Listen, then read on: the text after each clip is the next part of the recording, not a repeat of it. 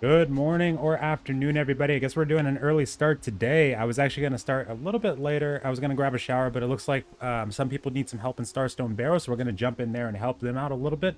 I'm actually almost on the quest line to do it, but I just have one more thing to do. I just have to do Amrine, and then I'll be on the quest line to do Starstone Barrows as well. But in the meantime, I can at least do this one and just get some gear, help them kill the boss, and see what we can get here. Let's see.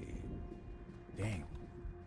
So right now we're at 33, about to hit 34. There's people that are already like in the, as you just saw, like 38, 39 range. People are catching up right now, but the gap is closing. We're getting there. Because after you hit 30 plus, it starts to get much faster. What's going on, Prophets? What's up, Jordan? I did actually have a queue earlier because I fell asleep last night for like 6 hours and I felt so bad that I fell asleep. But I passed out. I was questing, and the next thing I know, I went to lay down for a little bit while I was auto running. I was out like a light. Woke up and I was kicked out. I went back into a queue, and I think it was for like a 1.6, 1.8 per 1.8 thousand queue. So I was like, okay, I'll get like maybe 2 more hours. Came back and I was kicked out again. But I managed to get back in around like 5 a.m. So I got back in pretty early on, which was great. Ugh. Yeah. I hate those beams. But I managed to dodge the queues. I think the queue right now is back up to like 1.8 something.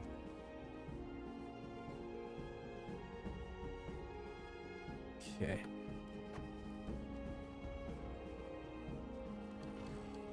Safe. Today's your birthday. Happy birthday. I wish they did stuff like that. No. Maybe you'll get you know what would be the best birthday gift if you're not out of the queue already, would be not getting a queue. That'd be a great birthday gift.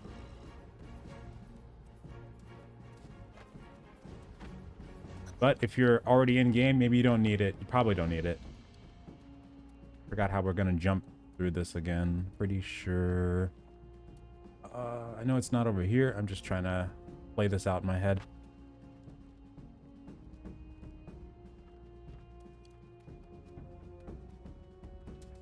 Okay. Did they block this, or are we still able to? Okay. Yeah, they blocked that. I'm just trying to think to myself, how am I getting over here? Because we used to be able to jump on the side of that, and I don't know why they do these random changes where they'll block off different strategies like that. Ugh. All right, let's see. I guess I'm just gonna... It didn't look safe, but I'm assuming I just crawl underneath that then. Normally I do it the other way. Oh! Definitely not that way. Shit. Hold on.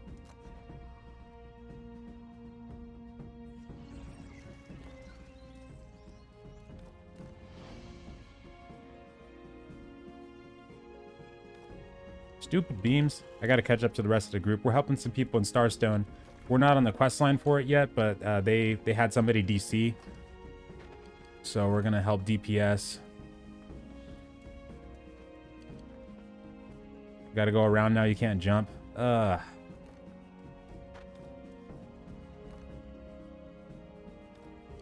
get why they did that though. Fuck, I'm not prone. Ah, damn it. Okay, I knew that was gonna happen actually. So you can't just, yeah. Fuck. Fuck. They changed up, they got rid of the shortcut. I'm so salty about that. Damn it. Smart bastards. All right, let's go. This is my first time doing the actual beam strat. We usually do the shortcut. All right. Be safe. Now what? This.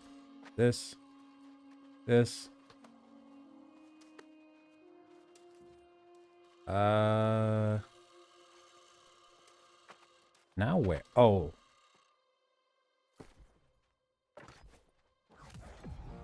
Okay. Gotcha. True. At least they're not invisible. It's very true. Very true. Okay, there we go. Strength, intelligence, PvP, and its viability.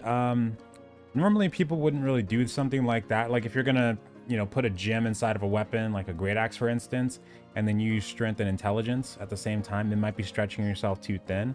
Because in PvP, or, you know, scenarios where you're going to be fighting not just mobs but people, you're probably going to need some constitution as well. And if you do something like that, that was close, you might not have enough constitution to survive. So something like that could potentially work, but I think you might lose too much survivability if you're going to be melee. So I wouldn't look into doing something like that unless you're going to be exclusively doing PvE, unless you are very comfortable in your dodging ability, because it might work if it gives you more DPS, but I don't think it will. I know there was some people testing out different builds during the open beta and closed beta, where they were putting some points into like strength and then a couple points into dex to like get the crit bonus for the 50-point one. But I don't think anybody tried intelligence though. I don't think anybody was able to make that work. What does a lock mean on your weapon bar? Oh, that means that I've got my weapon salvage lock. So what happens there is my weapons, I can't salvage them by accident. And if you hold down L and you left click your item, it'll salvage lock it. You can also just click it and click unlock and lock. And that allows you to make it to where you won't accidentally salvage your items. Like if you're holding S and then you left click on your items to try to salvage them really quick, you won't accidentally do it by mistake on the weapons you really need.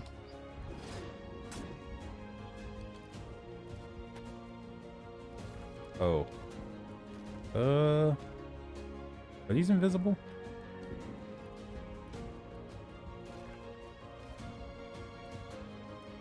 I am assuming they are invisible. Can't remember how to get past that. It's just that door, right? Or... hold on. Oh, okay, we're good.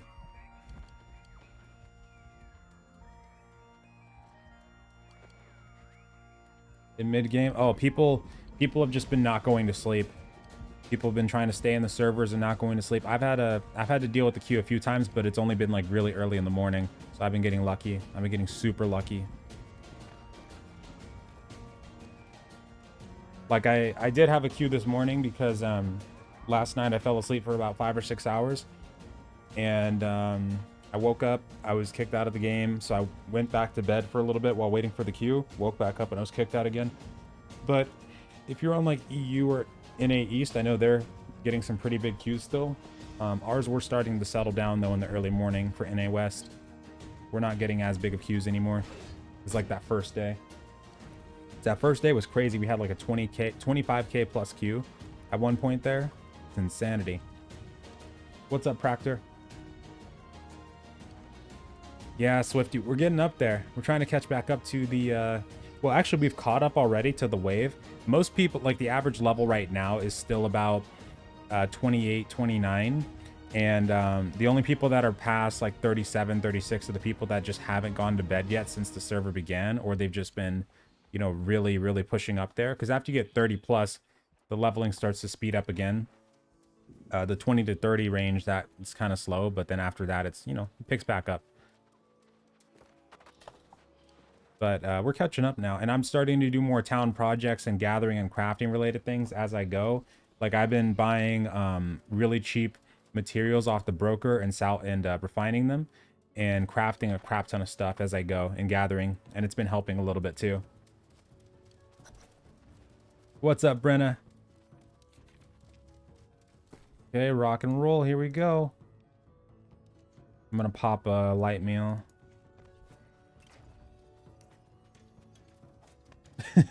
Pirate stance, that's funny. So right now I just respect for strength build because they lost their uncle's running the paladin build right now, so he's tanking at the moment, and I just came in here as a filler because Pain DC'd. So we're gonna be DPSing for the time being, but after this dungeon I'm gonna respec back into the paladin spec.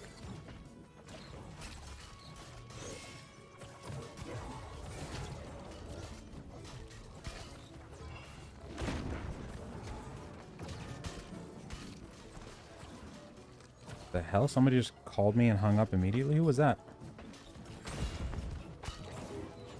Oh, okay. What's up, Sora? Not too shabby. How you doing?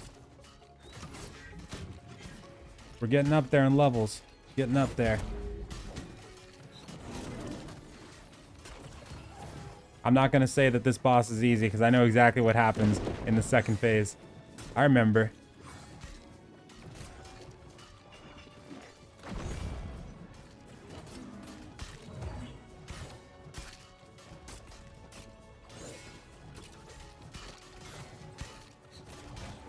How is the server change going to work to reset your faction? Because some people pick different factions.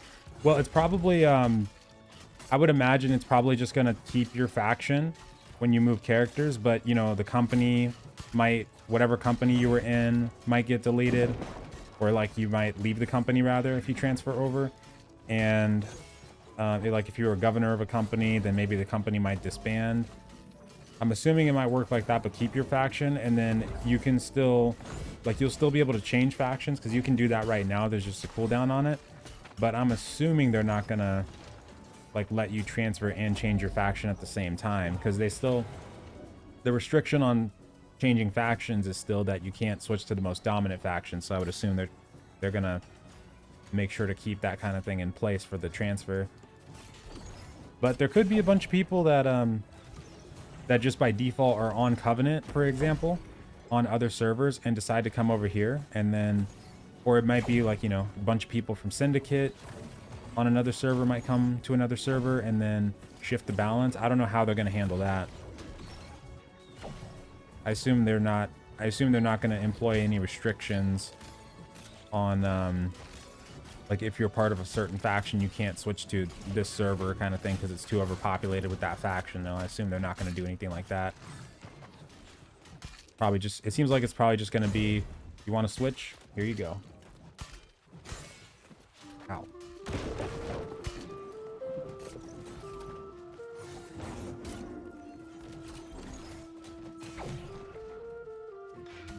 Love the fact that we can actually dodge that if we time it right. Got to time it right.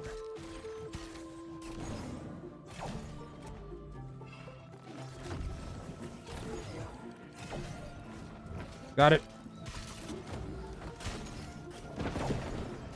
Got it.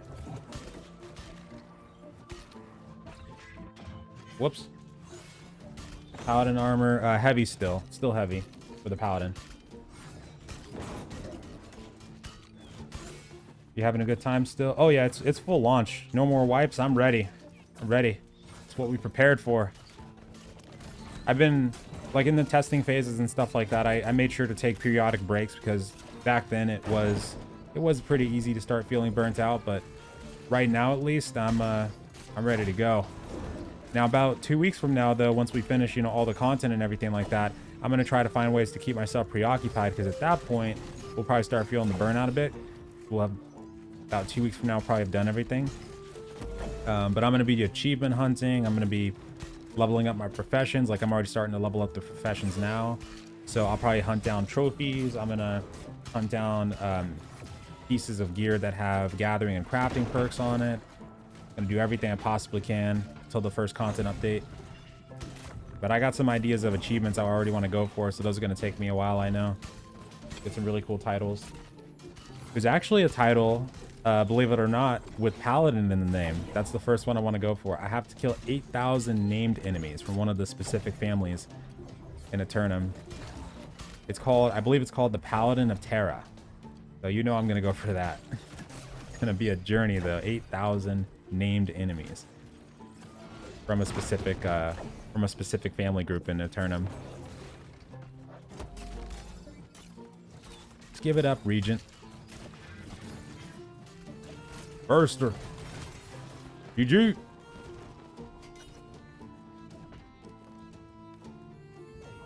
Yeah.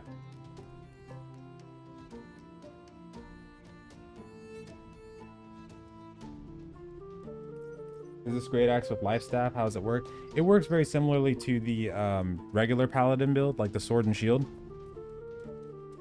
And it was one that people were using during the closed beta. It was actually really powerful. It's just like a DPS paladin, and like Warhammer lifestaff is like more of a crowd control based paladin, but it works the same way.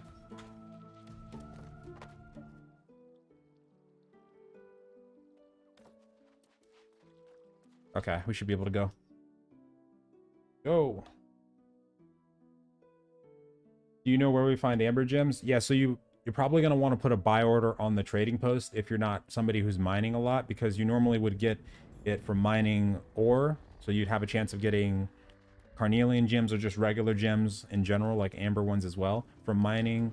Or you can also get them from expeditions now. So after expeditions are done, you'll probably get some in your inventory just by random. And then also through trading other players that get them instead.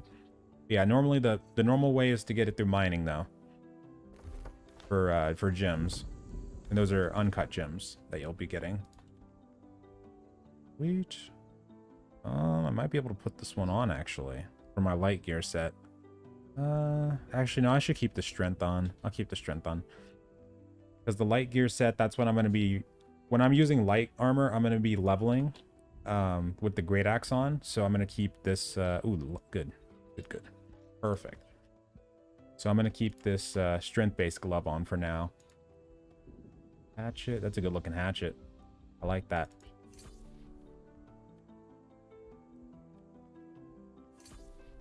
Okay, what's that? Greataxe. That's strength and focus, right?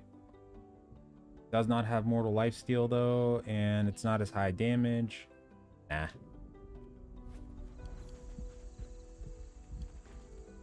Got a level 38 my company. Yep. Yeah, I know some people have not been to bed at all. I know some guy that did 42 hours straight, and some of them have just been staying logged in. Like if you keep a macro going, and things like that, so it doesn't log you out. That'll help with dodging the queues. Wait, anyone need to do Amrine? But yeah, some people have been going ham. That's all we got to catch up. How to do phase 2 is by jumping over the ripples. Yeah, what I normally do, I just dodge through the ripples. At first, it might be a little difficult to time it because you have to see exactly what you're looking for. But after you see what you need to do, or after you see what point in time you need to dodge, it's not so bad after that. Copy that.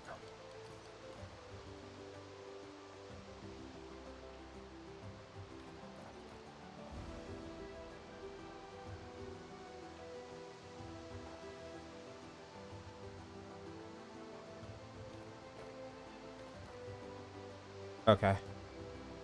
Hit 34. Alright, let's see what we can do for 34. I can probably dump stuff off at Windsward really quick. Ooh, new quests you say, huh? Wait, what the hell? Oh, is that another Amrine quest? What is that? I'm gonna go check that out. Opinion on all the backtracking. Are you talking about the server issues?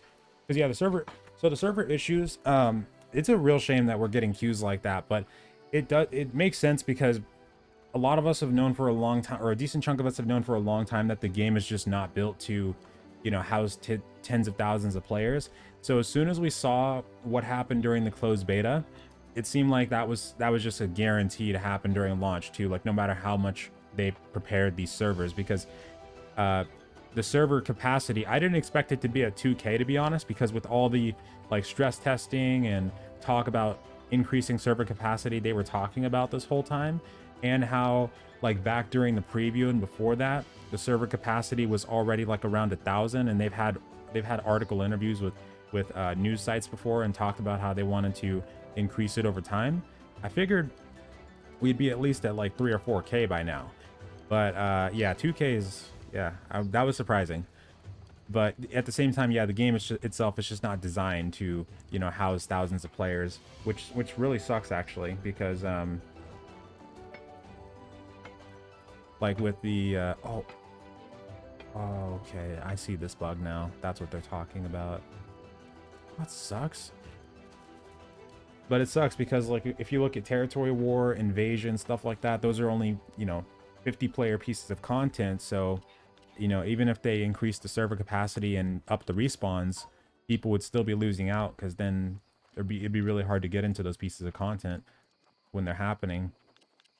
Like it already is really, because if you have only like 2 wars going on a day, for instance, like these two, even though they haven't chosen the roster yet, there's over like 133 people signed up.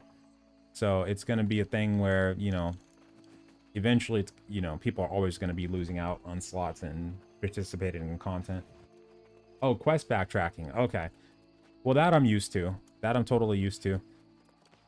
Just from playing the game through so many different iterations. But I've always wanted and asked for more methods of progression, and I was wishing that they would get at least one more in before the game launched.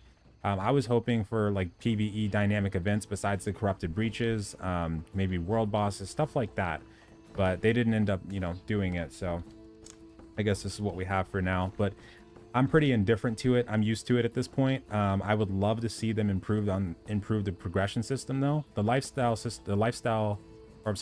system is really good. That's one of the parts where the game shines. But for the progression itself, that's for me one of the weaker points. Like for questing, for instance, like, you know, the quest objectives, they've always been pretty basic, but they've improved them over time. You know, they added voice acting. They tried to change up the objectives a little bit. Instead of just everybody going to one point of interest and gathering a box, they put those barrels and all those different other interactables in the game. But it still, you know, it still needs work. Still definitely needs work. Go dump some stuff here. I'm gonna go grab those quests too, find out what's going on there. Do you not have to wait 120 days to change fact? Oh no, you should still have to. Yeah, you should still have to. But one thing we're not sure about yet is what's going to happen with the server transfers. Like somebody was asking earlier, not sure if they're going to have any. I don't think they're going to let us do that. Like when you're choosing a new server, you can switch factions, because that would probably get out of hand. But I am curious to see if they'll have like a restriction where if one server is too overpopulated in one faction, you can't switch to it if you're a part of that faction. But I doubt they're going to have anything like that in place though. What's up, Tina? The dungeons. Well, the dungeons, they've improved a lot more as opposed to what they used to be. Like when they first introduced expeditions, like when Amrine was first coming out, people were spamming it, but there wasn't a whole lot of reason to do it because you weren't getting like hardly any experience, and the gear pieces were all like gray, and maybe you'd get a green if you got lucky during that time. But they've improved the rarity of the gear that you get out of the expedition, so you'll now start seeing blues, and at the higher level ones you'll get purples, legendaries, things like that. And there's also repeatable quests that you can do now when you get to a certain threshold. So the expeditions have improved a lot, so much so in fact that when you reach the proper level, it's a good idea to do them, especially because it'll be part of the main story for all of them now, because well, at least because they just added the rest of the main story, so Dynasty Shipyard should now be a part of the main story questline too. I don't know if they're gonna make us do Lazarus and Genesis in the main story. I can't remember. I looked through the rest of that before, like a couple weeks ago. I looked through the rest of the quest lines before it came out, so I only saw Dynasty in there. 2K queue, that's probably gonna be like a 2-3 hour queue, maybe. About 2 hours or so, 2+ hours I'd say. I haven't been in a 2K queue though, like watched it. Normally when I'm in a queue that's like around there, I'm usually sleeping, so I don't know for sure, but I'd say probably like 2+ hours.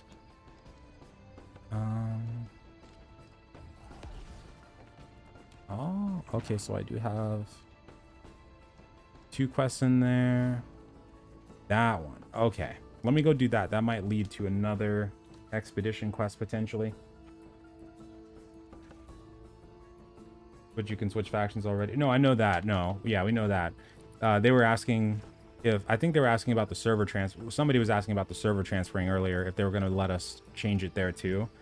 But I don't think they'll let us do that. I think it'll just be the regular faction transferring method, and that's it. Because I think for the server transfers, it'll probably just be a thing where when we get to that point, if you want to transfer to a server, as long as they don't have any other restrictions, like you can't transfer to a populated server, then it's probably just going to let you go to anything.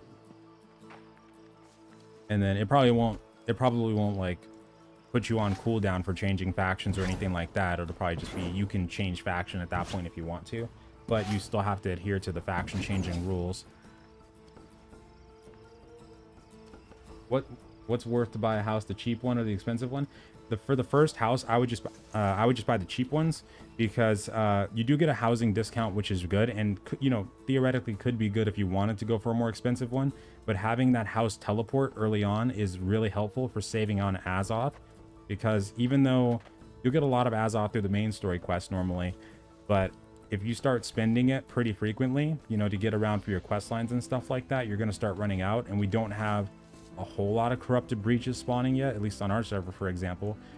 Some other servers might have more than us right now, but yeah, I wouldn't really, you know, bank on the corrupted breaches. I'd probably just go for the first house that you can possibly get. It might just be easier, because also if you find like house trophies and stuff like that, storage chests, that'll make it a lot easier for you too. You can put down those trophies, you can put the storage chest down, get the inventory expansions, and get those benefits as early as possible. But if you really wanted to, though, like, you could, you know, just save up for the expensive house. It's just preference. If you think that you're going to be dedicating a decent chunk of time to the housing system, then you might as well just wait for the more expensive one. But if you're just going to be focused on leveling up and, you know, all that other stuff, then probably go for the cheaper one.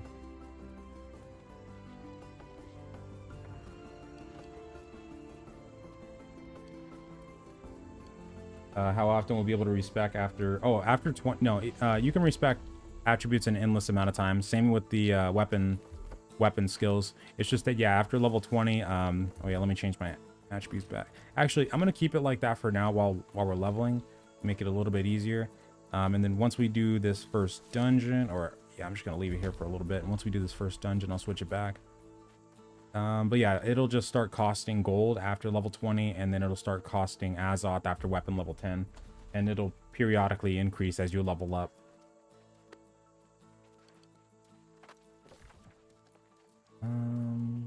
Ooh, nice. Another quest.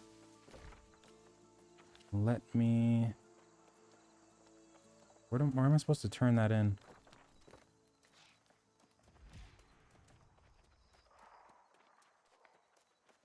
Oh, good. I got the trial. Okay, sweet.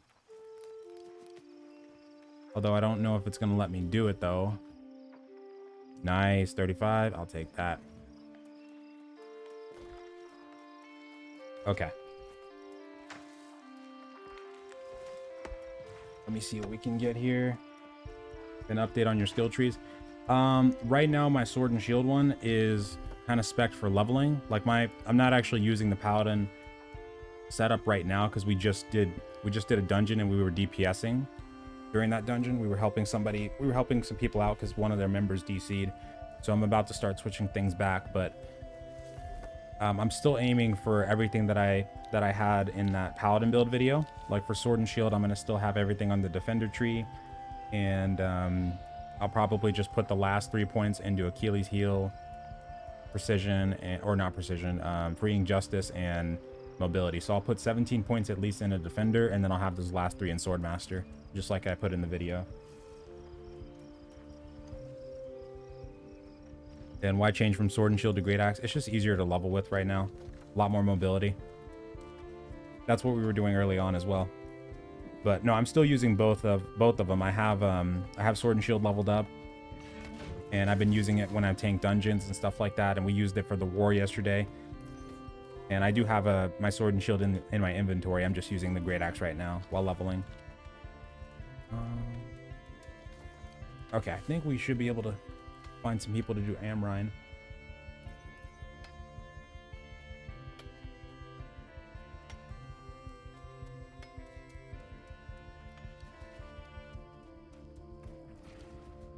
$1 hour per 400 positions on EU. Yeah, you know what? I think I've seen people go through a 2,000 person queue in like 3-4 hours. Like I was in a 1.8 person queue this morning, like early this morning, early, like around 2 a.m. ish. And I went to bed for a couple of hours, and I was out of it by the time I got back. But I know that like yesterday, for example, somebody was in a 2,000 person queue like during the day, and it took all day to get out of it. So I think it, because it'll vary too based on, you know, how many people are logging out, logging, you know, that kind of thing. So it might vary a lot. Choose your next contribution to our cause. Gotta get Ravager. Okay. All right, let me see if who's doing Amrine.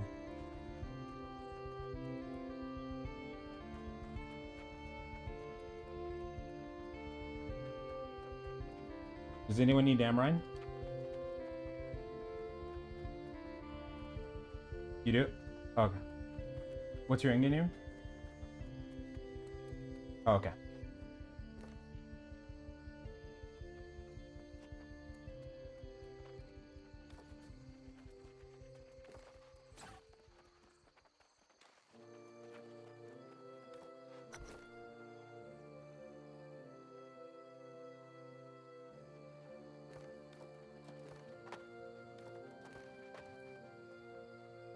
I'm gonna do Amrine really quick. Amrine.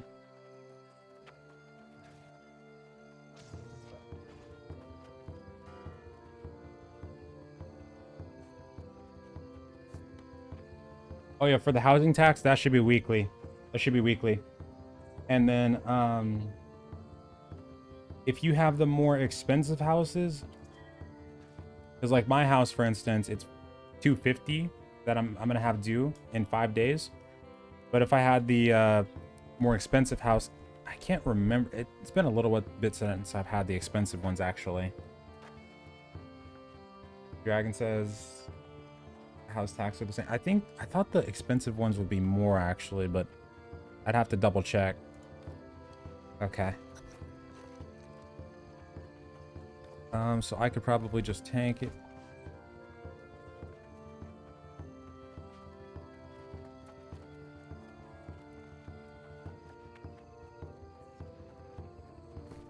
Valby, are you DPS? Okay. For Amrine? Oh, I'm on the quest right before it. That's what I'm trying to do. Yeah, that's what I'm trying to do, Amrine. Yeah. And then I'd be down. I'd be totally down right after. Okay. Does anybody else need Amrine? Oh yes, please. Are you DPS? Is your in-game name the same as Discord? All right. We just need one more after that.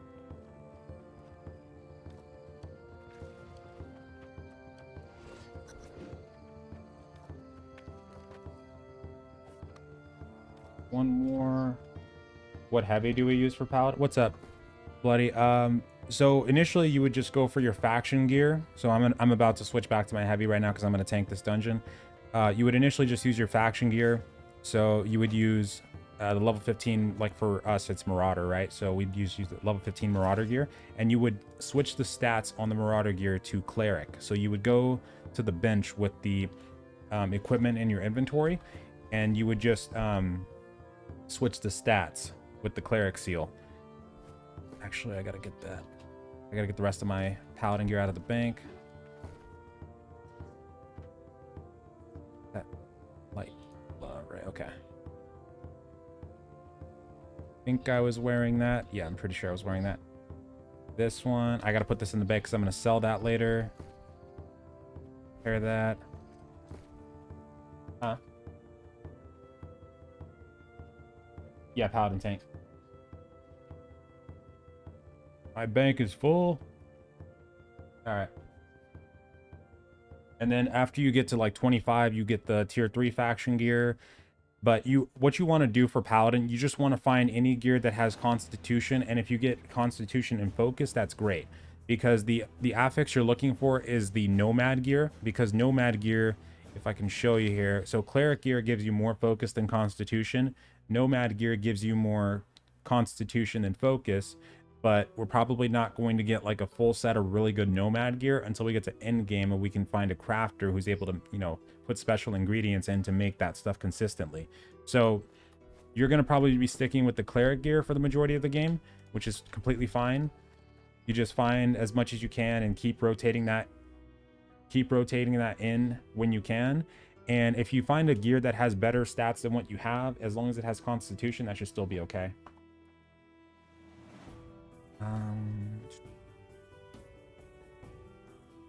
Okay, I'm gonna keep that because it has luck on it. Keeping, I think I'm selling this later. I'm selling that. Keeping. Nice, I sold one of the runes of holding. Okay. So I'm at 5k right now? Yeah, 5k.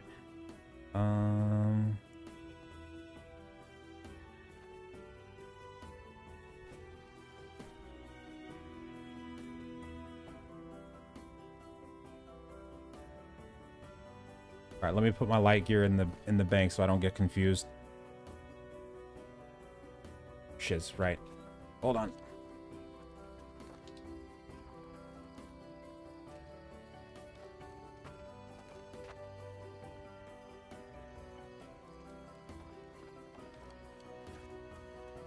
Just ask that really quick. I was putting up buy orders to get a lot of this iron ore, a lot of these fibers, and I've been putting up buy orders for rawhide too. I'm gonna need more fibers. How can you carry more items? You make bags. You can make or buy bags. Copy that, Theseus. That's funny. Why are you running greataxe lifestaff? I'm only running that whenever I'm leveling up, but whenever I'm doing expeditions like we're about to do right now, I switch back to the sword and shield. The greataxe lifestaff and light armor is just easier to level up with. Switch back my skills actually too. Hold on cooldown, so I gotta wait. One day perhaps we'll raise a glass. Emptying my bank right now before we get into this expedition.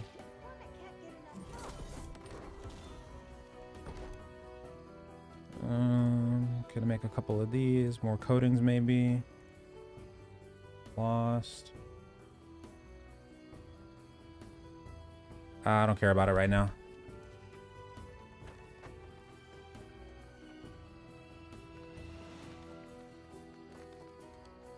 Okay. Is your faction winning or losing the faction war on your server? So it's pretty much neck and neck right now. So what happened yesterday is we declared Marauders declared war on Windsward. Covenant had it beforehand. Right now Covenant still has the majority of the territory. Marauders are second place, and they did have Windsward as well, but we won the war and took it from Covenant.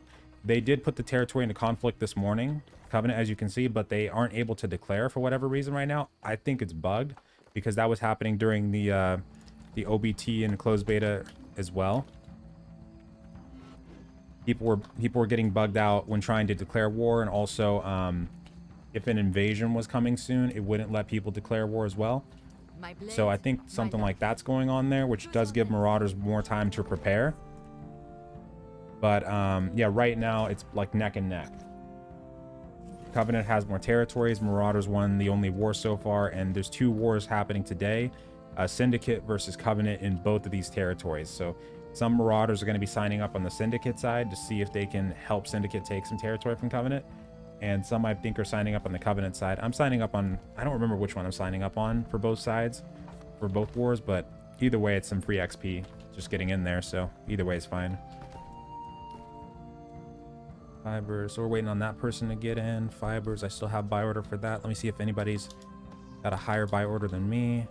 Probably do.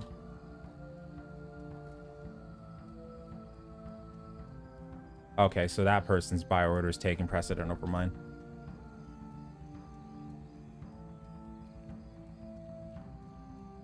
Okay. Actually, what are they selling that at? Hold on. I bought up a bunch of stone earlier because I've been trying to level up my stone cutting. I got my stone cutting past 50 just based off of what I bought from the auction. It's too much. Actually, wait, I'm sorry. Is the buy order... What are they selling that at? Oh, okay. Our buy orders are lower. Just making sure. Because with one of the items, the buy order was higher than the actual sell price for one of the items on the broker that I saw earlier, which is pretty funny.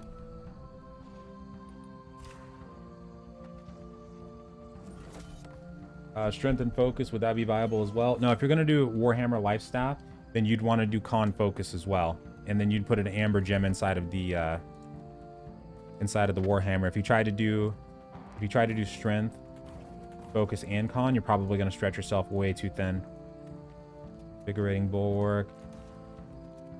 I'll need invigorating bulwark for this. Take that out. Recuperation. I love recuperation. Really good early on for pallies. Intimidating bash, improved rush. I probably don't even need improved rush, but sturdy shield. Okay, we're ready. Perfect. My staff, all good. Okay, let me make sure my gear's good. Okay. Medium of the cleric, that's on my light armor set. Light armor set, light armor set, light armor set. Just gonna keep that regardless. Leatherworking, logging. That's gonna be cosmetic that I want to keep. The nomad, okay. Yeah, this is the affix I was talking about. When we get to endgame, that's the one we'd want to hunt down. Medium. Bind on pickup, okay. Don't need that. That bind on equip. I'll sell. I just gotta make sure I keep a mental note of where everything's going here and what the purpose of it is. Was it head, chest, and medium? Yeah. So it was chest. It's chest medium now and full light on the rest. But oh, heavy for paladin. You were asking about the paladin. No, for paladins we would just use all heavy. We wouldn't use any medium with this build. Medic. Okay. Keep all these together.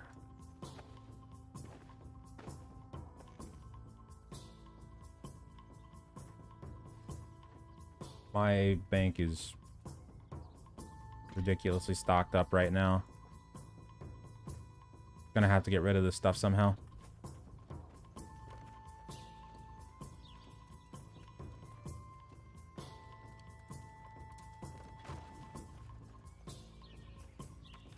Been in a queue for over 8 hours. Oh my goodness. Are you on a... What number are you on? Stone. Yes, give me that stone cutting, please. Stone blocks. Just to get some of these other resources out of there. Okay.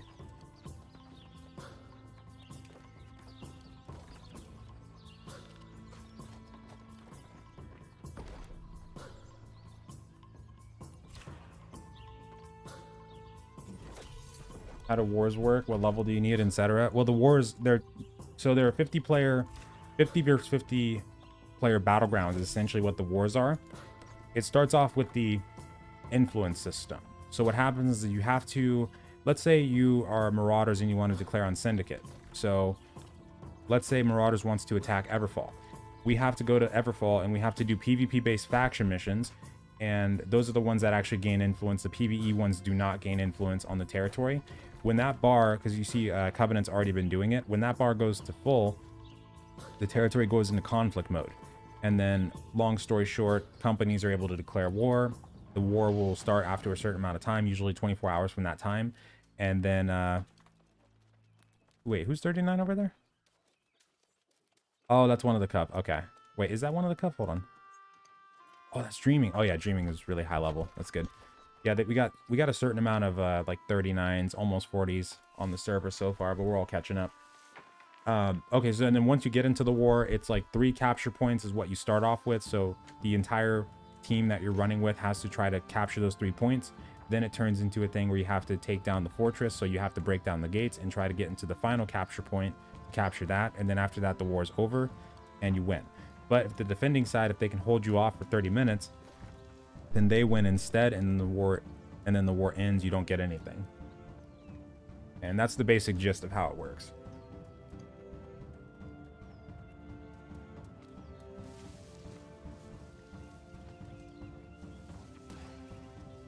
How do you balance weapon mastery with your tank for dungeon and axe for leveling? Well, now that I have like my paladin setup on sword and shield now.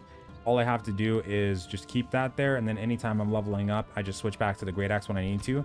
And then what I can do for like leveling both of the weapons up is when you get to around the level 20 stage, you can actually just go to Dead Man's Cove with a group of people, and you can level up your other weapons. So for me, I went to Dead Man's Cove the night before the war, and I was able to level up from level 2 sword to 11 in just a couple hours. And once we get to like 36, 37, and just before the next war, we should be able to go to Bright Rest Cemetery with a group of people and level up the weapon skills even more, because the elite mob farming areas like Dead Man's Cove, Bright Rest Cemetery, the other ones later on, they're going to be really good for weapon XP, and you can just farm a lot of weapon skills there. There's other decent areas that actually let you farm weapon XP as well, but those are going to be the ones we'll use for right now though. Okay.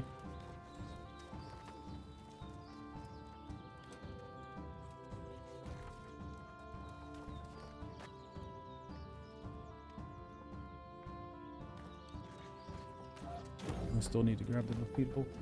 Oh, we're about to go in now.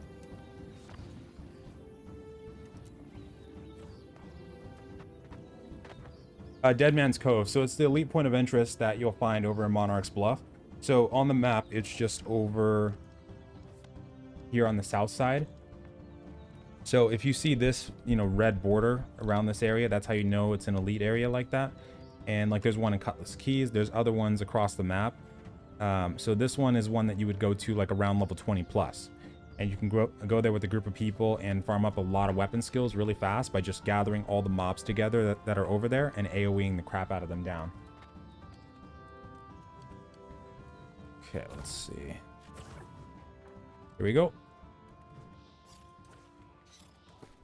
Things are good. Should be a piece of cake either way.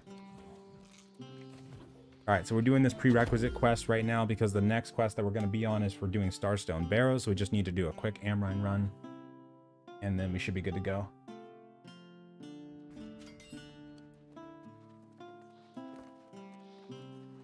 The Backstabber.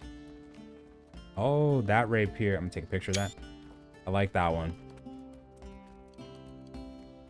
Finally got your... Oh yeah, yesterday we had a really good war with the sword and shield. We were rocking the paladin tank in there. It was super fun. We actually ended up winning that war. There was a couple other paladins in that war too on our side.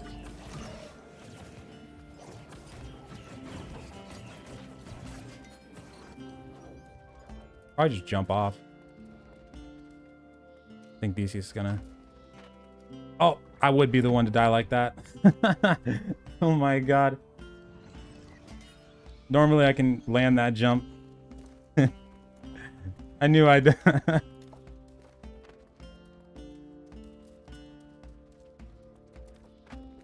I knew I'd get unlucky with that jump one day. Oh, I think Professor just fell. There we go. Oh my god. Oh no. I'm so sorry. Somebody got body blocked on my body. That's funny as hell.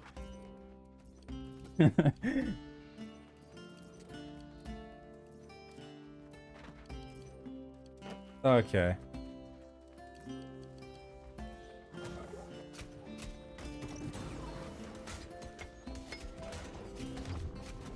Oh, that's so mad.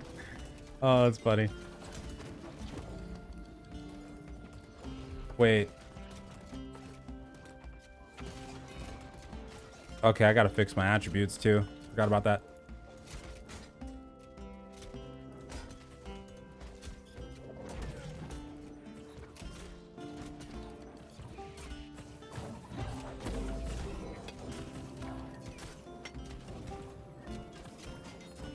Defender or attacker is easier. Normally defender.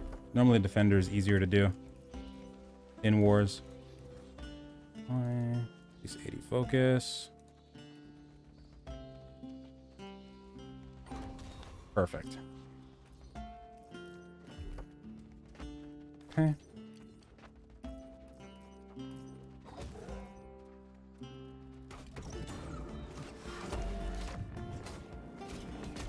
6.4k health, I'll take it.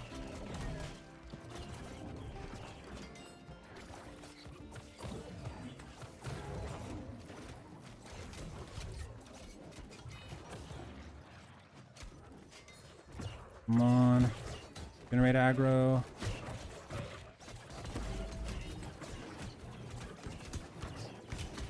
Don't have my skills up.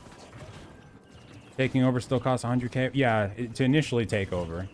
If you are trying to attack somebody that already has the territory, then it's about 15k. But the initial takeover before anybody has the territory would be 100k though.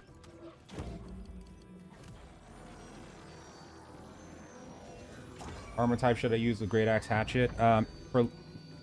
Oh no! Shit! I just saw that. No! Hold on. So when you're out and about in the open world, normally I would use light armor with the build like that because you get the damage bonus with the greataxe hatchet. But if you wanted to do heavy in territory war, you could with that build, or you could still do light since you're going to be DPS anyway. And then what you could do, you can do mostly light pieces and then just a medium chest piece. Because if you have a medium chest piece but all the rest of your pieces are light, you'll still have the light threshold bonus. And is the paladin build still viable? Yeah, it's still viable. You can either do it from the very beginning, like we did in OBT and closed beta, or you can level greataxe lifestaff first, or like hatchet lifestaff, and then switch to it around level 20 plus.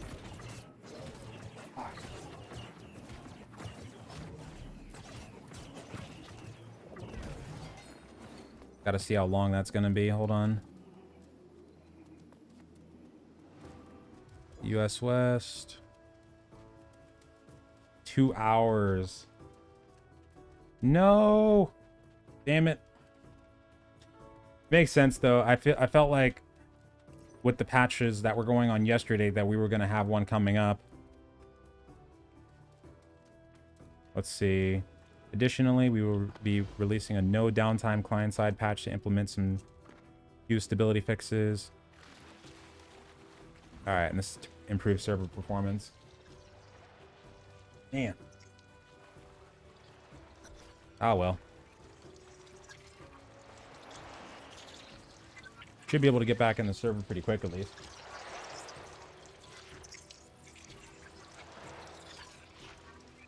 Okay.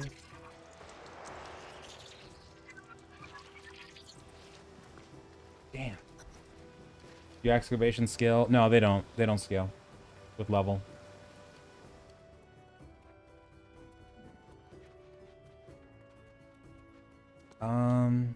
Oh yeah, we'll definitely finish before, I think. And then turn in the quest. We should get to 34. And we can just burn some time until it's back up.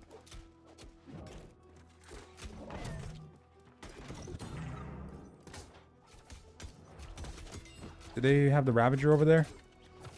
I'm gonna save my taunt for that. Kill this one, these three.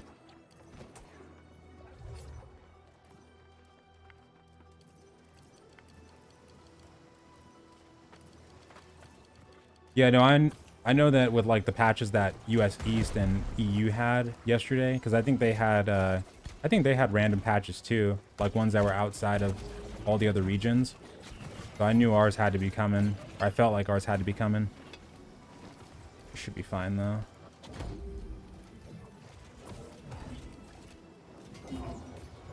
Go.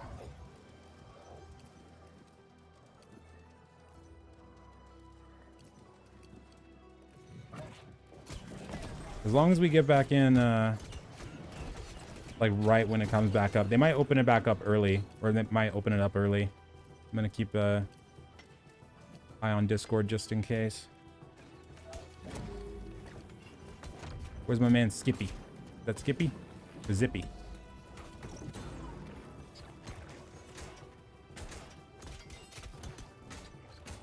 Oh, I'm so close to being able to get a tower shield too. I gotta do that promotion quest when we get to that point.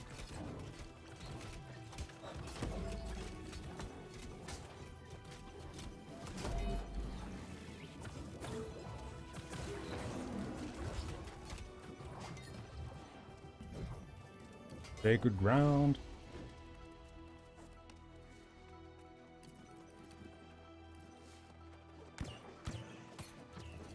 What are some good selling points about this MMO that others don't have? So just right off the bat, in terms of content available, it's not going to have as much or like even half as much as a lot of them. You know, the games that, you know, they've been out for years now, but even if they had just come out like last year, the game itself, it doesn't have a whole lot of content to it right now. The lifestyle system, the life skill system is where the game, one of the places where the game shines. The PvP can be pretty fun as well. The graphics, very gorgeous. Sound design is great. That part is definitely a thing. But I didn't check yet. Is it like 30 plus or?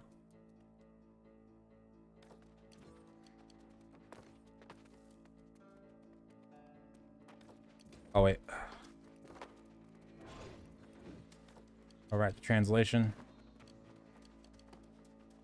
What were we saying? But yeah, on the content side, like PvE wise, for example, we have the expeditions, and in the past couple months, they did add like 6 expeditions since the preview. Not the past couple of months, but like the past year. They added like 6 expeditions since the preview, because during the preview, we didn't have any of that. And then they've added some points of interest. They added like, you know, 2 new zones since the preview, right? Yeah. Ebon Scale, Reekwater. So they've been adding stuff, and they've added, you know, multiple different weapons, like about 5 or 6 since the preview. So the game itself does have a decent chunk of like weapons that you can use right now, different play styles, I should say. But yeah, the only thing that it might not be better on is one of the only things, like the content, the amount of content. But if you're looking for like an action combat experience, beautiful graphics, sound design decent, and good life skill system, and a fresh world to play in, then you can probably enjoy this game for quite a while. The content that we have currently should probably last the majority of players about a month and a half or so. If you're playing casually, definitely going to last longer than that. But after that, though, if you're focusing more on like life skilling or PvP, for example, that's how you can extend your playtime in this game currently until they get some more content out. Because the life skill system, that'll last you quite a bit too right now. And PvP, you can have some fun with that. PvP can be pretty fun in this game.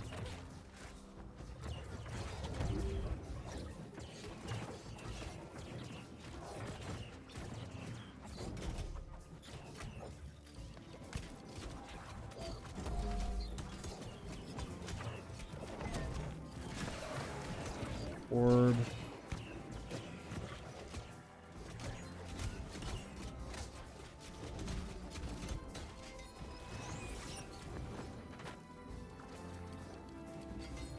Yeah, I know for EU, I think they're still having crazy big queues. I don't know about NA West. I think I saw Valhalla had a 800 one earlier this morning, but it's probably up to like 2K plus at least now. At least.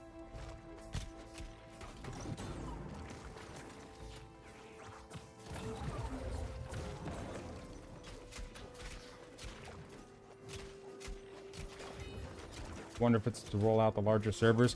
On the announcement, it said that they were doing it for server performance, and I think they said also they were going to roll out a client side fix that wasn't going to bring down the servers for stability.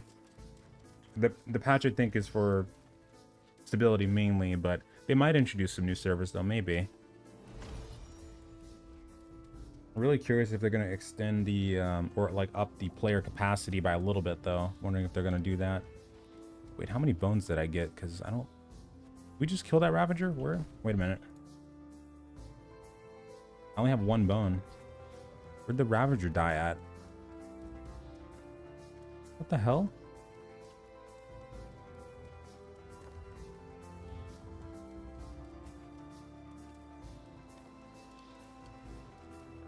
Oh, never mind. Oh, never mind.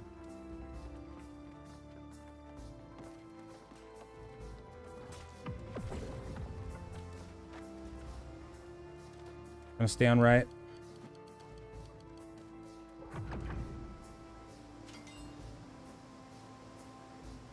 Yeah, we're still good. I thought for some reason that the Ravager was supposed to spawn on the other side of that door right there, but I forgot that's Nakashima. After we beat Nakashima, then it spawns on the other side of that door.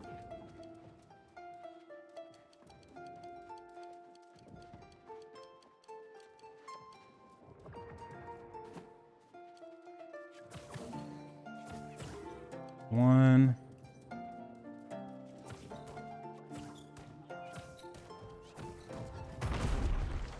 Hey, you.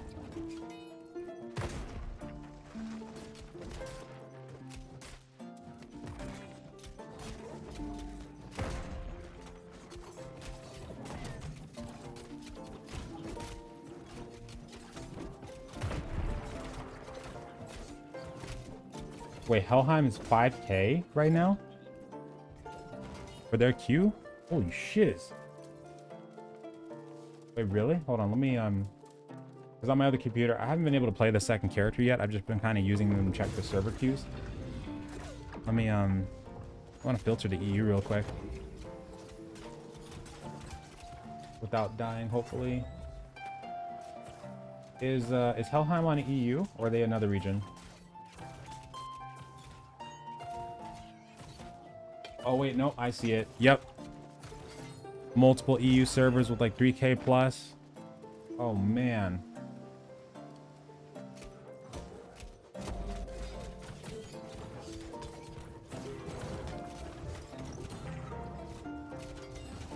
What's up, Zoro? How you doing? Yeah, I seriously feel for those people. Like, it must suck being in that queue all day long. I know the EU... I feel like the EU queues are probably moving much slower than these ones, too. Because normally for, like, a 2K person queue on NA, at least this morning for NA West, it was going pretty quick. But, damn. That's still really high. Really, really high. And I bet those ones move super slow. And yeah, the weekend, it's going to raise even more, probably. Probably going to go back above 10K, I believe, for at least one of the regions, I would imagine.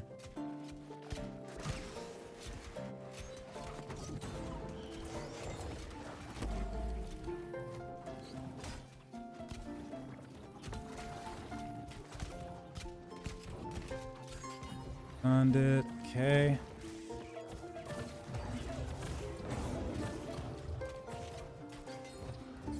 Okay. Nakashima.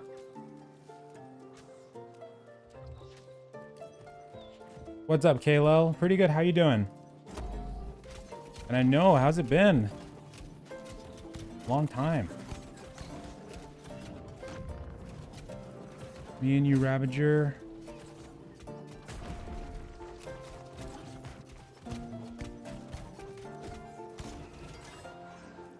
Bones. Ooh, nice. I might be able to use that on my light gear set. I'll have to check.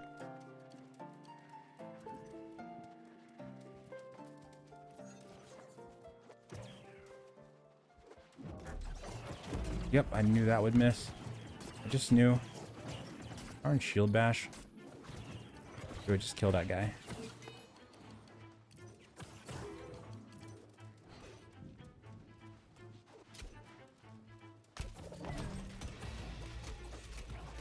Nakashima.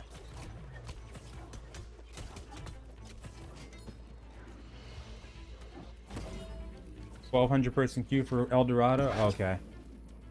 Yeah, I would hate to be waiting in that queue and then get the maintenance.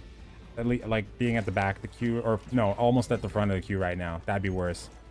And then you get the maintenance notification on the forums.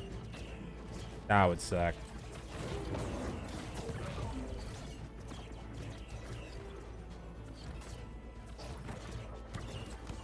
Like, you're number one, you load in, and then you got a maintenance notification right there in your face. Ouch. Kashima. I can just stay in the circle at this point.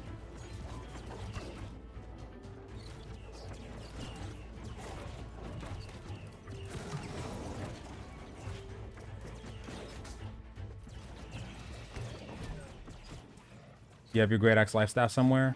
Not currently. It's just mostly what it is just the same lifestaff build as the paladin one we have. And then for the great axe, I use Reap, Charge, and Gravity Well. But later on, I'll probably do one for that one too. But I don't have that anywhere right now.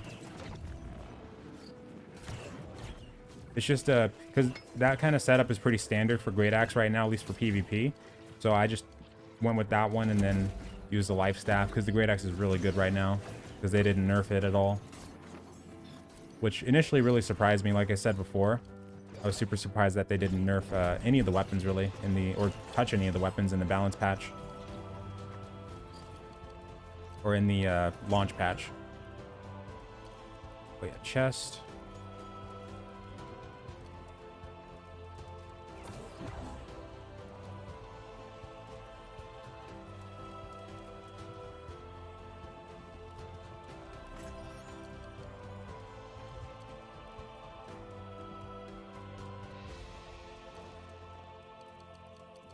I didn't get that chest.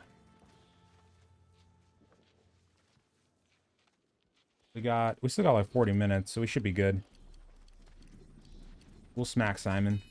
Pretty freaking quick. 3 hours for 1.2k this morning on EU. Okay. Gotcha. Yeah, that's about what we had to do for like a 2k queue as well. So that's okay, that's not too bad. But I know some people have been getting like 2k queues and then having to wait 6-7 hours. Like I know the day after launch, somebody had DC'd out of El Dorado and they had to wait in a 2k queue like all day long, all freaking day. It was crazy. Come here, you. Ouch. Grab that, thank you. All right, bones is done.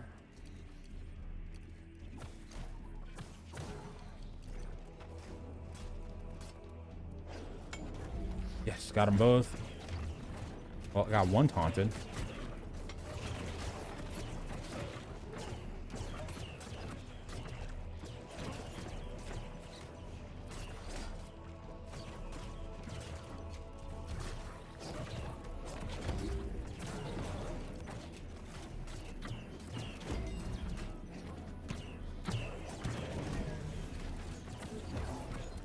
Beacon.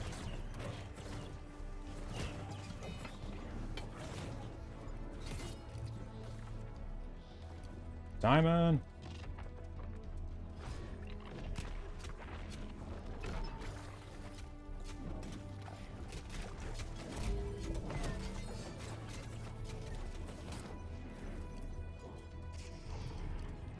Yeah, Simon's right here, so like I would hope 40 minutes would be enough to kill him. Be a 5-minute fight.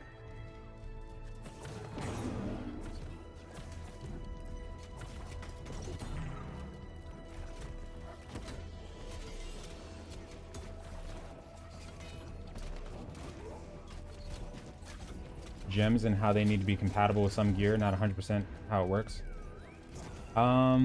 So the only way that a gem normally would not be compatible with a piece is like if it's got a chain perk on it. So if you have like chain fire, then a lot of times it won't let you socket like a ruby or like a sapphire, you know, things like that.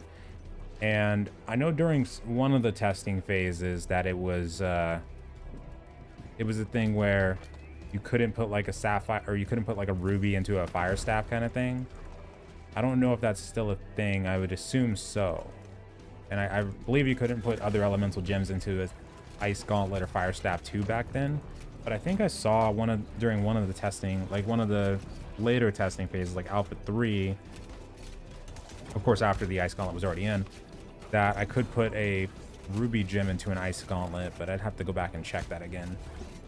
But so like if you're playing a DPS build, like let's say you're playing a dex fighter with a rapier musket, rapier bow, or bow spear, and you're planning to do like PvP primarily, then you would normally put your gems in accordingly. Like you'd probably go for like an opal gem that would give you more damage when your stamina's not full because you're probably going to be dodging a lot.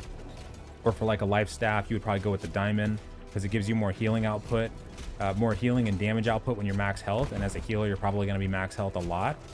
And then for like a great axe hatchet build, you'd probably go emerald, which would give you bonus, I think it's opportunist is what it's called, and it gives you bonus damage when your target's under 30% health. So for as a paladin, we would normally use diamond for the lifestaff, and then for the sword we'd have 2 swords at all times if we can, one with an amber gem, one with a carnelian gem. The amber gem is gonna scale our focus up, or scale a percentage of our weapon's damage up based off of our focus stat, and then that's gonna be good for PvP and when we're soloing. And then for GG, for like expeditions and stuff like that, we would use carnelian gems, and that would be, you know, something we can use to allow us to tank. GG. Wait, what'd you get? Oh my god, no! I need that. No. Hold on. That's actually better than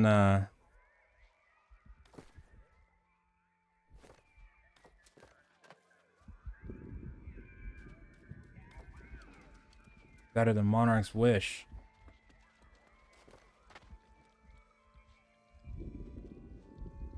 Damn, that's good. All right, let's get back out of there. Let's complete those quests really quick. Okay, so and then we would go for, like, in our armor, like our gear.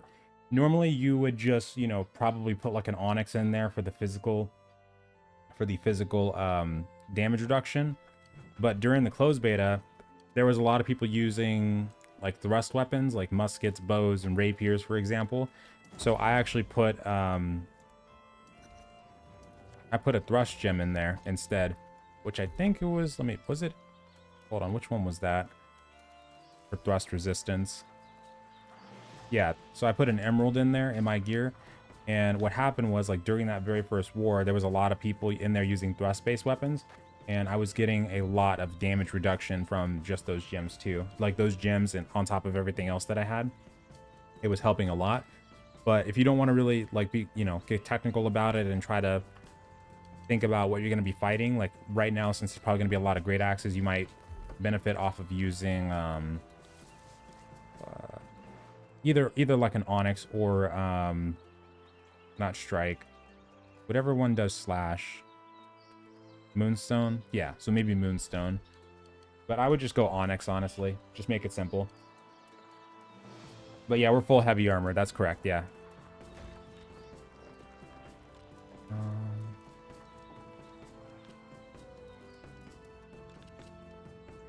Recall to end. How long is downtime? It's going to be for 2 hours, about 2 hours. They were reporting all AFK guys running into walls yesterday. Really? That's interesting. I think I heard something about that Amazon was going to start cracking down on like the macroing and stuff like that, because even if you're just running into a wall, if you're not doing anything else, like if it's just running and that's it, then it will, after about like 20 plus minutes, it's going to kick you anyway. But a lot of people were using macros and stuff like that, so it was still keeping them in. But yeah, just running by itself, I think it should still get you kicked. Expedition closed. Give me that. I didn't know I left that in there. Should still get you kicked by the AFK timer, I should say, but still. Ooh, nah. That's bind unequipped. I'm keeping that. Sell that. Okay. Bind on pickup. Dang, because I like that one. I'm gonna put these two in Everfall, actually. What about gems and armor for healing? If you're a healer, let me see.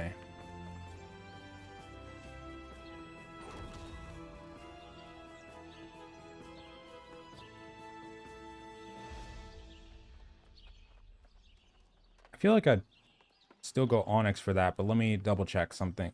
Yeah, opal's elemental resistance. Okay, gotcha.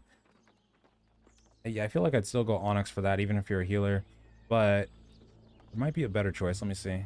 Oh, carnelian for pure healer. Yeah, so if you put a carnelian gem into a weapon, that's going to, you know, generate more threat and turn your skills into skills that have taunts.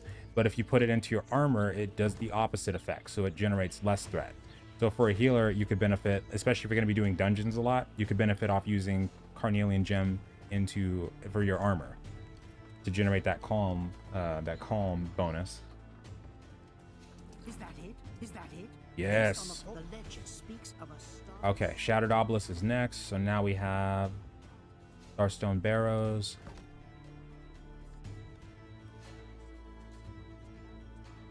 Wait, when are the wars starting? Hold on. Oh, 7 hours from now. Okay. I was gonna say if the wars are starting like right at 2 or something, like during the maintenance, that would really suck. Oh, harvesting luck. I like that. Let me start dumping some stuff into Everfall because my bank in Windsward is starting to fill up.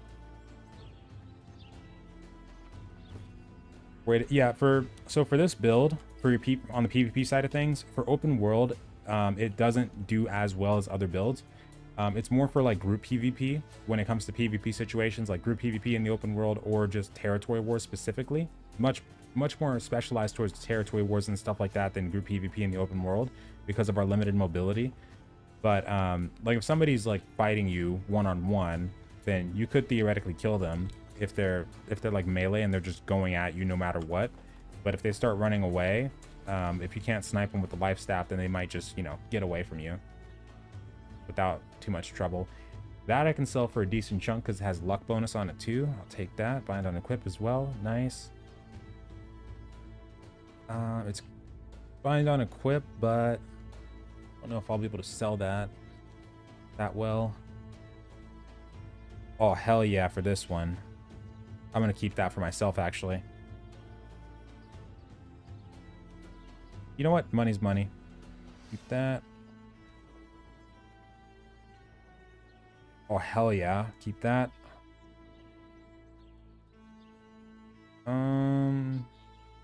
Nah. I'm going to stop trying to sell greens, actually, for now. I'll just stick to the blues. Bind on equip. Oh, this one's a good one. This one's good. Okay. For mages. Bind on equip. It's got luck. Okay. Alright, let's go get some stuff in order.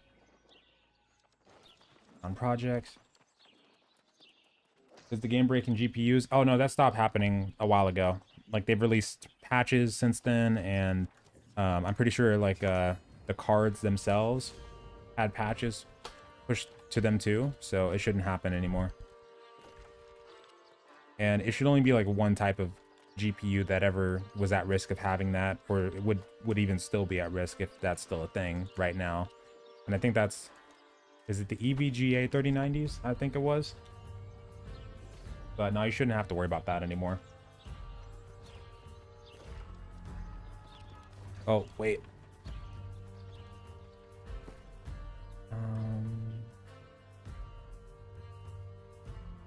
Okay, I put those in there.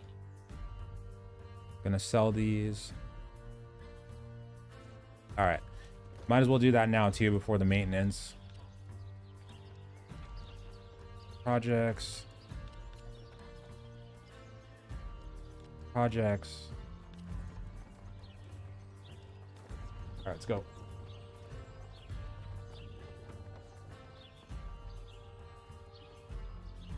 You have your greataxe lifestaff somewhere? Not yet, no. It's just like a standard greataxe build. And then for the lifestaff, it's the same setup as we would run with like regular paladin build that we're using right now. So just for the greataxe, charge, reap, and gravity well. And then for the lifestaff, we just use beacon, sacred ground, and orb of protection like we're using right now. Let me see what's in my bank. We got... Wait, hold on. How much time do we have? Oh, 12:30. Okay. So 26 minutes. We're good.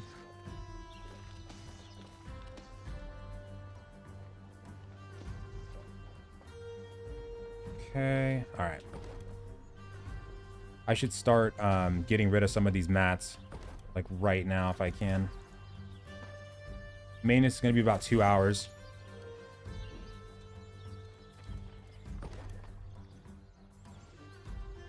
I haven't milked the cow in a bit. I need to milk the cow again. Running greataxe lifestaff with amber gem and greataxe. Main strength focus, secondaries con. Main staff focus, secondaries con. Light armor is a good DPS build for PvP and PvE. It's what I've been using. Actually, this whole time though, I haven't had an amber gem inside my great axe. If I did, it would have been doing even more damage. But yeah, it's a powerful build. It's one that was being used a lot during the closed beta and was supposed to be nerfed in the open beta. They nerfed the scaling on the amber gem, and that change is actually probably in effect now. So you're probably not going to be doing as much damage with that build as you would have been before. But yeah, you could still totally use that build. It's still kicking butt because the great axe is just so good right now. So yeah, if you wanted to do that great axe lifestaff and then focus con, you totally could. Coarse leather, material converter.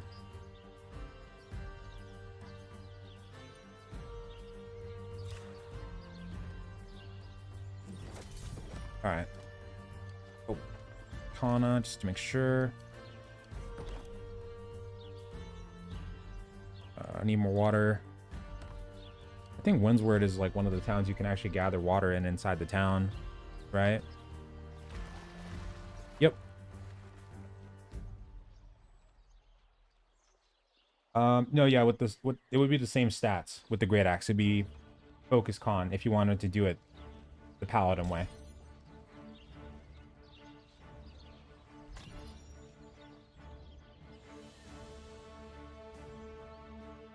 Green and purple need to come back.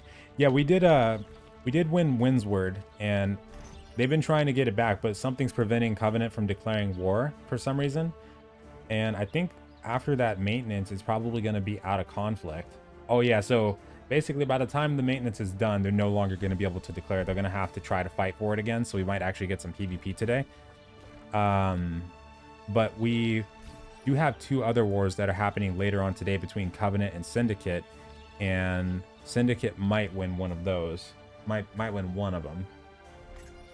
You're gonna keep the stream up during the maintenance? Oh yeah, we'll find a way to burn time. I'll see if I can. Normally when maintenances happen during the testing phase or during the betas, we were just playing Mountain Blade for a little while. Yeah, what's up?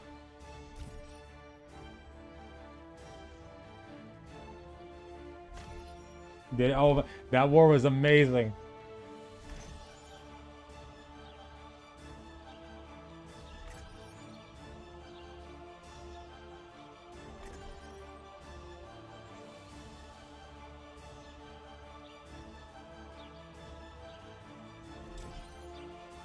If you were to go full healer, would you take sword and shield? No, I'd take ice gauntlet if I was going to go full healer. And you could, while you're leveling up, just use hatchet lifestaff. And then once you got to like 20 plus and you had a group that could go with you, you could just take a group of like 4 people to Dead Man's Cove over in Monarch's Bluff, and you'd level up your ice gauntlet really fast. But no, as pure healer, I'd go lifestaff ice gauntlet. And yes, it's the same paladin and other weapon. Exactly, watch, yeah. And then some people were using hammer lifestaff and doing the same thing. How long can you be AFK after Q before you get kicked? About 20 minutes. So 20 minutes in all before you get kicked.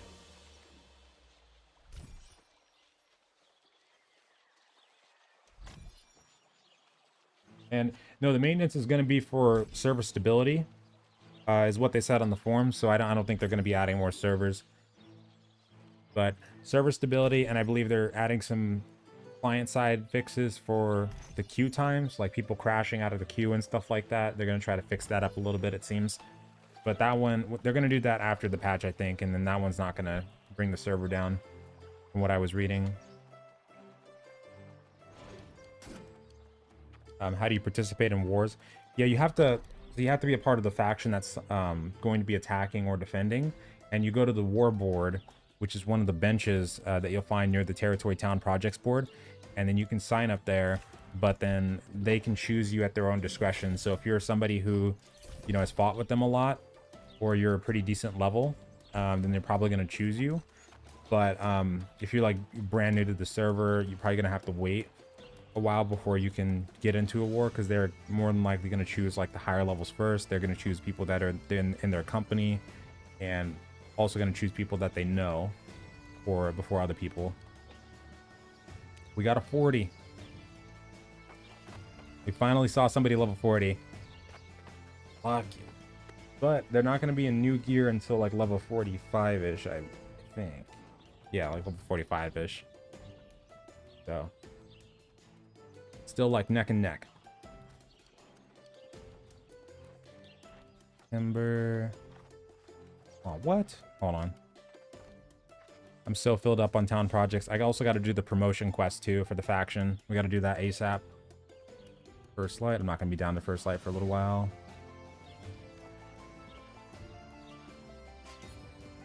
Wolves. Is there any more? Okay. All right, let's got 20 minutes left, so let me get organized here.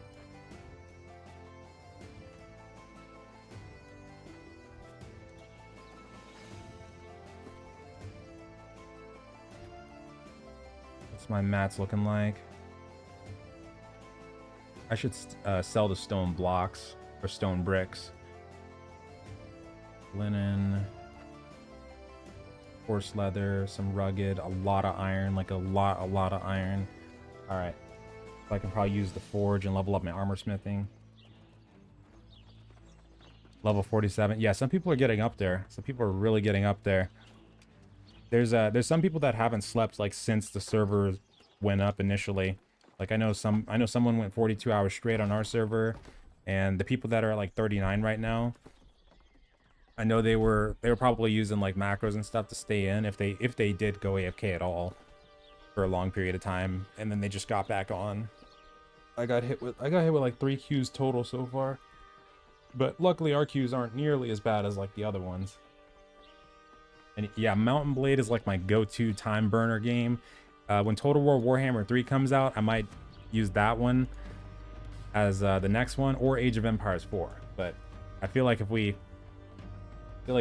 a maintenance happens and I jump into an Age of Empires 4 game, those usually last like an hour and a half or 2 hours for me, because I like to do the big games on the big map, the biggest maps, biggest games, like at least 6 to 8 AI. It was really fun. Can't wait for Age of Empires 4.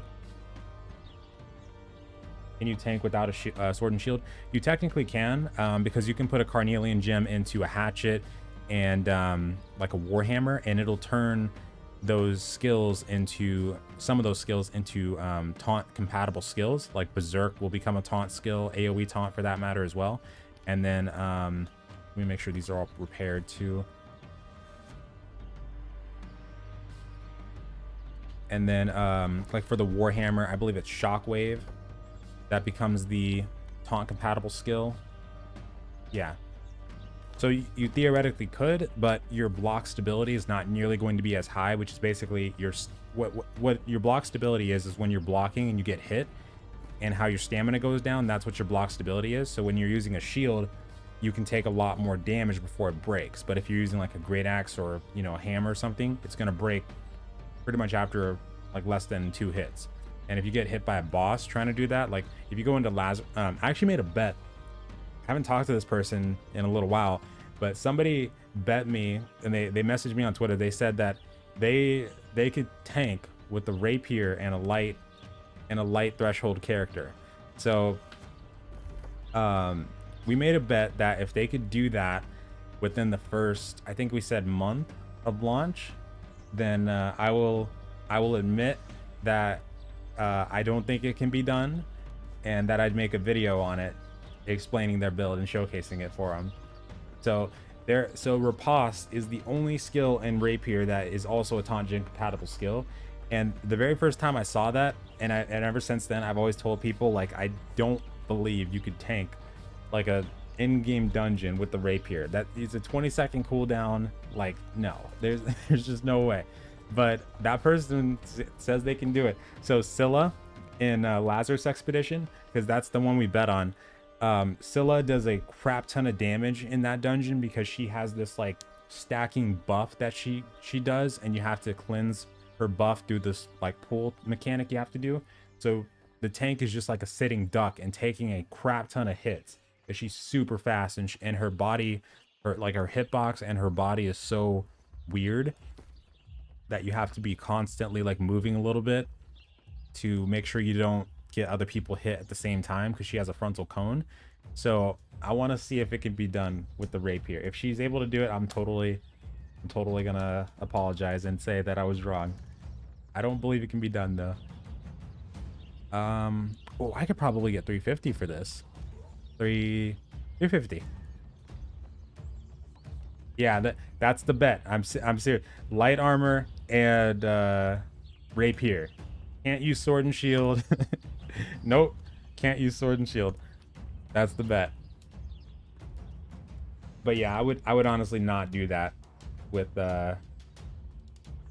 any weapon but a sword. I wouldn't try to tank like an expedition with any weapon but a sword and shield, because the sword and shield passives, for example, on the defender tree, there's one called final attack, final blow. This one helps your aggro generation a lot, as well as the one on shield bash, intimidating bash, because these help with generating aggro. So the rapier and the other weapons, they don't have anything like that, so you'll be suffering a lot in general by not having the sword and shield. But the hatchet, if you had that as a backup to the sword and shield, that can also be a good tank build, because you'd have more taunts, because the berserk every 15 seconds you can pop that, and that becomes an AoE taunt when you do pop that. Ooh, I like this one. I'm gonna do 450. See if we can sell that. So that's another kind of tank build that you could do. If you don't want to do like a paladin build, you could do like sword and shield hatchet, and it'd be just fine. Are tanks running? No, tanks are still running heavy, still heavy. I think probably 250 for this. I'm gonna say 250.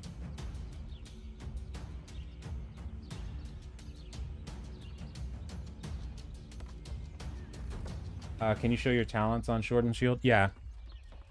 So right now, this is what I have. I have everything right now on the defender side, but I'm still building it up. And the video that I have for paladin, like where I'm going to be going with the tree, I have a link for that in the description. But when I get to like 20 points, it's going to be more fleshed out. But right now, this is what I have on the defender side. Yeah, trying to block with the rapier, just no. And they have to send me a video of it too. So I want to see it happen. I would actually just be, if they're able to tank Scylla alone and survive with the rapier, then that'd be more than enough for me to admit that I was wrong. But like overall, it'd be really difficult, especially in light armor. Ooh, luck. Okay, this one I'm gonna try. The stats aren't that great, and it's medium. So not a lot of people might go for this, but I'm gonna try 350. Well, actually, I've seen some people say as like mages that they were wearing a couple pieces of heavy, like fire staff and ice gauntlet mages, a couple pieces or like one piece of heavy now, since they changed the threshold, one piece of heavy and like medium gear. So maybe I could get a mage to buy this. I'll do 380. Maybe a mage will come across this that wants to do something like that.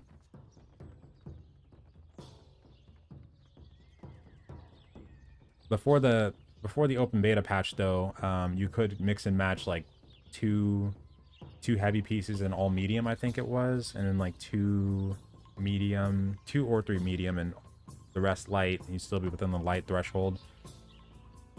But they changed that up. Dex focus light. Let's say 250. Can you build tank with the spear? If your spear is like your secondary weapon and you have sword and shield as your main thing, you could. But the spear by itself, no, it wouldn't. It'd be the same thing as like the warhammer or greataxe. Your block stability is not going to be high enough to take hits from bosses. This one I'll try. I'm gonna try 400. because it's got a gem slot int, so that could be pretty good for mages.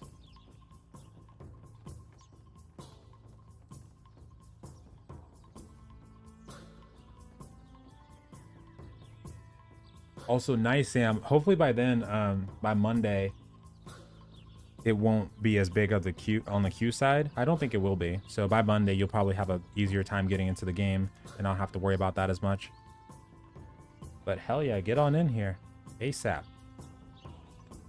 I will try. It does have a gem slot. I'll try 270. What 3 skills do you think are best for PvE healers?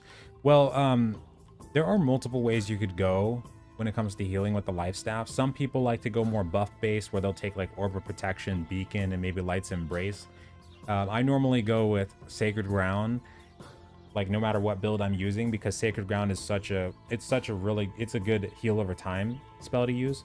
Really powerful, so I love using that. And then I normally go with Beacon, and if I'm going to be pure healing, I go with Divine Embrace, because I like using Divine Embrace as a single target cast heal. Plus it also has upgrades on it, where if you're healing somebody below 50% health, it heals an additional target.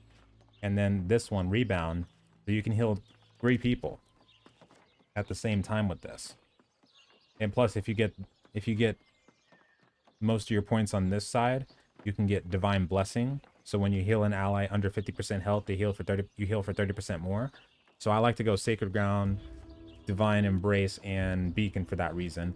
If I'm pure healing, I don't really mess with Orb of Protection as much, but if you're doing the buff one instead, then you probably could use Orb and Beacon and Light's Embrace. People normally don't use Splash of Light in Expeditions to heal though, because it's kind of low. It's on the lower side of healing.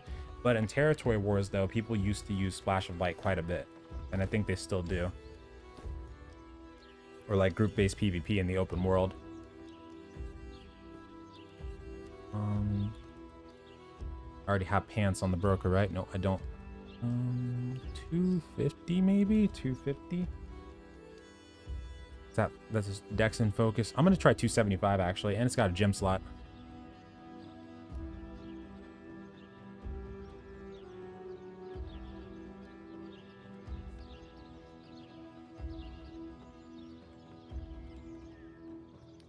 Oh, really, Sam? You know what? I didn't think of this until today when people were talking about it in Discord, but I'm going to try to go for one of those Steam Decks, because apparently you can play this game on a Steam Deck, and people were talking about how like they're going to be chopping trees and stuff like that while using the Steam Deck, which sounds hilarious. And I love the idea. Wait, what? Bro, hold on. I'm going to flip that.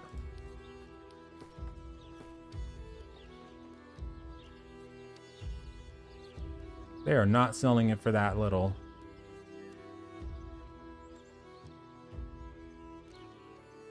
No freaking way. Where is that? Because I've been selling pieces for like 200 plus. Even today, I sold a gray chess piece earlier for like 300. Where's that at? Shit, what was the name of that? Hold on.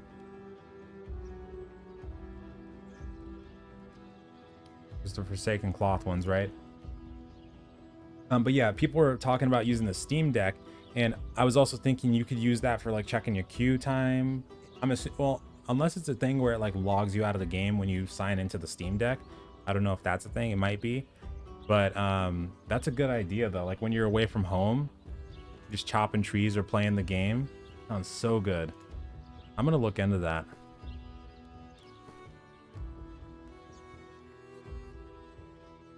Yeah, exactly. Yeah, farm mats in bed. Check the queue when you're at work or something like. I wonder if it will sign you out though, or if it's more like a, I don't know. Or maybe you can do, because somebody said that you can install Windows on Steam Deck, so you might be able to do like a remote desktop program and just connect to your PC, and then you can check it from there. That might even be even better. So like whenever you go into a queue before you're about to go to work, you put your queue up on your computer, and then with your Steam Deck, you just go into a remote desktop program and you can check it from there. I would do that. because I'm assuming it sounds like if you're able to install Windows on it, that it's like a mini PC. But I have never researched that much at all into the Steam Decks. Somebody might have bought that. Wait, I had a heavy leg. I think it's this one. Yeah, it's that one. Okay. Forsaken Greaves. What do you mean sign you out? Like, because I'm not sure how the Steam Deck works, but I'm wondering if like you're signed in and like auto running on your PC like while you're away from home, and then you sign in on your Steam Deck. I'm wondering if it might like cancel your PC out and then sign you out of there just to get on the Steam Deck or not.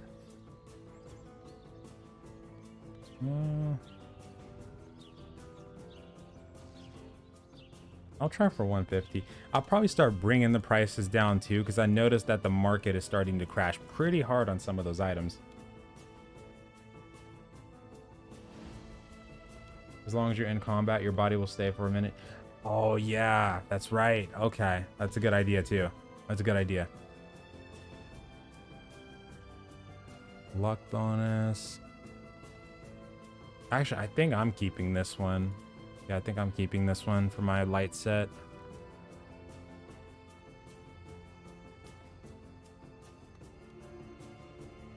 We got 5 minutes.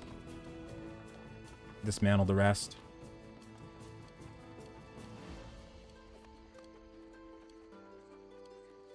Parsec. Oh, okay. Yeah, you know what? I might do that. And I'm going to save that in the notes, actually. Parsec. Okay. That'd be even easier. Because, yeah, at that point, you just keep your computer up all day. And you don't even need to sign into Steam on the... Or, you know, sign into the game from the Steam Deck. You can just go to the remote desktop program instead. It's a really good idea. Parsec, you said? Okay. Thank you. Luck. Salvage that.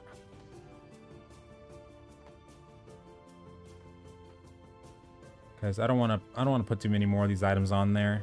Market's so low right now.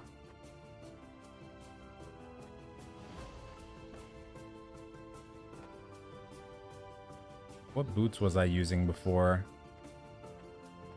These ones? Yeah.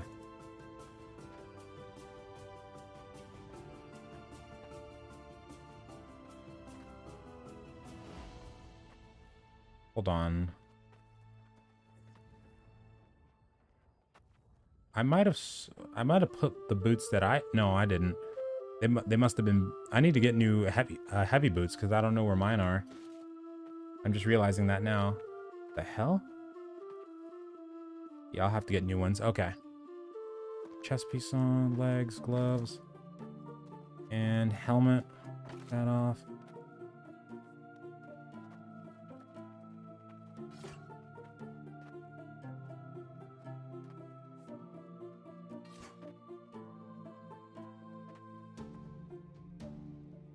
Okay. Is this bind on equip? I should sell that too. It just didn't show up in the list because I didn't have it fully repaired. Okay. Alright, server's about to go down.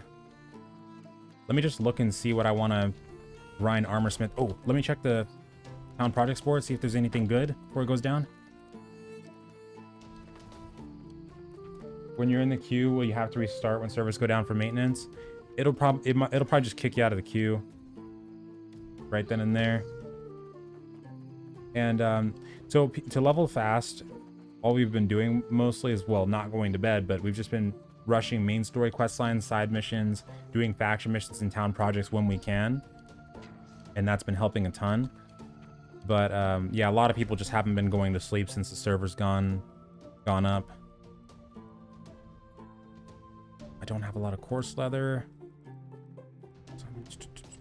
Honing stones. I don't have a lot of death motes. I think I can get a lot of like was it crafting XP? No. I was gonna say I didn't look at how much it was gonna give me. I was thinking I might be getting a decent amount of it through through the repair kits. I have a crap ton of iron, so I probably want to use some of this. Boots.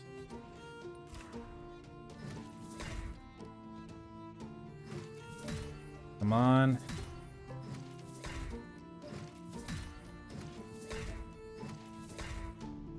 How did you get some of the gems needed? Well, I put buy orders on the broker pretty early on. So like for a carnelian gem, uncut and cut, I put buy orders for that.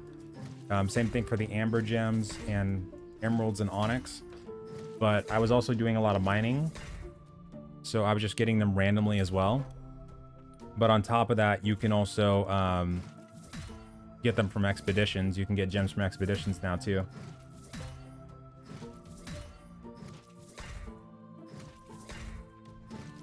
Greataxe is a secondary as a tank.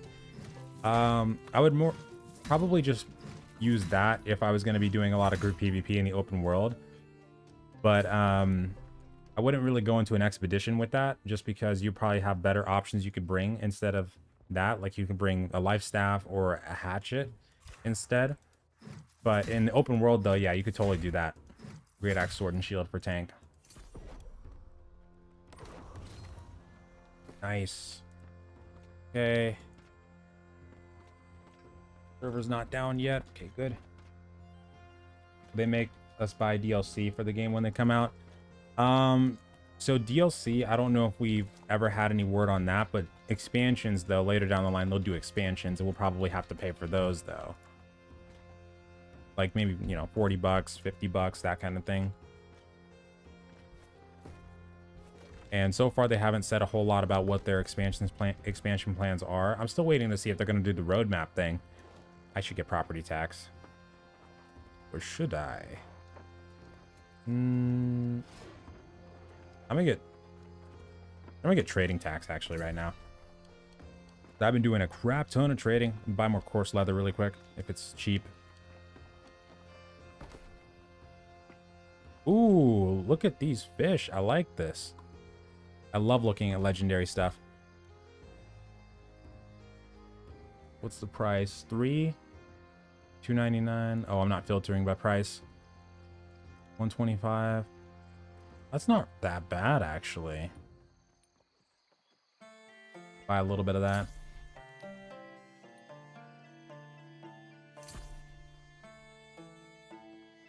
Also doing good, F-Man. Thank you. How's it going with you? Doing a lot better after passing out for a couple hours last night. Like I was super tired before that. I was around level 30 and I was trying to do quest lines, and I was auto running, and I went to lay down in my bed for a little bit just while I was auto running, and I passed the hell out right then and there. Server's not down yet. Not down.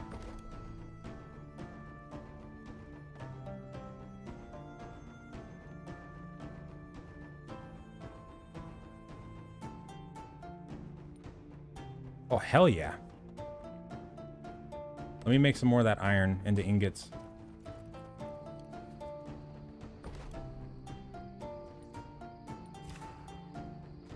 Just to get some of these mats out of my freaking bank. That'd be amazing.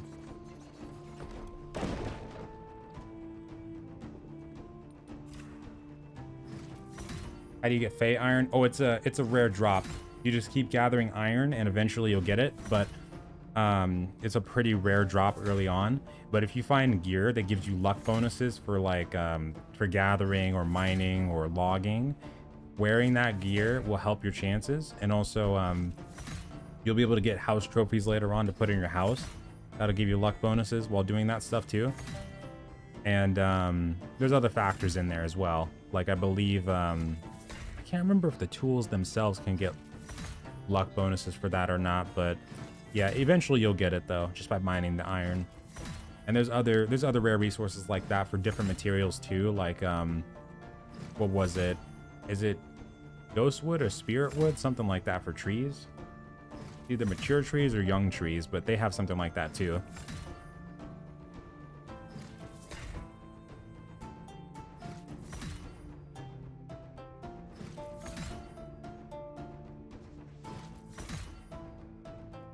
see here.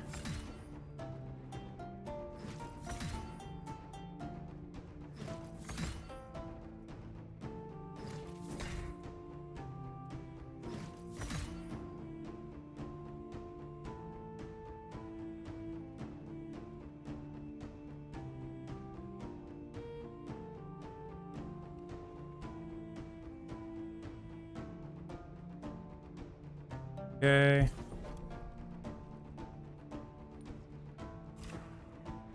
A splash of light good to run? Wait, I'm drawing a blank. Hold on.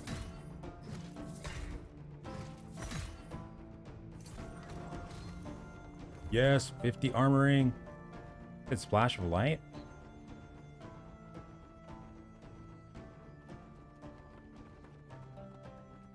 Flash of light. Where's that? Oh, nice. Nice. 1245. Are you talking about speed of light, or I'm drawing a blank? Where is splash of light at? I cannot remember where that is or what that is. Clearly I didn't get enough sleep last night. Holy crap. Splash of light. What is splash of light? Fuck. I'm drawing a blank. Oh, right. Splash of... Okay. Sorry, yeah. Flash of light is good in like territory wars and open world PvP. But in like expeditions and stuff like that, I wouldn't use it because it's pretty low on the healing side compared to the other ones. So like if I'm going in an expedition, I'd probably use Divine Embrace, Beacon, and Sacred Ground, but I wouldn't use Splash of Light in a case like that. It's like kind of a waste in comparison. Because it's good to be able to heal everybody at one time like that, but it's so low on the healing side that you'd be way better off just using Sacred Ground and everybody just steps into it. Yeah, I was drawing a huge blank right there. Holy crap. Yeesh.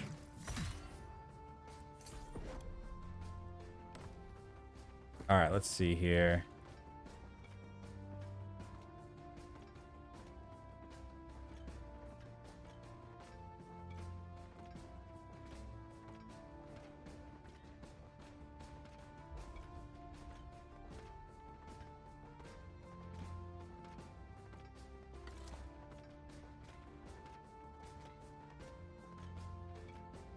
Level from 37.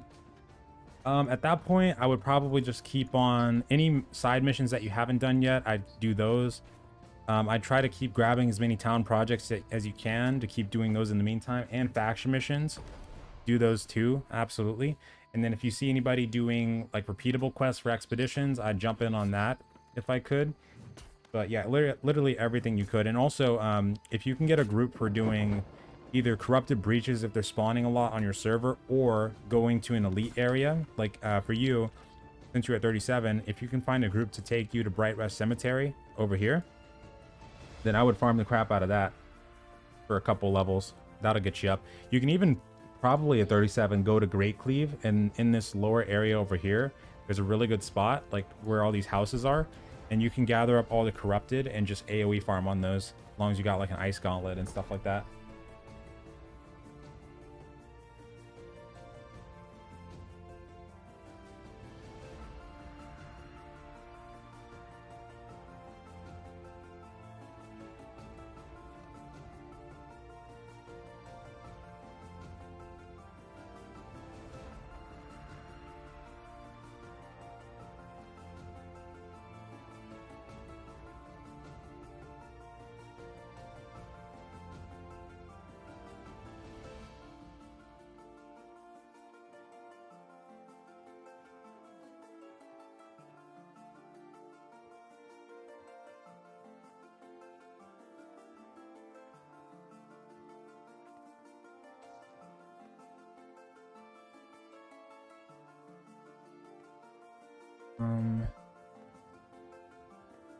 Okay, I just need more leather.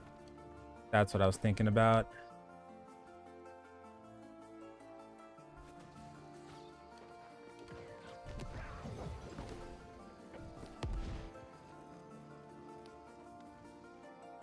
Scout helmet. Oh yeah, this is the one I need to sell. How long maintenance will last? About 2 hours. Yeah, about 2 hours. Strength con. Maybe about, I don't know about this one. Maybe just 200 on 225 maybe on that one. It's a decent heavy piece, like as far as the stats go, but the perks, for heavy, I don't know. Any tips for leveling from 30 to 40? Yeah, at that point, like if you've done every side quest, I would just find a group and start doing elite mob farming. So you go to like Bright Rest Cemetery over in this area, and then just start AoE farming. Get somebody with the ice gauntlet and a fire staff, and just start gathering all the mobs and killing them repeatedly.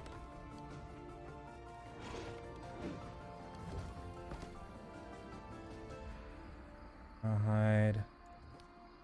I think the price went up since I last checked. Buy order. Wow. Let me put that up to like 0.5. 1.5. 3 days. That should feel pretty quick. And then 190. Okay.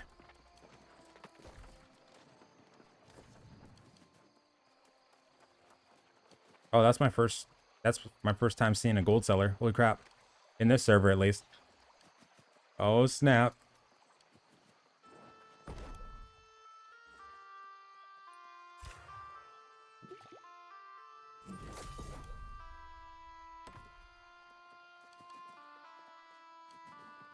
Okay.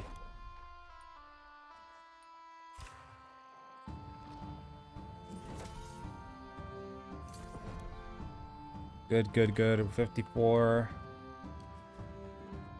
Let me go make sure all my refining skills should be at 50. I want to get them above 50 for all of them.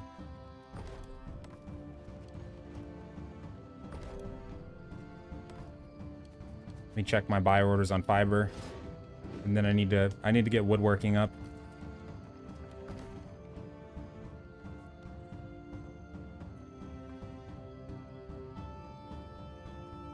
Fiber went up since I last checked. I don't think that's mine. I think I'm at 0.13. Oh, I'm at 0.14. Okay.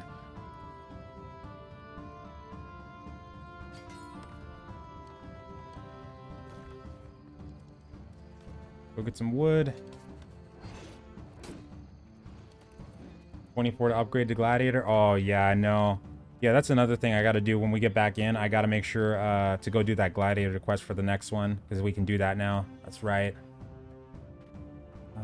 Can't put that on right now. Those potions weigh a lot. Holy crap. Jeez. And water.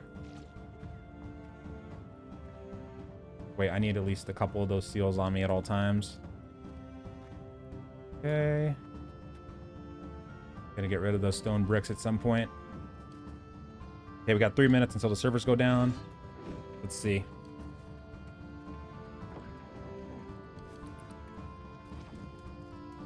Oh, wait.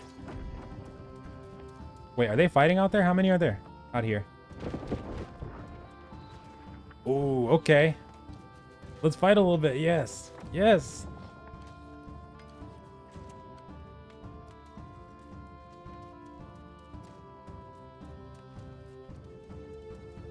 Map is small. Oh, there is snow up in the northern regions, like in Shattered Mountain, Great Cleave, and yeah, that area up there. There is. But you're not gonna find snow in other areas, though.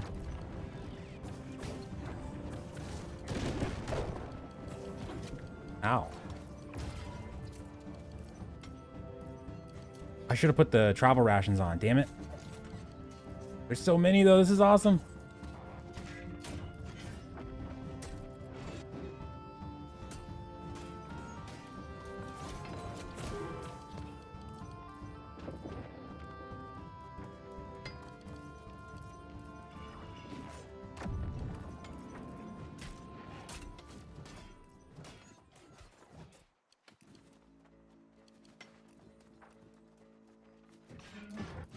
Got you.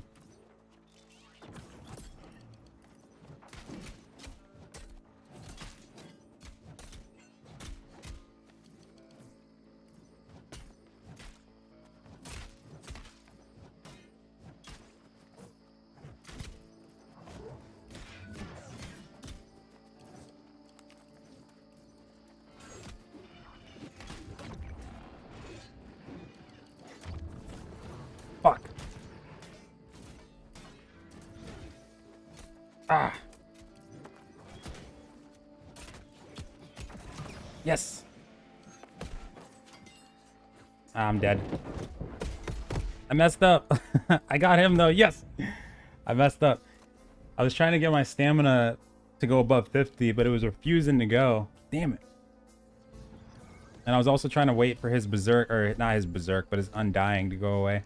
The 4 seconds of immortality. Immortality. That was fun. What time is the maintenance EST time? Should be 3:45, I think. 3:45 EST. Like right now. It's supposed to be right now.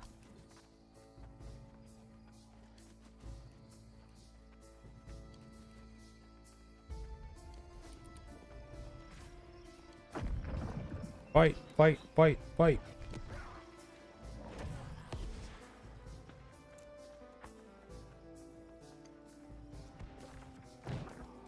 Yeah, breach trains, actually they're starting to pick up, but the breaches are taking a while to spawn this time around. I think they introduced some kind of some new grace period, because it does seem like they're taking forever this time around.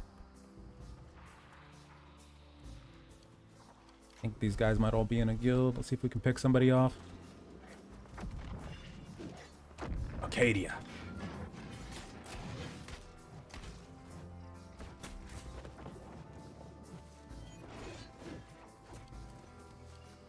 Hold on.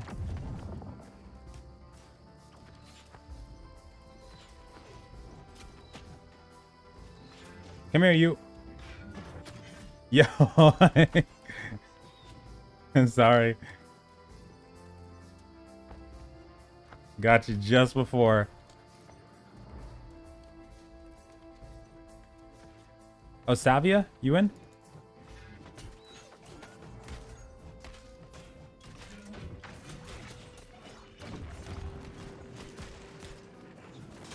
Oh, I messed up my block. Damn. That was good on his part. What's the maintenance for? It's mostly server stability. Server stability and Q stability. Damn. Did a heavy attack. Was kind of hoping he'd just do a basic. That way I could block for just a split second more to get out of that gravity well, but nah. He went straight heavy. Server's still up.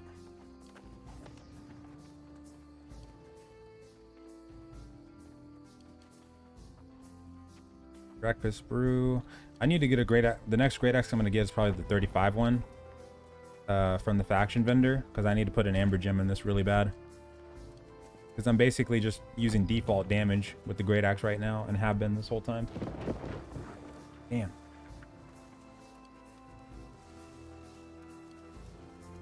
But it's so fun. Puff's low. I think I can take these two. Get him alone.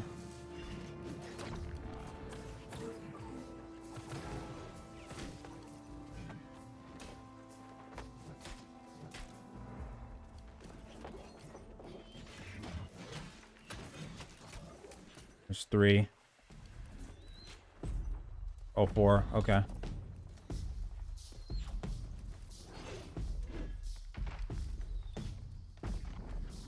Five. Somebody fighting over there. Dang, couldn't steal that.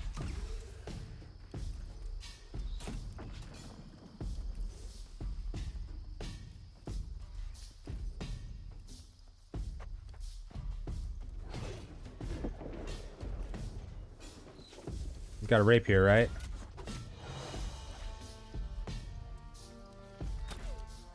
Dang, that messed up my stamina gen something fierce.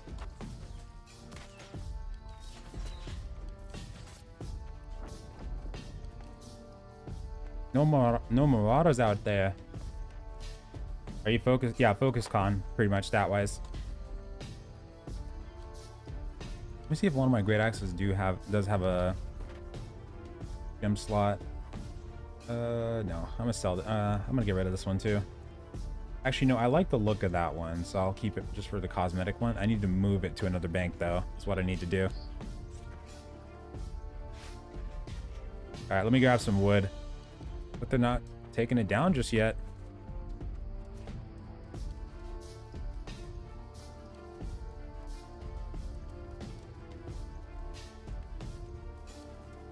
Do you start buying faction gear as soon as possible? Yeah, as soon as possible. Get the 15 gear, and then that'll last you until you get the 25 gear. And then, yeah, you can just go from there. And then you'll get, like, Amarine gear that you can replace, depending on the stats, with your faction gear. And then when you get to Starstone Barrow, and even before that, just with questing and regular drops, you'll probably get decent gear from that, too. But yeah, absolutely, I would get the first faction gear as soon as you can. That'll help you a lot early game. 24 to 25, about 24ish to 25ish. Back then we were, so as soon as we got to the point where it told us to get to like level 30 with the main story quest, we went down to First Light, did the rest of the quests there, and then I started getting any other side quests that I could possibly do done. And anytime I went to a new region, I went to get the faction missions and the town projects if I could. And then around like 24, 23, I think it was 24, I moved over to Cutlass Keys, did the promotion faction quest, and started doing the side quests over there. And then I started rotating between that and Brightwood. So doing the side quests in Brightwood and faction missions, town projects there. And then doing both of those and any other side quests and things that popped up got me to 30 plus. And then we were able to start going over to Weaver's Fen. And then at Weaver's Fen, the leveling starts to speed up quite a bit too.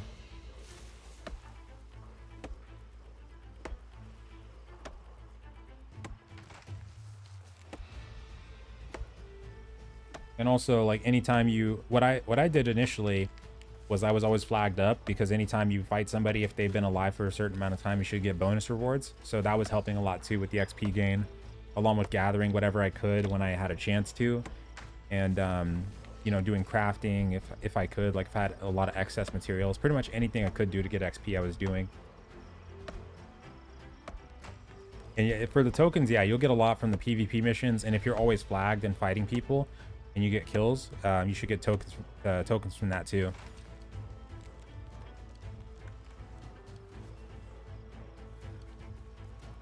What is going on with the servers? They can't seem to take it down. That's interesting. 12:45. Just gonna keep going. Turkey. Well, light staff can't attack for some reason.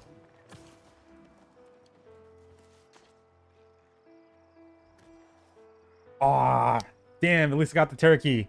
There it goes. There it goes. Got the turkey. Rip. No.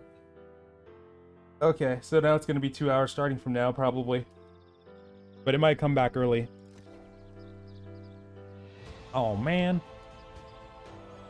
Oh, hold on. This is a good time for me to make sure that the... Hey, where's the Twitch connection thing? Because whenever I go in game, my Twitch drops are not there at all. I need to reconnect it or something. Let me go back and let me relaunch the game really quick. How many hours are we at right now? 55? Hell yeah.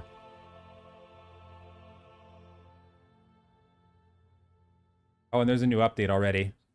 And oh, there's a new update for Mountain Blade as well. So yeah, we'll just burn time on Mountain Blade until the servers come back up. I need to finish up my campaign. But there also seems to be an update right now for New World. The density test was a success. Well, for server stability, like, it hasn't been going down and crashing. So there's that, but I get a chuckle out of it. I'm getting a chuckle out of that either way. Yeah, it's going to be like 2 hours.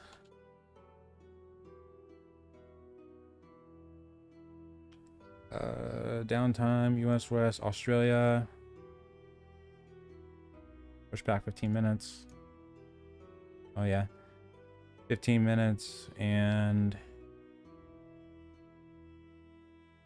approximately 120 minutes. But they might open it back up early though.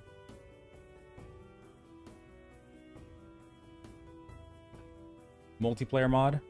Not the mods. I haven't actually had a chance to play any of the mods yet, but I've been playing the crap out of my campaign since the game launched, and I played the regular multiplayer. before it came out, like during the beta for Mountain Blade. It was so fun. So freaking fun.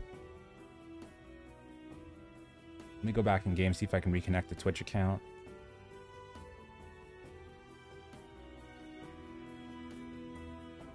Is the game boring? Overall, like the game itself, it'll be really fun, especially if you're fresh on the game.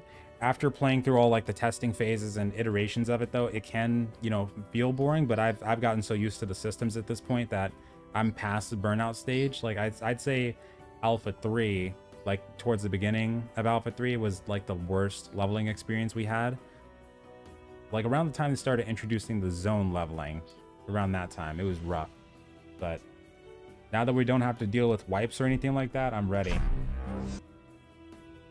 I'm so ready. Yeah, what the hell? It's not popping up. Why? Hold on.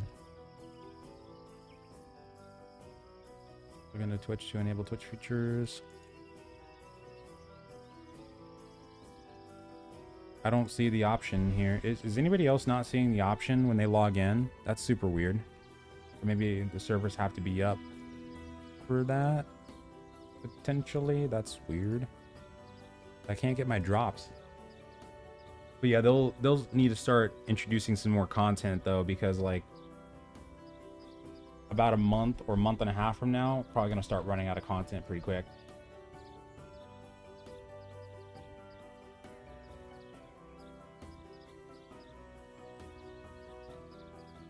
Hold on.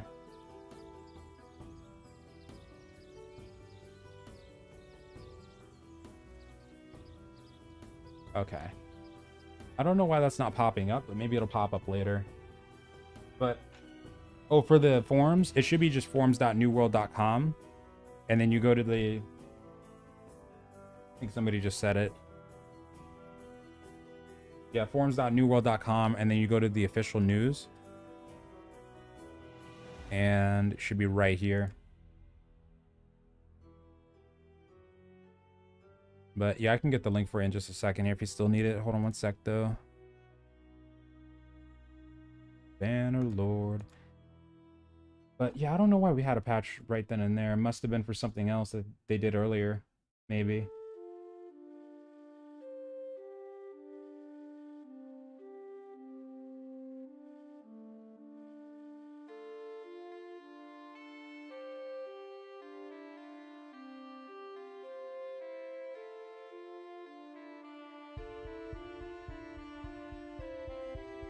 Yeah, that's true. For casuals, content won't run out for a few months.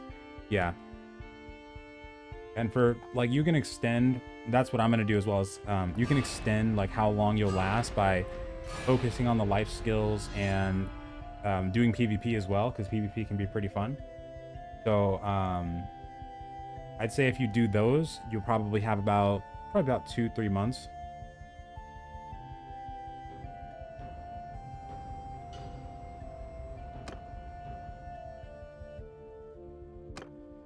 Okay.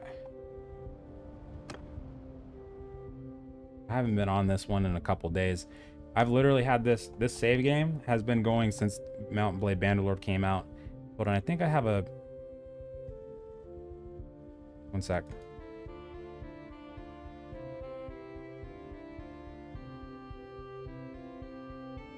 Yeah, there we go.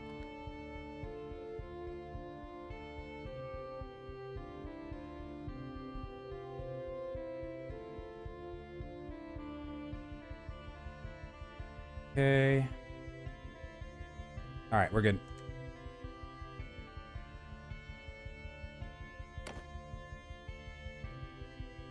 Oh yeah, US, yeah, that's right. US East and all those ones are still up. That's right. West. So I should change that.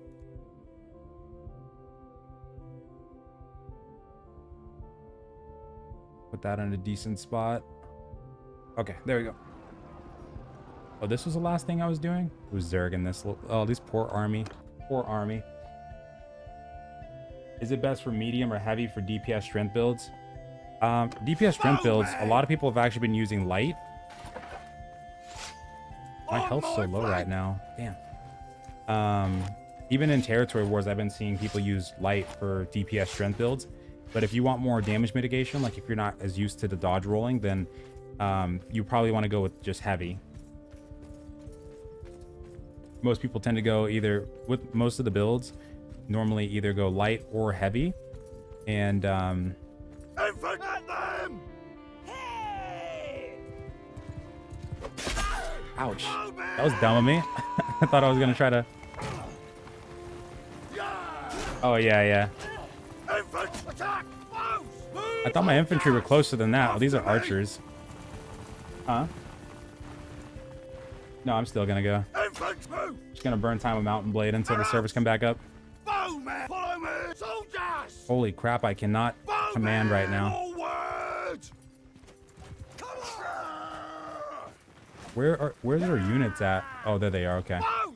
Give each other room! Stay close! Move out! Infantry! Get me! All cut them! Horsepower! I'll lead! Move out! Move!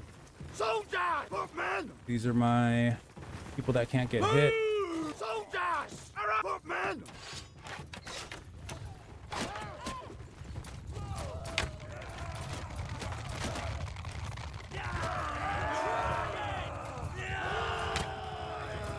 That was quick. You've never seen Mountain Blade Bannerlord? Mountain Blade? Oh my god.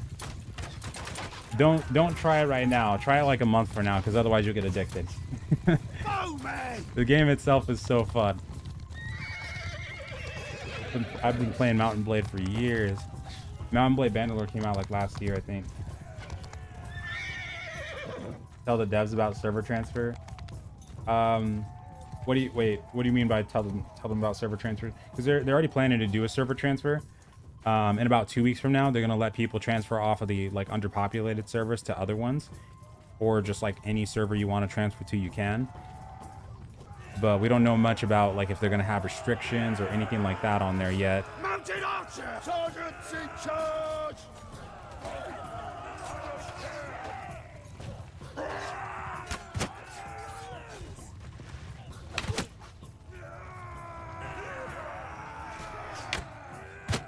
Oops, sorry.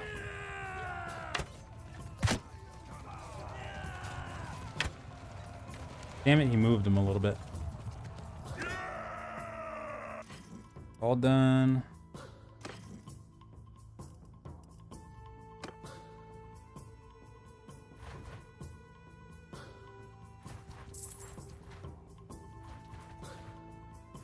Okay, what was the last thing we were doing? Let me check something here.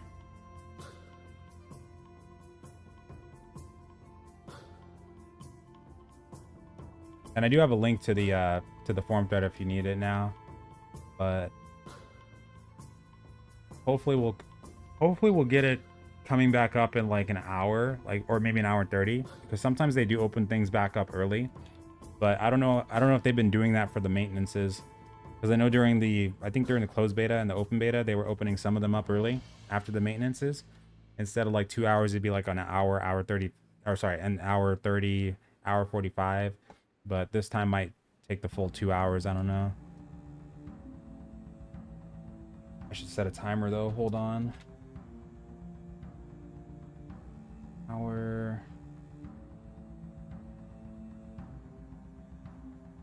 Set a time for like an hour and 40 minutes. Dex heavy bow spear makes sense. No, I wouldn't do that with the bow. If you're gonna go with bow, especially, I would go light. Siege that. Take them out, actually. My daughter.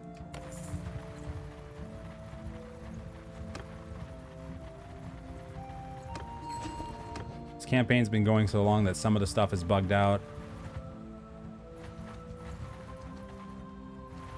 He's totally trapped. He's totally trapped. Come here. Come here.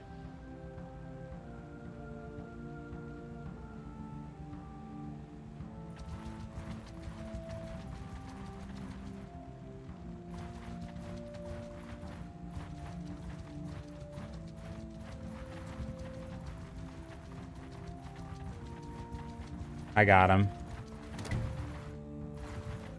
That's right. Big fight too. But yeah, if you go light armor, but you can also do mostly light armor and then the medium chest piece. Like you can put on a medium chest piece or medium helmet and then just rest of the pieces are light armor. That way you can still stay within the light threshold bonus, but at least have a little bit more damage mitigation. But staying in the light threshold, like with the bow build, will let you get that 20% damage bonus. That'll help a lot. A lot.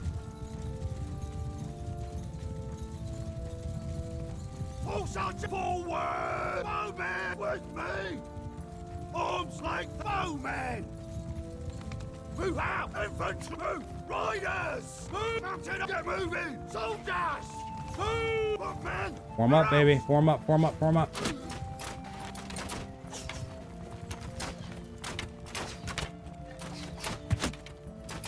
Okay. Soldiers! Move out! Show them what Botany is all about. So my army specifically, though, I got so lazy with trying to keep it a Botanian only army that I started getting mercenaries and stuff like that. So mine's not even a full Botanian army anymore. Yep, long patch indeed. So we got about hour 37 until I'm gonna jump back in the game and see if they're opening it up early, maybe. Maybe they'll open it up again early. Be nice. I'm keeping an eye on Discord too. Oh no, you don't.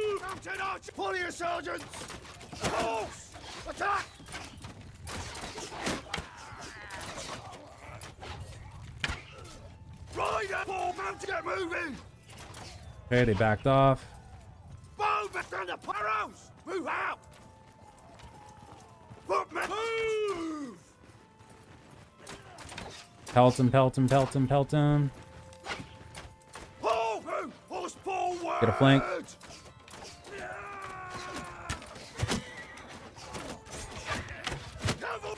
Mount sergeants take command! Oh man! Get moving! Here we go.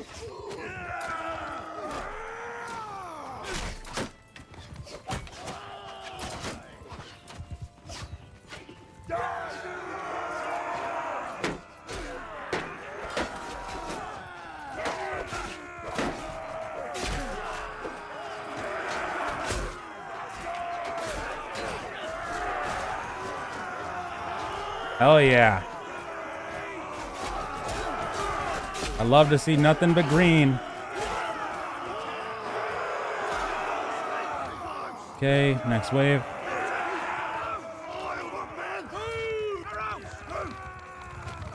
Bowman! Turn! Bowman! Move out! Infantry! Forward! Horse! Get moving! Forward! Soldiers! Inflicted because I like the heavy look. Oh yeah, I know what you mean. I mean, while you're leveling, you might, might be able to do something like that, but it'll be really good to have that threshold bonus though, like not just for PvP, but also PvE too.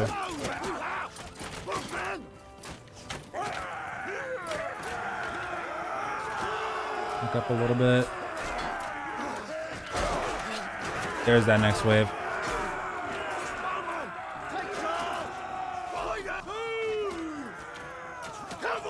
Send them right for the archers back there. There's my A team. My A team right here. All right.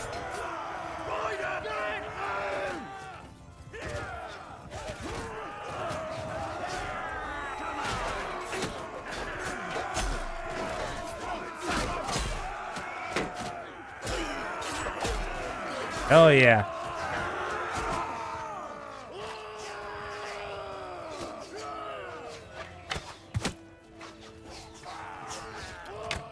Damn tree. No, not the horse. Okay. Their next wave. Let's bring it back. Bring it back. Bring it back. Whittle them down a little bit more.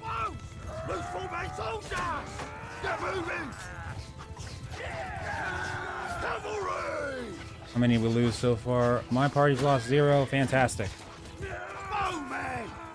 So many archers right now. Damn. Lead them into our firing line. Back it up. Back it up. Back it up. Back it up.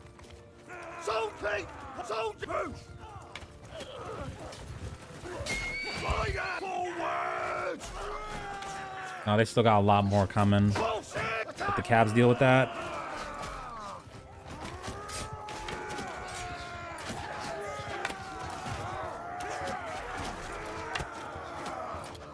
Missing a lot right now.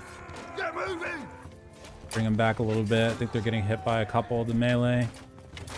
Follow me! Cavalry! Move! Mounted arch! Follow your son! Soldiers! Come man! Move out! Shields up! Field wall, let's go. Infants, get moving! Oh man! Forward! Horses! Move! Not the horse. Nope. Not the horse.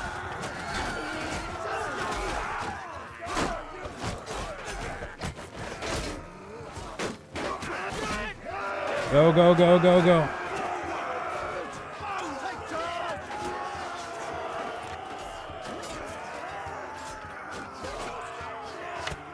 Whoops. Oh my god, stop it. I usually can land a shot like that. Sucking right now.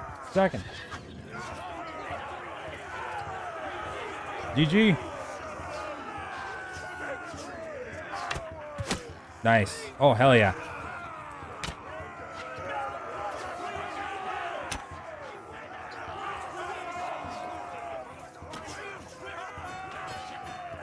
Good numbers.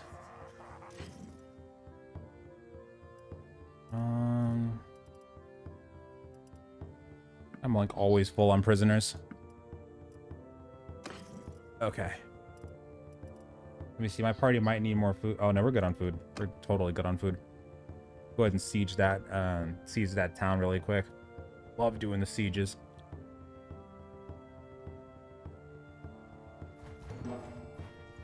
Okay.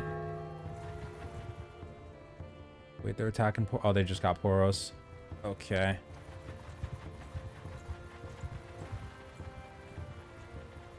Get him off of that. Wait, he's gonna stay? He just... Okay. Wow. Make this quick. Big update to the world map? Nah. Nah, map's still the same. If you mean this, though, I wish the map was that big. That'd be amazing. It's a nice flat land here. They're still pretty far away. Let's move up some more. I really do hope that they do naval combat at some point, though. Or naval content. It'd be so nice.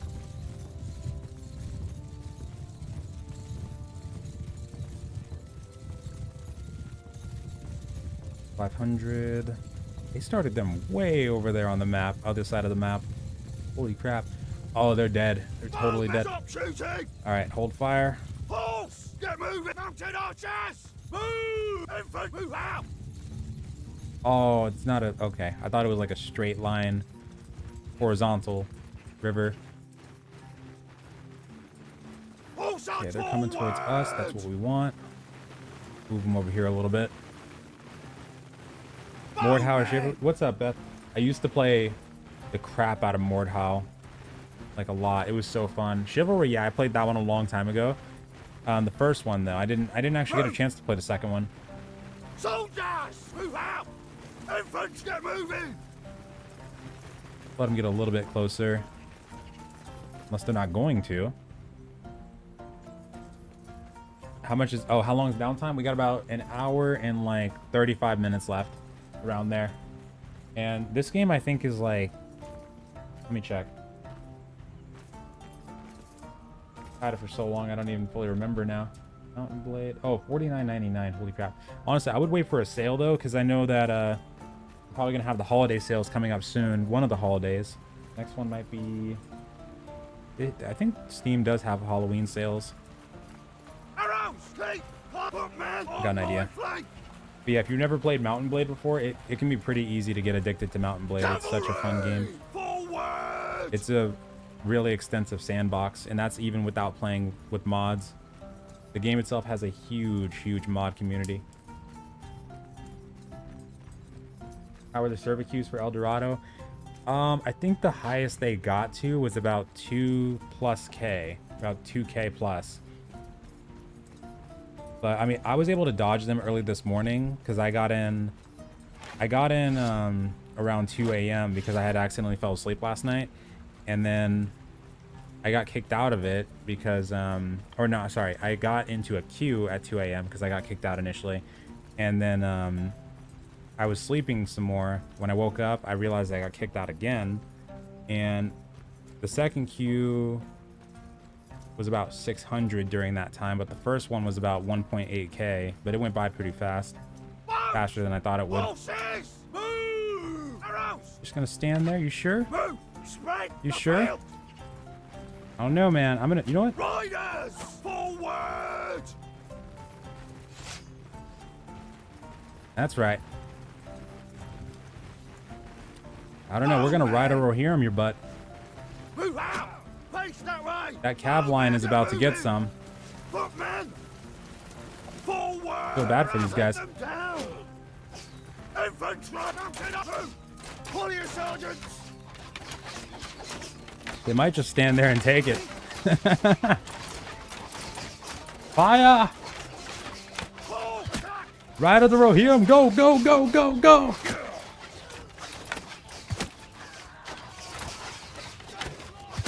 And not a single unit was lost this day. Oh, wait. Oh, Attila Snow. That's my son. They knocked him out. Okay. That's fine. Attila's always getting knocked out. I don't know why. Good stuff, men. MVPs. You're all MVPs.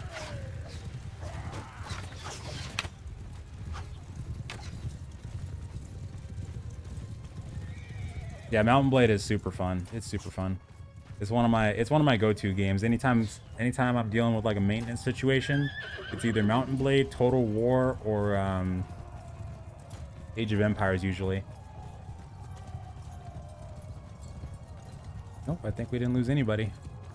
Just knockouts.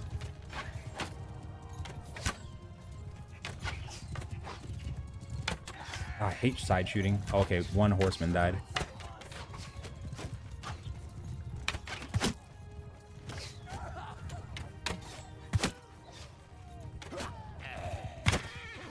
I'm so glad that just hit your horse and nothing else. Sorry, dude.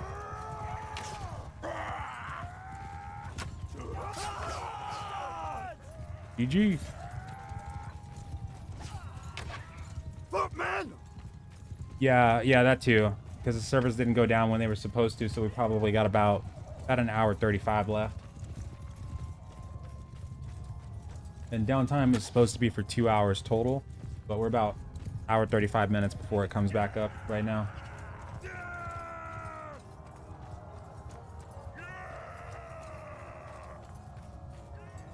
Oh, I see what you mean, Dread. Yeah, I think they did do that update. Oh, you mean for this one? Yeah. That might be why we spawn so far from them, actually, because I haven't played in a little while. What are you doing? Get out of here. All right, let's do a siege before my influence is all the way down. Raise that a little bit more. Or cohesion, I think they call this. Do they take any other towns? I hope not. Oh, this will be an easy one. We don't even need to build a ram. Screw it. Can you customize armor? In this one, like dying armor and stuff like that, I don't think so. I don't think they ever added that, but you can choose like what kind of armor you're wearing. There's a lot of different armor styles in this game. But mods for this game are super extensive, like they were in Warband and the original. So I would guarantee that there's probably a mod for dying armor for Bannerlord at this point. I know there would be for Warband. Like there's thousands of mods for these games. like people were making just to showcase or just to talk about like how crazy the mods were. In Warband, there's a Lord of the Rings mod, there's a Star Wars mod, there is a Game of Thrones mod, there is all kinds of different mods, anything you can think of really. It's probably even like a Teletubbies mod. Oof. Glad those were only knockouts.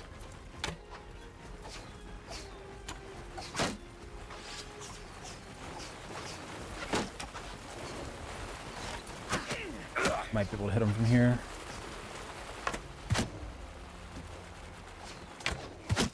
Goodbye.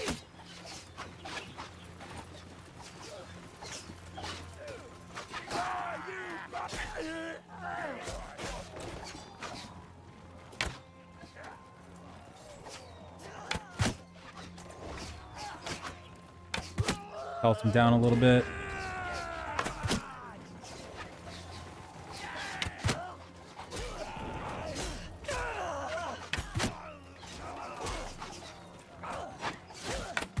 Damn it. I was gonna try to shoot beneath his foot.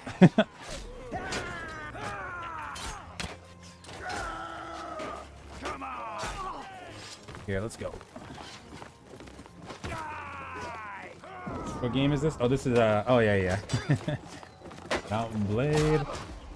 Looks different after the patch. Oh lord.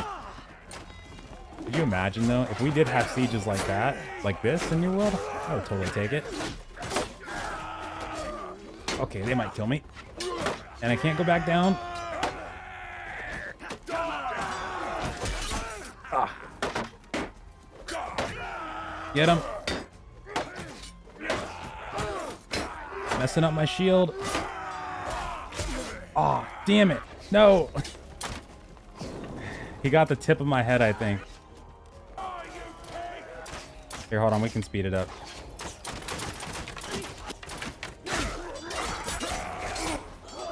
Bastards. Whoa, hold on. How many people just died right there? Oh, 44. Okay.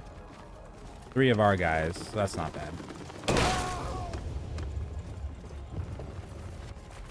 Come on, man. I want to play that one again. Because I want to actually get in the... I want to get on top of the ladder this time. The sieges in this game are so freaking fun.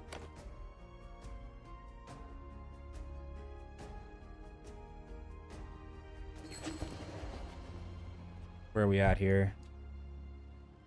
Okay. Okay. Oh, we gotta kill the... Okay, gotta kill those other guys again. I'm keeping an eye on the forums too. It doesn't look like there's any updates so far.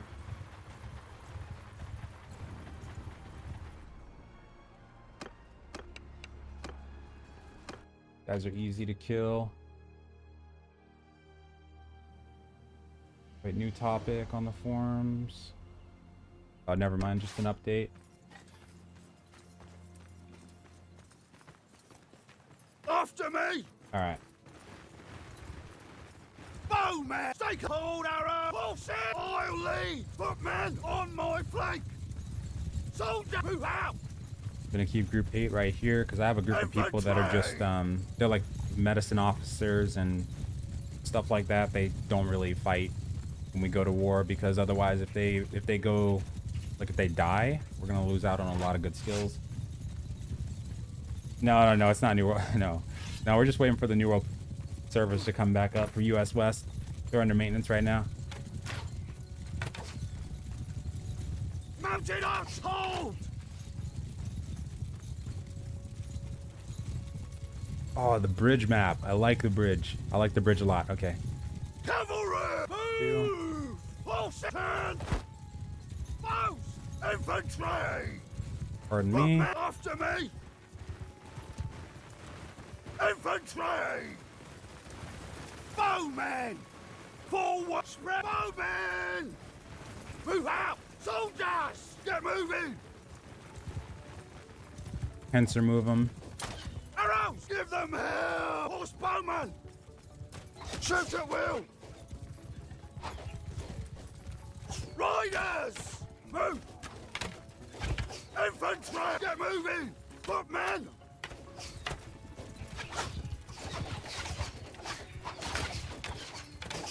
Come on, come on.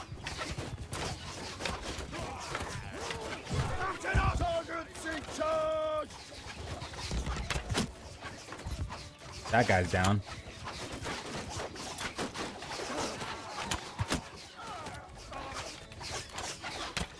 Don't move.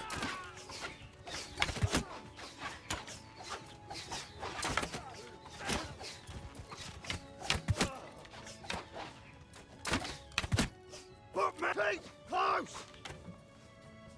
Put me. Follow me. Horse. Soldiers. Infants, cut them down. Let's go. Ride it. Oh, that was not good. As soon as they turn their head up. That's funny. As soon as they were in range of the archers, like 3 of them just went down immediately.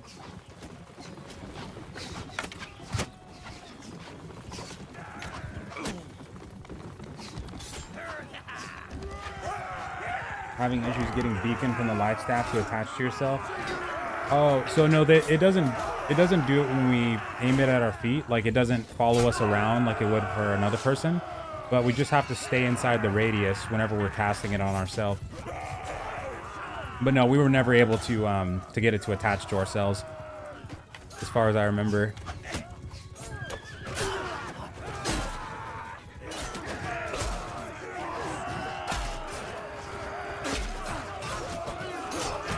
A little bit of opposition right here, huh?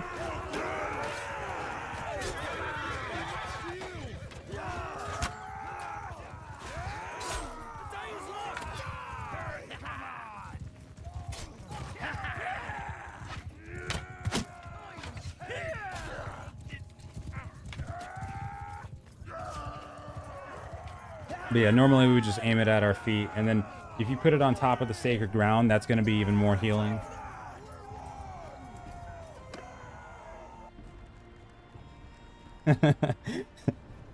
I like that. Seriously though, if we did have sieges in New World like we do in like you do for Mountain Blade or Mountain Blade in general, it'd be so cool. Would love that. All right, let me save it this time.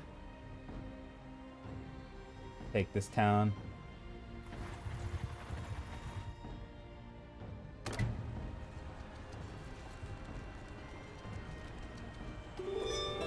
I really need to recruit again my party, because this campaign, since I've been doing this campaign in Bannerlord since the game came out. The reason I've been doing it since it came out is because there's been a never-ending war. The only factions left are like Britannia, which is us. We're the strongest right now, and we're fighting against the Kuzite and the Empire, the Western Empire, both of which just refuse to go down. Anytime we take something from the Empire, they take something from us, or Kuzite will come in and take something from us, and then it'll just rotate, and it's never ending.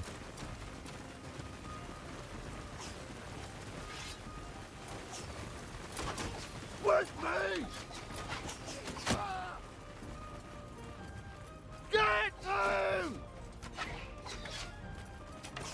I want to be one of the first to get up on there before they get on the walls, in force.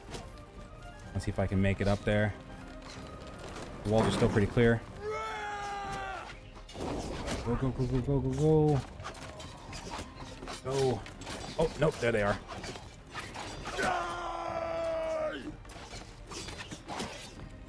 I can make it, I can make it, I can make it, I can make it, I can make it.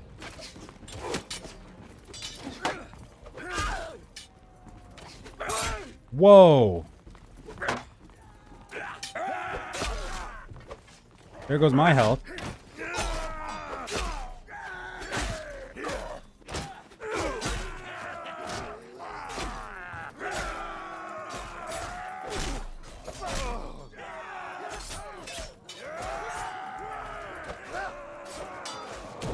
Oh shit! Why me? Why? That's not cool, dude. That's who was that? What a jackass. That was one of the AI. Alright, okay, just speed it up. Normally in sieges I'm able to stay alive until the... That's just embarrassing. Between the scythe guy and that, I'm just okay. Just speed it up. Wait, who died? Oh, Palace Guard. Okay. That never happens, by the way. That like never happens. Oh my god. I might actually just devastate just because of that. Oh wait, no, I gotta convince leaders for that. Nope. Just pillage. Wow. That was dirty. That never happens. It was one of because you can put siege engines on different parts of the wall. So whoever was on like the far left side, that was the person that got me right there. That's some BS, man. Boros.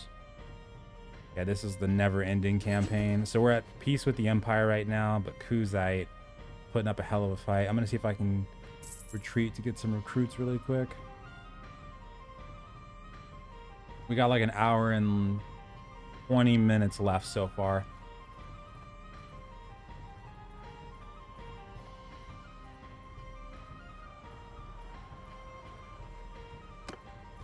Okay. Yeah, I desperately need to get some new recruits. About the tower shield, I've never seen one. So with the tower shields, the reason you haven't seen those like early on is because tower shields start at tier 4. This is something I didn't realize for the longest time, but even not just by crafting standards, but also by faction gear. If you look at the faction gear when you're back in game, and you go down to the tier 4 section, that's when it starts showing up. But before that, you won't be able to buy tower shields. But yeah, tower shields are really, really good on the damage mitigation, and I think that's part of the reason why they do that. Because if we were able to get tower shields at like level 25-ish, it might be too strong, because we might be able to really easily tank bosses like Simon Gray, for instance, with a shield like that, because the mitigation is going to be crazy. Like that's when the paladin build, especially, in most tanks, get the majority of their, or start getting a lot more of their damage mitigation, is when we get the tower shields. What's up, Crab? But yeah, in crafters, they're not going to be able to make them until tier 4 as well. So around level 35 is when you'll start seeing more tower shields. Like when people start buying them from the faction vendor at that stage. So they got to get the, for us, I think it's Ravager for the promotion rank that we have to get to. But yeah, tier 3 faction gear, or yeah, tier 4 faction gears when we can start getting the tower shields. And then anybody who's able to craft, they have to get to tier 4 first. Recruit all, maybe. Hell yeah, that was a really fun war. Can't wait till the next. I know the next one's gonna be even tougher. It's a weird collection of looters.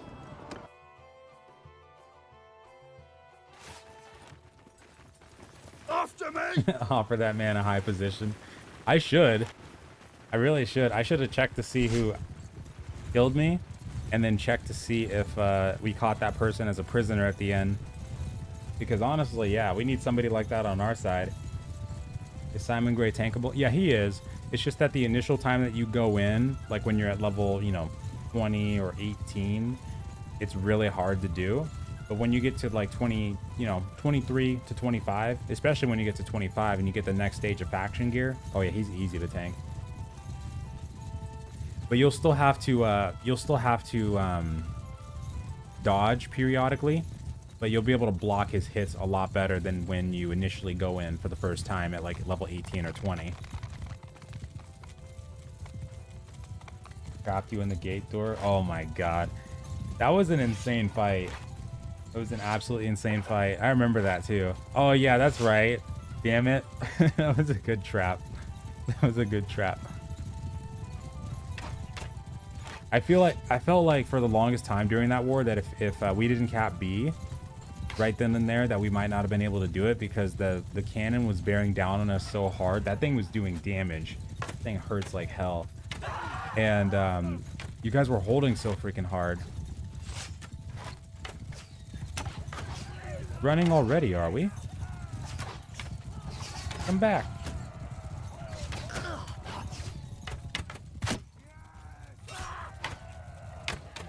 Why can't I not command troops right now? That's weird.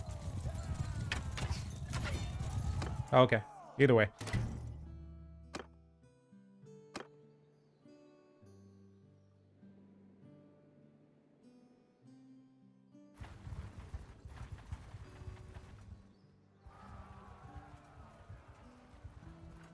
But I'm not sure why, I'm still not sure why Covenant wasn't able to declare war. I never asked anybody, but I'm assuming it was bugged out earlier when they put the territory into conflict mode and couldn't declare war, because I think the conflict is ending like 30 minutes before the maintenance is done today. So I don't think they'll be able to... What? Hold on. Oh, hell no. No, that should not be... No. No. Come on, man. I just got back over here, too. I got some Valandian troops in my party, too, so... Get these guys. I love that they added this system now for upgrading troops. So much easier. Crossbows.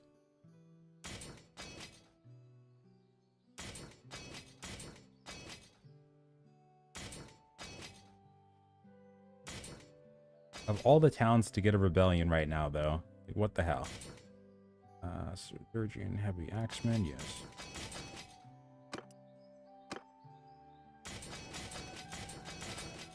Literally taking all ya. All yas. So I normally separate this by keeping her at the bottom.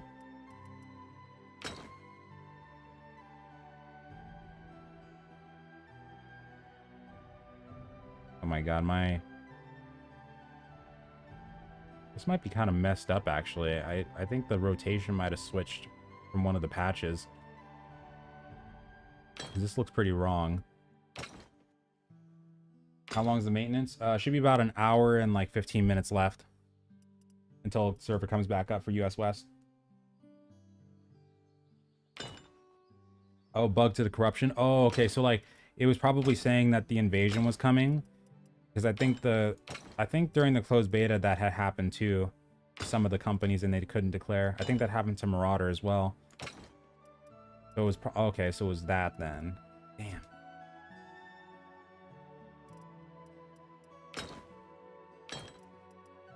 But that must mean that the invasion probably is coming soon then. So maybe after today, we'll get three red banners, and we'll get a lot of corrupted breaches spawning at Windsward, which would be really good for leveling. I'm probably gonna do that a bunch actually today. Like if we can get a corrupted breach scoop going, especially for farming Azoth, it's gonna be amazing. Warriors. Crossbow should be way up here.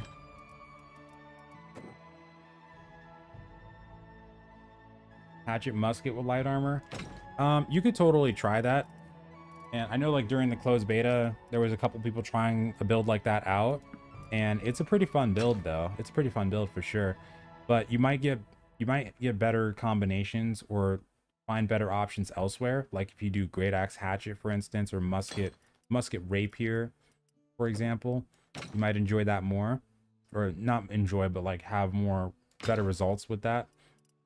But if you really wanted to, though, you could totally do musket hatchet with light armor and try that out. And eventually you'll be able to level up all the weapons anyway, so it's totally worth a shot.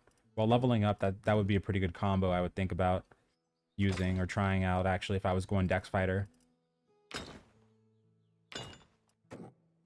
Yeah, I think that could totally work for like leveling up and you know, some PvP too. But if you wanted to switch out that hatchet for a rapier, like halfway through, you totally could too. Do that too.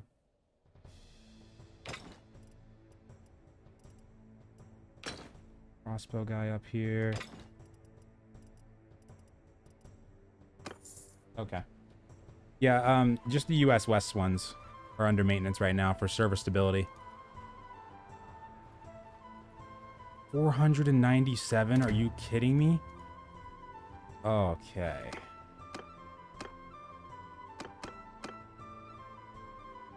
Well, let's get an army.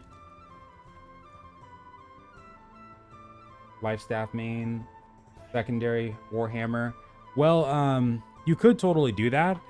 That's kind of like the DPS paladin build that people were doing during the closed beta. They were doing greataxe lifestaff, Warhammer lifestaff, or if you want to, you could do ice gauntlet lifestaff as well, because a lot of pure healers, you'll see them rock lifestaff ice gauntlet. It's a pretty good defensive weapon because you got entombed, where you can go into the shield encasing, and you also have ice shower and ice storm on top of that too.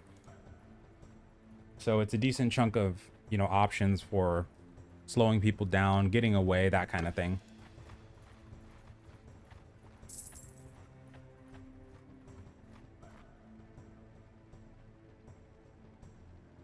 There was a 10.5 gigabyte update. Wait, like right now? Hold on.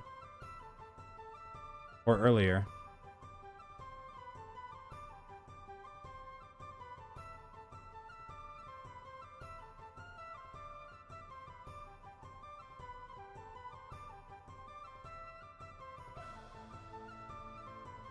I think it'll just let me right in.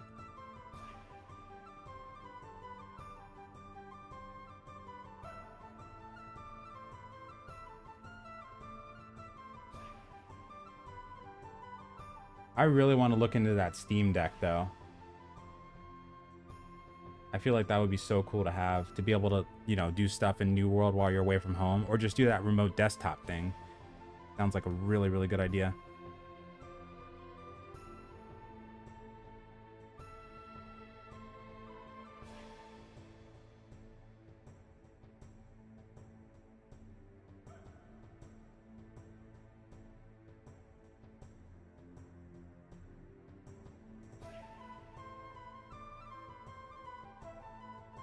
Oh, okay.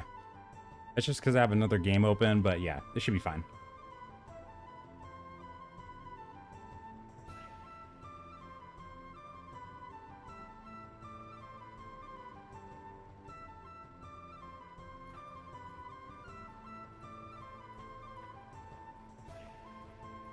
Okay.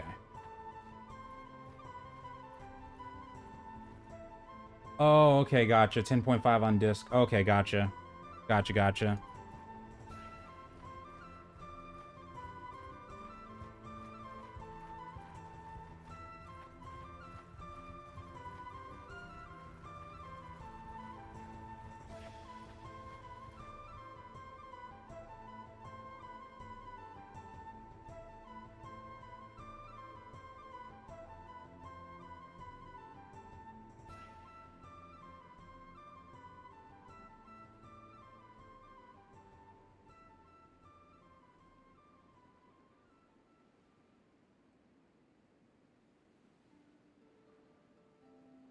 Okay.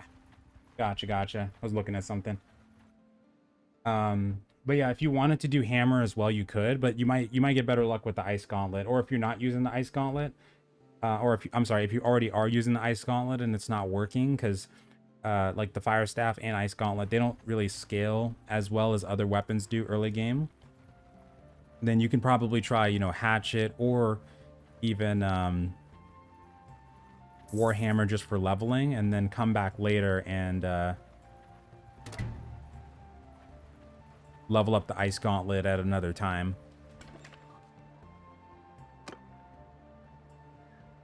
I gotta get that town back like ASAP. Dungeon, manage prisoners. These two bastards in there.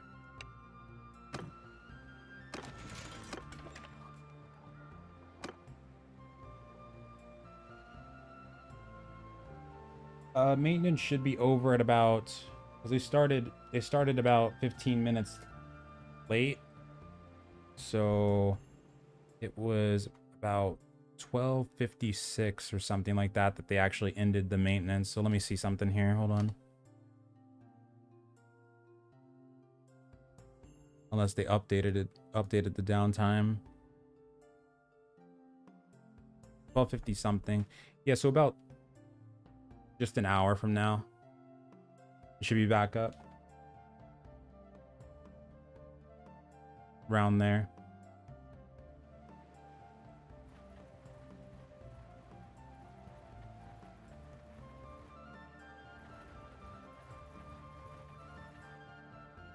Alright, give me my town back, you bastards.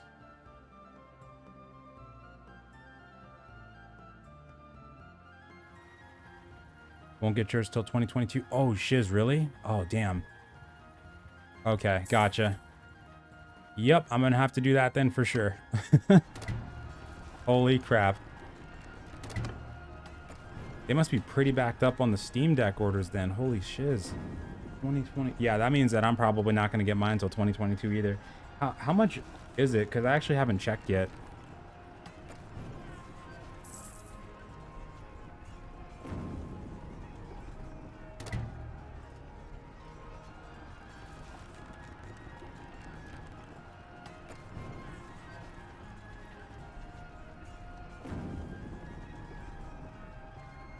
Got a battering ram.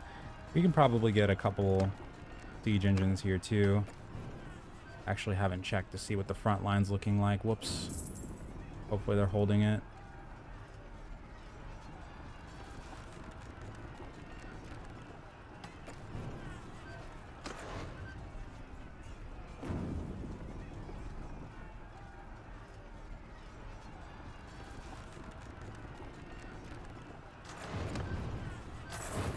All right, let's make it quick.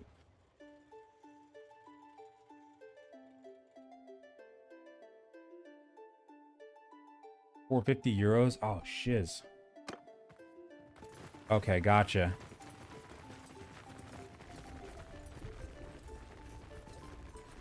So for us, that's... I'm gonna have to take a look at the conversion for that, actually. Not 100% sure off the top of my head.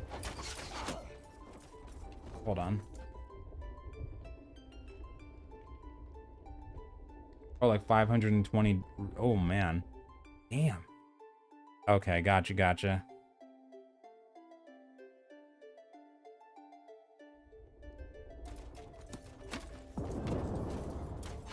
I was expecting around 200 or something.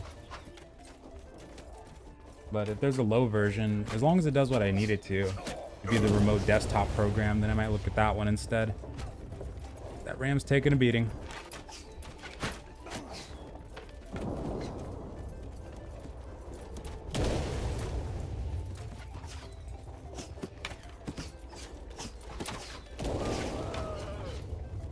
Damn.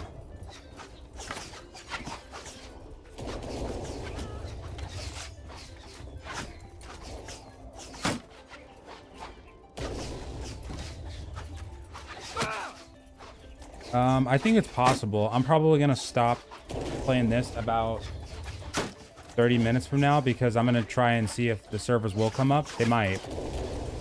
They might come up like, you know, 20, 30 minutes early. It would be really good if they did. So yeah, just in case I would, because not want to be caught by that queue. Oh, son of a bastard. I shouldn't be that reckless. I normally stay behind the troops anyway. But I should probably grab a couple towers. For some reason, I just really wanted to pop that guy, though. What's up, Dustin?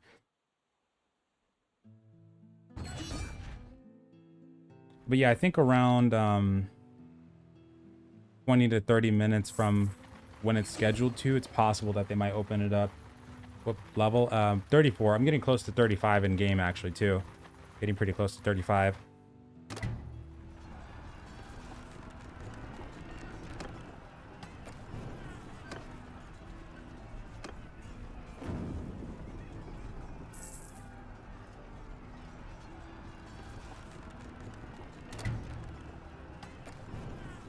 Get one tower. Oh, they're sieging... They're sieging... Jaw over there? That's not good. Alright. Get this back quick then.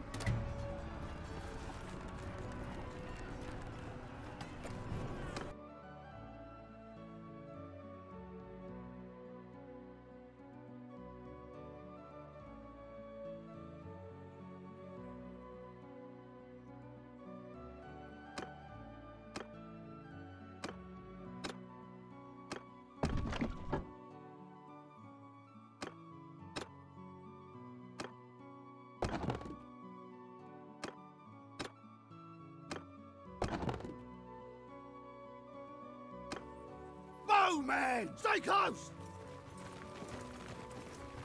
Bows! Follow me! Bowman on my flank! Okay. Put the siege tower on that side. This way. This area over here should be pretty open, so we can start firing on these guys, pelting them pretty hard, and get a decent group of people up the ladders. Do the siege how I normally do.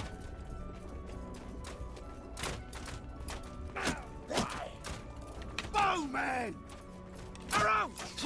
Yeah, for the group farming areas, like for elite zones, like if somebody has an ice gauntlet or, you know, fire staff and is casting a lot of AoE, mostly the ice gauntlet, because I think it's doing a little bit better right now, except for the fire. Actually, the fireball is pretty good still, and the fire staff, never mind. But unless somebody has that, or you have multiple people with that, and you gather a bunch of them up at once and can get a good rotation, yeah, it doesn't seem to be that good for the XP, but weapon XP though is pretty solid. Because just the night before the war for Windsward, we went over there for a couple of hours, and I was able to go from like level 2 sword skill to level 11, and that was pretty good. That was really good.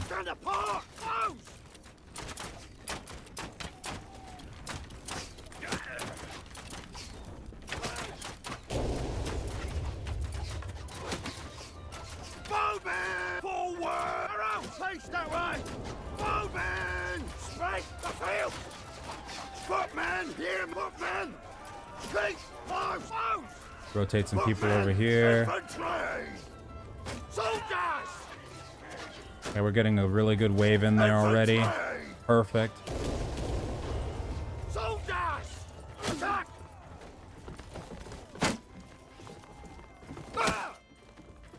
Footman! I'll lead! Come here, come here, come here. So what we want to do here, just for this, you know, this siege, is we're gonna gather a big group up on top on this wall, and we're gonna go all together as just one big blob. Soldier! Follow me! Come back here to me, please and thank you. Soldier! Keep close!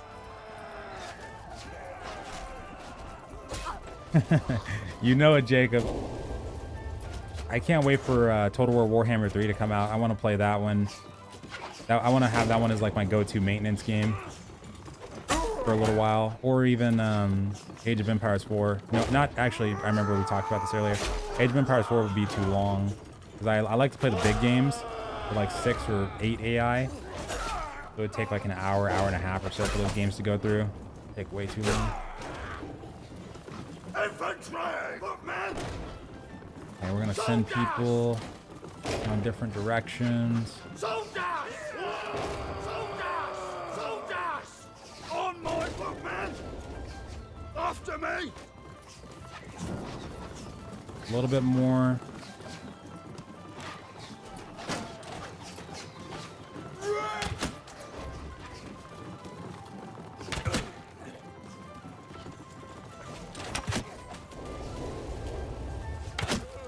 Hello.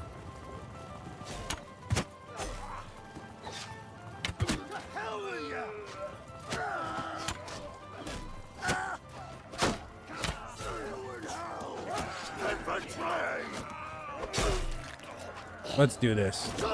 Over there is where we need to go.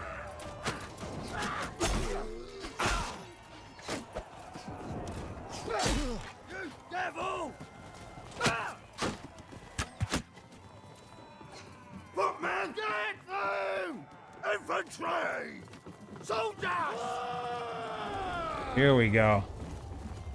Better, better, better, better. I want at least one of these blobs sticking with me at all times.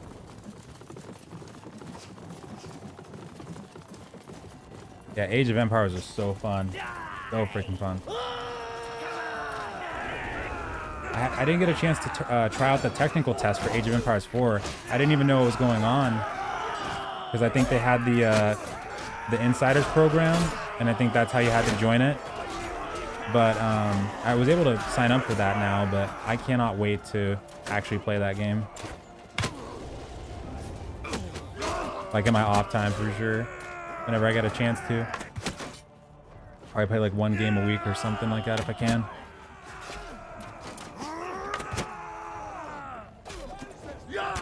I see you peeking, looking at me.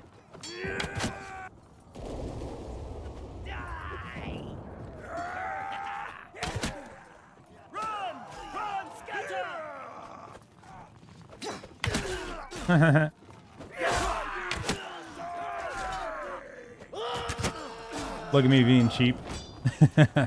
Nice. All right. Good stuff. Oh.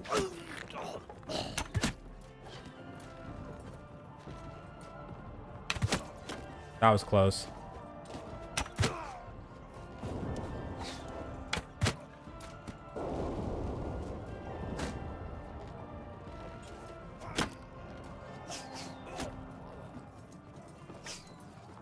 Horses! Get 'em hell! Cavalry! Nice, nice. We're flooding. We're flooding in. That's what I like to see. Footmen! Stay close! Horses! With me!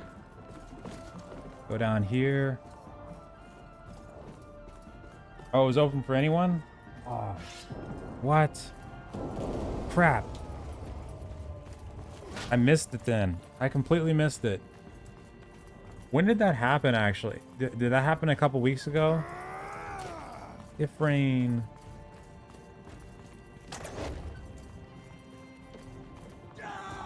What's this game? Oh, this is Mountain Blade Bannerlord. It's one of my favorite sandboxes. Mountain Blade games. It's like my childhood right here. Mountain Blade games. Mountain Blade, Total War, Age of Empires. Love those kinds of games. Age of Mythology was one of my favorite.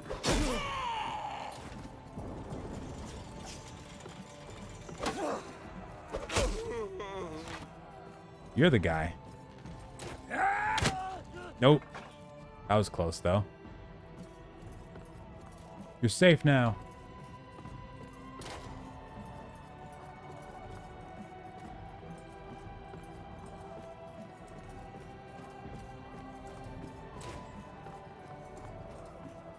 Cavalry! Soldier! Stay close!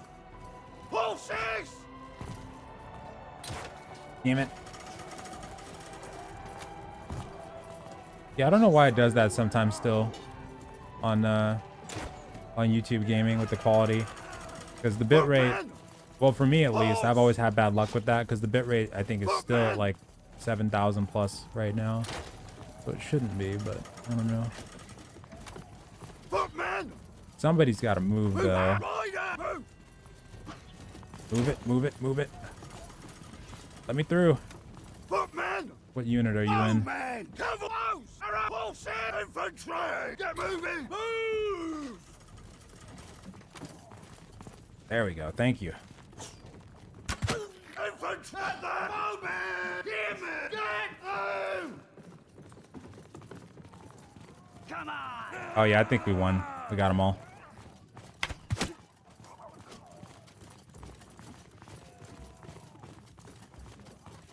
Come on! Look at all these bodies.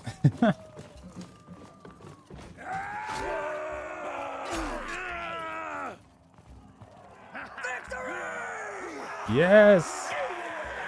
Take our town back. Holy crap.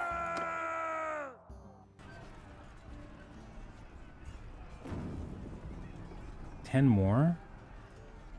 Oh! They added the keep. They added keep battles. When did this happen? This was supposed to be in, I thought, like, at launch for Bannerlord. Oh, nice.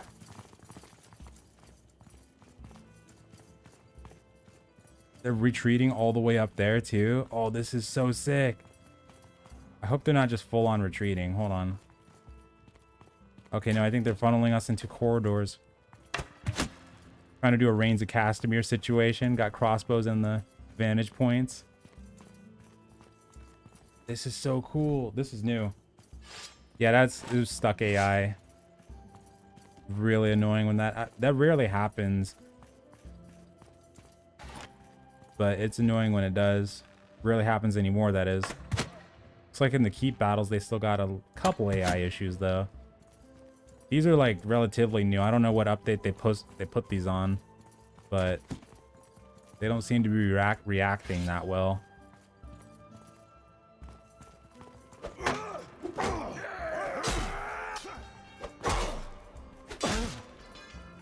You guys want to fight or what?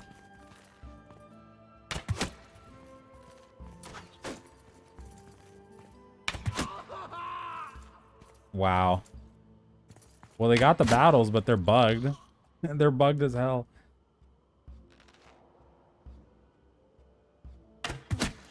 Okay.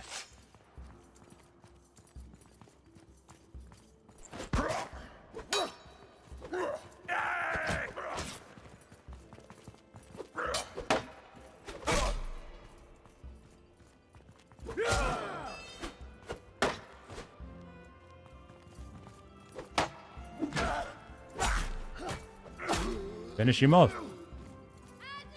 Well, that was pretty cool though. Like seeing this battle for the first time. This keep battle, I like it. Oh yeah.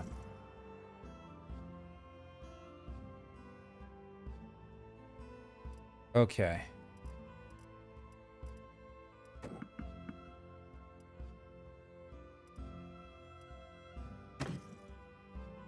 Got about 50 minutes left. I'm gonna go ahead and head back into the menu.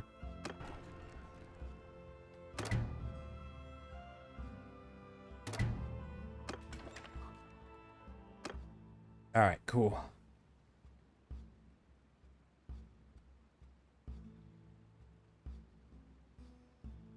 Let's get back into the new world menu.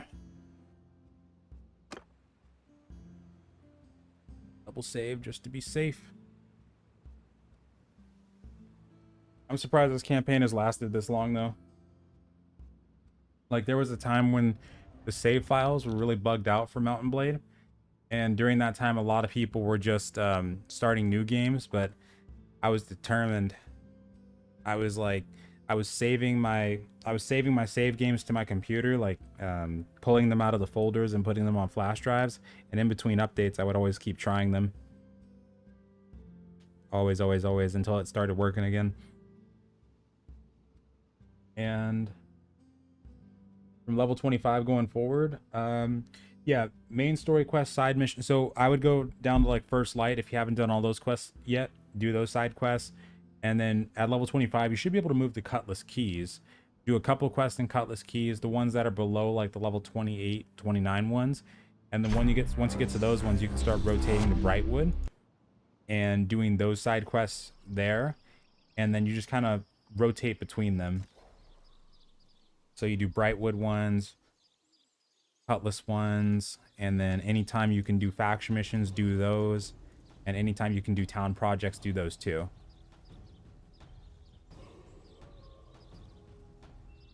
I don't know why it still says my character's 25. We're 34 right now, but character screen bugs out sometimes.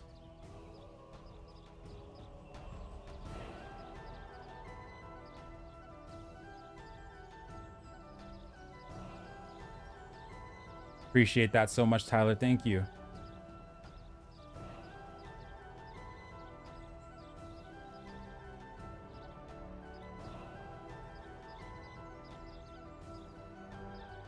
Those queues are still pretty gnarly. Jotunheim, US East. I bet they got at least a 3K queue on Valhalla right now. Wait, really? Tritonis. Who's on Tritonis? They got a higher one than Valhalla. Could you imagine if our progress did get wiped though? Like at some point during this launch? That would suck so much. Oh my god. I still don't know why the Twitch connection button is not showing up in the top right for my client. I might have to reinstall the game later because I've been trying to reconnect Twitch because my drops aren't working properly. Like when I get in game, they're not applying to my character, even though my account should be connected. Really weird. Maybe after since I ticked that setting, when I get in game, maybe it'll work. Possibly.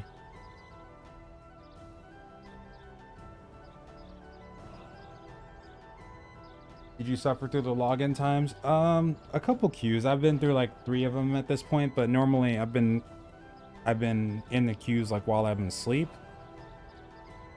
And I haven't been hit with the queue like in the middle of the day. Today might be that day though, because the maintenance is going to be done in about 45 minutes. Or about 40 minutes. Unless it opens up sooner. So there's a chance that we might get into the queue this time.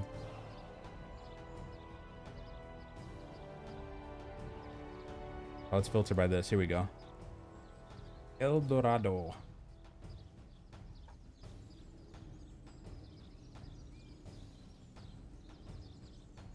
It's not connecting for you too? Yeah, okay. Yeah, I don't know why it's doing that. That's weird. Because I should have the golden rage armor and the I think it's the verdant trapper one, but those aren't applying. On the New World site. Oh, actually, well, is it on there? You can do that on there? I haven't actually logged into the New World site in like ages. Wait. On the official New World site, right?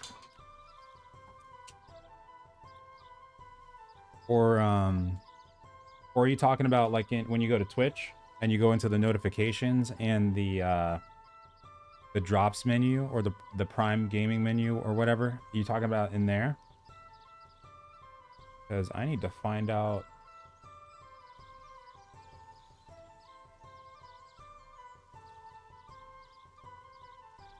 Find out what you're talking about so I can connect it there too.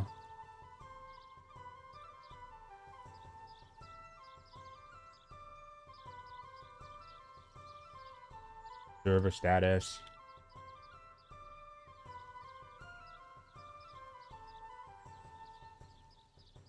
You can link from the game menu. Yeah, like the Endgame menu, because up here in the top right, the button that normally shows up isn't there anymore. I did have it connected, but the drops still weren't applying in game. But if there's a way to do it outside of the game, then I need to find that, because I'm drawing a blank on how we go about doing that.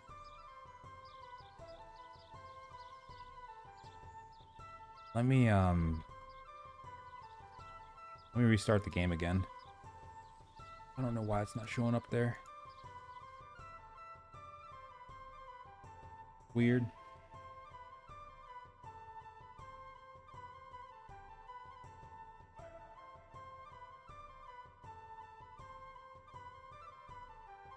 The Twitch on the game, I think that's for Steam integration. Well, there was a, like, let me see if I can find a picture of it. Because there's always a button up in the top right, and that's how I was connecting it to the end game. Wait, hold on. Where is it? Scale for my pictures. Main menu. Yeah, like right here. In the top right, normally there'd be a button there, and that's how I was doing it.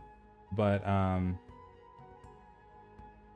go back a screen before you select character. Hold on. Oh, on the left side. Wait, okay. I think I know what you're talking about. Hold on. It's normally right here, but are you talking about on this side?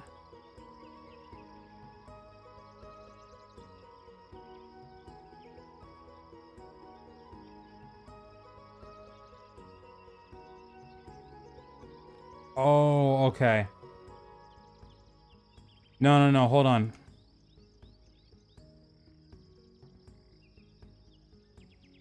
Because when I clicked on... Okay, so when I clicked on this vine spun one, it brought me to this page, right? But I see a thing right here where I can sign in with Twitch. And it did bring me to an authorized screen. So let me try that. That'll do it. That'll do it. I think that'll do it. Nice. Okay, thank you. And then okay, I do see an option to sign in with Steam. Let me do that. That's what it is. How much time left for the maintenance? Should be about, yeah, 35 minutes. Ugh, gotta remember my freaking password because I keep changing it. Sometimes I change it for my Steam account. Don't remember what I had. Oh, I think I know. Okay, that's how you guys did. Okay, gotcha. Or how some of you did it. Okay. All right, cool. I got my code. Roger that. That's gonna make things so much easier. Okay, so once I get in game, then I should have all my stuff then. Thank goodness. Email did I have this on?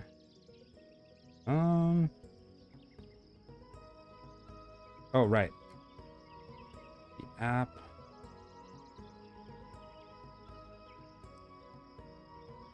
Sweet. Thank you guys so much though.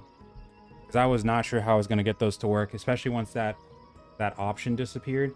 Because I thought I'd have to reconnect it, but then when I saw that it wasn't there anymore, I was thinking maybe then I wouldn't be able to do it for right now. Okay, and then activate drops. Nice. Okay, it's there.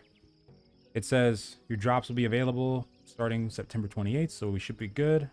Sweet. What are the drops? So right now, like the only drops that we have is like the Vine Spun weapon skin, and if you were watching Twitch streams during the beta, like the closed beta, and I believe during the open beta they had one, you were able to get like the Golden Rage cosmetic skin and the Verdant Trapper for, I think that was the Gamescom event. So yeah, those are just cosmetics. They only have cosmetics Twitch drops right now. But if you're a Prime Gaming member, and actually I found this link earlier, hold on. Let me open up Discord really quick so I can pull this up and show you how long you're thinking of streaming. At least about another 3.5 hours or so, 3.5, 4 hours. I do have to run a errand later tonight, but that won't be for a little while. Here we go. So they do have their own page for Prime Gaming for New World. So I found this earlier. So down here, we actually have the Prime, the first pack that's available, the Pirate Pack, that you can already claim right now once you go to this page. And then you have this pack that's going to be available later on. Oh no, sorry, I claimed the Pirate Pack, so it's not showing up. We have a Pirate Pack that's available right now. This one's going to be available on October 12th. This one's going to be available on October 26th, November 9th, November 23rd. And it says Robin Hood. I gotta get that. I love Robin Hood. So I've claimed this one already. So this is the first one. But hell yeah, though. I want to see Robin Hood so bad. So freaking bad. I'm down for that. So if you, and I think you find it through, so when you go to Twitch and you go to, where did I find it? Yeah, you click in the top right where your account icon is, and then you go to where did I go? I think I might have gone to drops, or I think I went somewhere else actually, and I found it. Oh yeah, it's right here. So when you're at Twitch, you click up here, Prime Loot, and then right down here. So it's Pirate Pack, New World. You click on that, it'll take you to the page, and then you can connect your game account or whatever and get it there. It should give you a decent chunk of marks of honor too, or marks, whatever the marks are called, the cash app currency. But yeah, these are the ones I have so far. I'm still working on I gotta go back and watch somebody for like 4 more hours so I can get these two. But I got the Verdant Trapper, the Golden Rage. So those ones should show up later on once we get back in.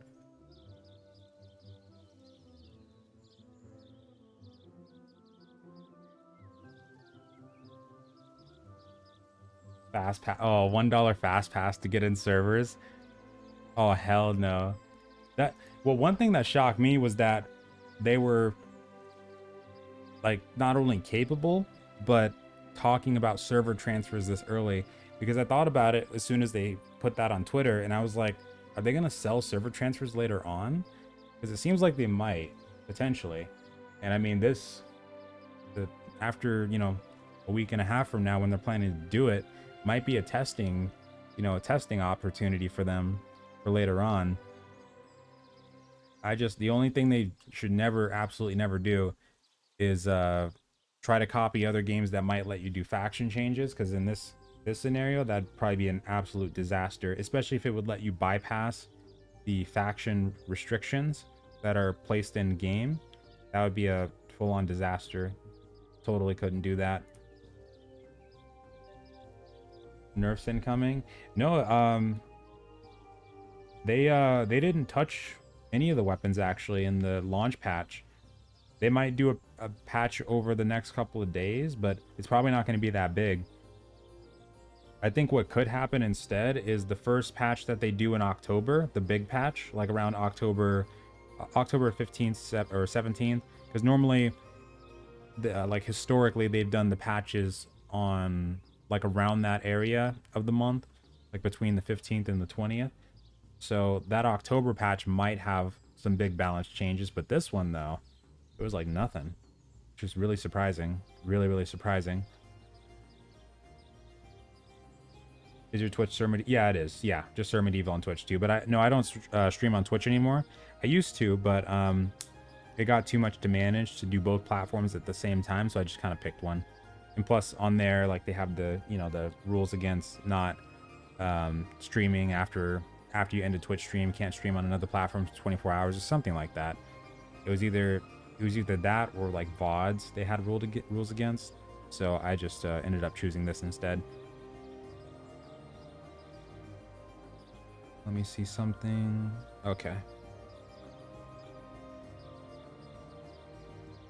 But yeah, they're probably not going to touch it until we hit max level. Like at this point, because in the next like 4 days or so, that's when we're going to probably start seeing 60s. Hell, even the next 2 or 3 days, really. We're getting close. We're already getting close. I mean, on other servers, they're definitely going to have 60s in the next like 3 or 4 days probably. And then us will probably be at least 50 plus by then. We're about 30 minutes out now before they come back up, but they might come back up early. I hope they come back up early.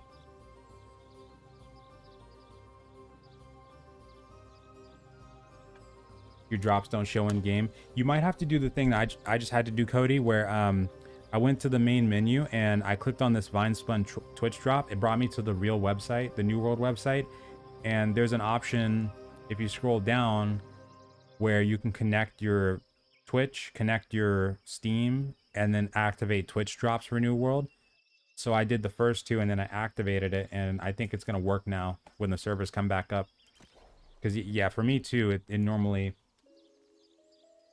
doesn't show up. So not, yeah. See, that's why I was surprised that they didn't. And not only did they not touch the weapons, but they didn't touch the leveling experience either. Because even in the open beta, we already had people reaching like 50 plus by the time the open beta was done. So it's gonna be, yeah, next couple days probably we're gonna see some 60s for sure. Paladin build still viable? Oh yeah, absolutely. We were using it in the previous war, and we were using it in other scenarios too, and yeah, it works just fine still. Works just fine, absolutely. And I know that war was amazing. Like, holy crap, that was so intense. I was talking about it earlier, like we were fighting so hard, but they were defending super hard too. Like I was saying, I felt like if we didn't cap B, that they might have been able to hold us off there, because they had everybody there and those cannons were bearing down on us so hard. It was tough.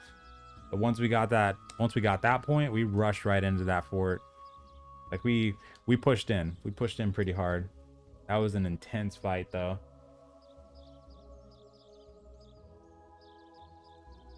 And yeah, it's a good point. Yeah, early on it doesn't feel as good as it did like in the closed beta, but yeah, once you get to the 25, 30 plus stage, it starts to feel good again. Come on, servers, let's go. And yeah, still Paladin Sword and Shield. Yeah, absolutely. Paladin Sword, Shield, Lifestaff, and you can do greataxe Lifestaff if you want to, or Warhammer Lifestaff. It's not going to do as much damage as it did before, like during the closed beta, for instance, when it was super crazy. But you can still do it though. I've been doing that just to level up, and I've just been leveling sword and shield on the side, and it's been just fine. And what's my build and level? Right now I'm level 34, getting really close to 35. And for the build, it's the paladin build. So sword and shield lifestaff is the main build that I run. And while I'm leveling up, I've been using greataxe lifestaff as well.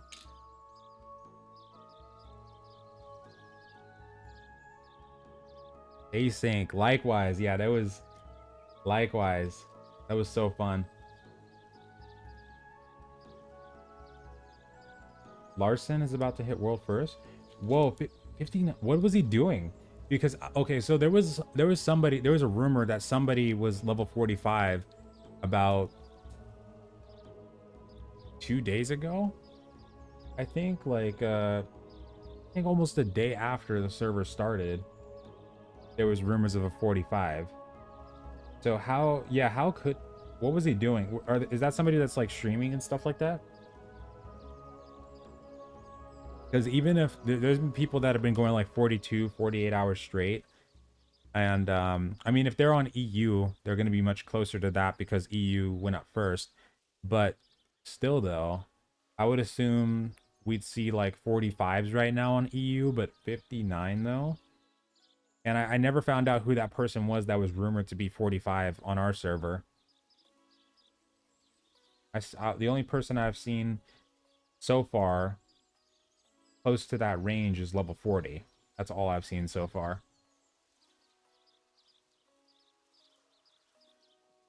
Town projects? Wait.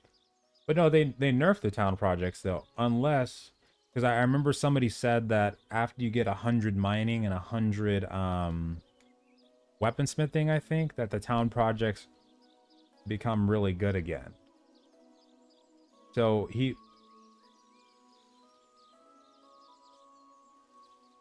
there's no way.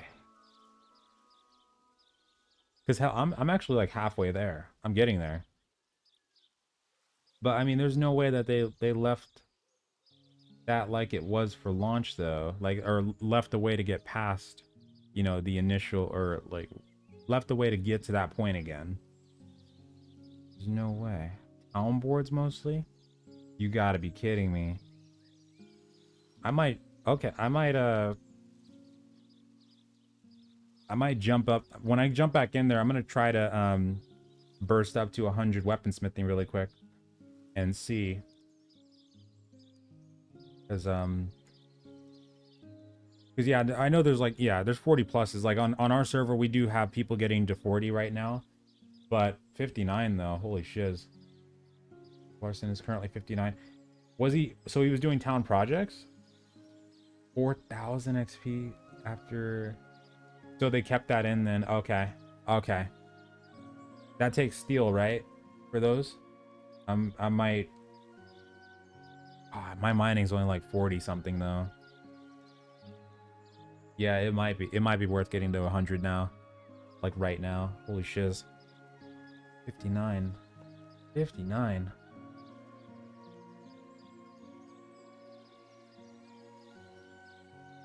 Okay.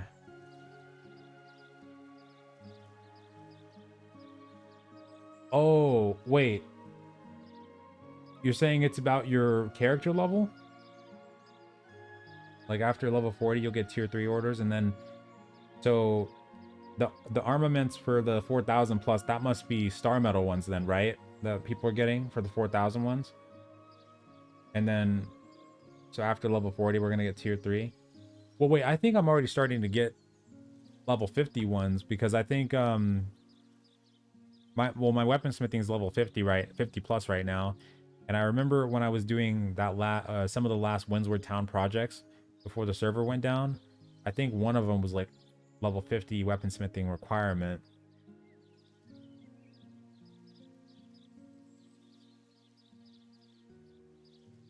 I'm actually shocked though that they didn't touch the leveling experience. I meant to say that earlier. Like the balance changes is one thing, but they've been working so hard, or they were working so hard for a long time there to try to slow down the leveling experience as much as possible. And so like leading up to this, it seemed like they were just gonna drop this big patch and slow it down a huge amount. Like they nerfed XP, like mob farming XP. They nerfed corrupted breaches multiple times on the mob farming too. And you know, they were periodically nerfing faction missions and all this other stuff. And town projects, when people started, you know, figuring that out, it seemed like they were dead set on getting that in the right place. So I was super surprised that this is even a thing, actually. Wow. Because I saw somebody talking about that before during the open beta, I think, how you could still get those really good town projects after like 100 weaponsmithing. But I thought they would fix that at least, though. That's interesting. Or I thought that was like secretly fixed. You know what? Because during the closed beta, somebody showed me there's spots on the map that have a really, really, really high respawn timer for animals, because they made a change. I think it was in the closed beta, where in the starting zones, like the animal, or the resources rather, they respawn faster than everywhere else, or they were supposed to respawn faster. And there was a spot in Monarch's Bluff actually where there was these pumas, and these things were respawning like constantly. I think you only need like 25 skinning, and you could skin the crap out of these, get like thousands of raw hides like it's nothing. I might have to check that out. I wouldn't be surprised if people are still using that. I don't think that many people knew about places like that, because like over at First Light, there's a herb spot, or I think it's herbs. It's either herb or hemp. I think it's hemp actually, where it's like that too. It's just like constantly respawning over and over again. But I wonder if I'm wondering if Amazon considers that like an exploit then, because if the town project thing is still going and people are just, you know, spamming that, then that's probably considered fair game. But I wonder if they care about spawns like that though. Got reported on the official forum that instant respawning high level bears in a barricade. Really? I wonder if that's the Brightwood bears. The link spot. It really it is? Oh my god. No freaking way. Where did you see where that bear spot was? So I wonder if they've even actually rolled anybody back yet then, because that's what they said they were gonna do, right? If they saw people doing stuff like that, they'd roll them back, but I don't know if they have actually, or if they will. Maybe they can't even detect some of them, really. I mean, I feel like they got a pretty good logging. I would imagine they got a pretty good logging system, but it might take a while before they're even able to notice. But I wonder if they do notice it, if they're gonna roll anybody back though. That's crazy. Yeah, I didn't know there was any other spots like that actually. I'm kind of curious about that too. Honestly though, I mean, if there's people that are already like close to 59, then I want to step it up. I want to step it up personally. I might jump into these town projects, especially since we're getting close to 35. This would be a decent time to do it.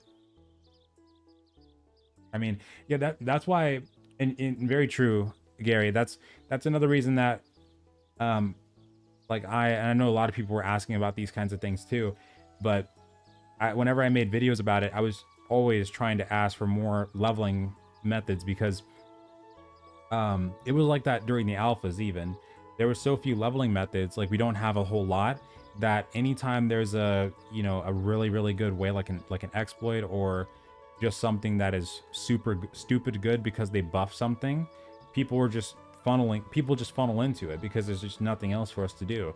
Like when they introduced the ability for territory standing levels to give us experience, when they first introduced that, I remember that everybody started funneling into corrupted breaches, because we were getting like 3,000, 7,000 experience per territory standing level, and as we got higher, it was racking up even more.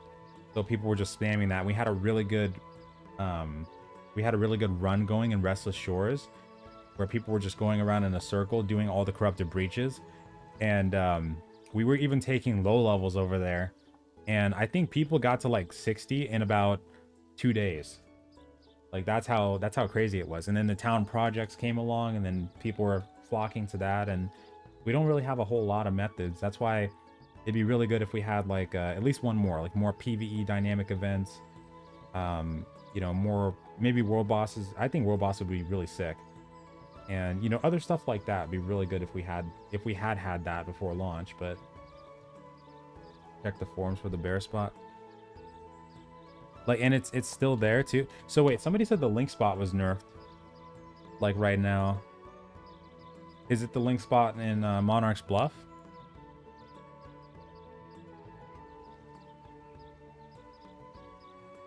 Or another one. Weaver's Breaches.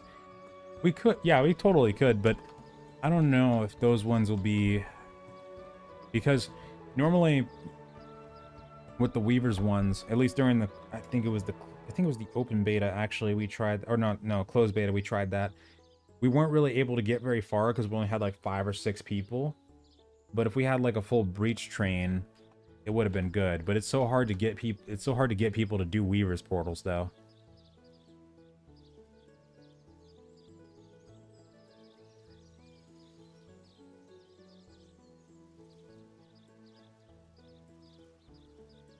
Oh, here it is.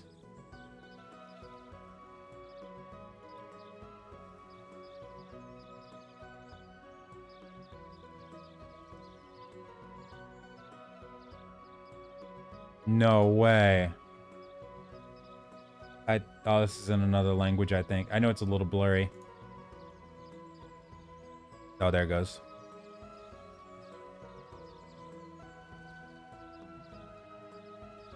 Dude, what the shit? Can you show your skill tree? Yeah, as soon as we get back in game, absolutely. What the shit? What am I looking at? Are they even skinning the bears? Oh my god, it's laggy. How much? I wonder how much XP they're getting.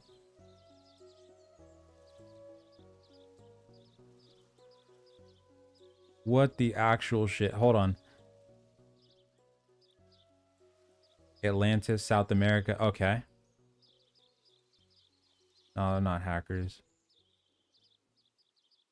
50 to 100 XP from this exploit, killing every bear. That's not even that much, but if you're killing them like that much, holy shit. Yeah, it's probably Monarch's Blood. Like, because like I said, they had increased the bear's level's 25. So yeah, they had increased the spawn rate of like resources and stuff in the starting areas. So like somebody had told me about that link spot in Monarchs, and I'd gone over there, and he wasn't kidding. Like I was able to get in closed beta, I was able to get like 1,000 rawhide in about 20 minutes. It was crazy farm. But this though is ridiculous. There's probably people using this too. What the weapon XP is on that, I would imagine not as much, because with the weapon XP, I know, at least I'm pretty sure, the more hits you get on the mob, the more weapon XP you'd get. If you get like 1 or 2 hits, it's not going to be as much as if you get like 7 hits. So I'm imagining not as much, because they're killing it so damn fast. Oh, look at that guy, he's taunting him. He's like, report me, bitch. At least I'm assuming that's what he's talking about. I can't train. I don't know what language that is, but I'm assuming he's talking like that. Wow. What the hell? I don't know what spot this is though, because let me put this into translate. It's in another language. Hold on. So we need to look at the text at the top here. Let me go back to the very beginning.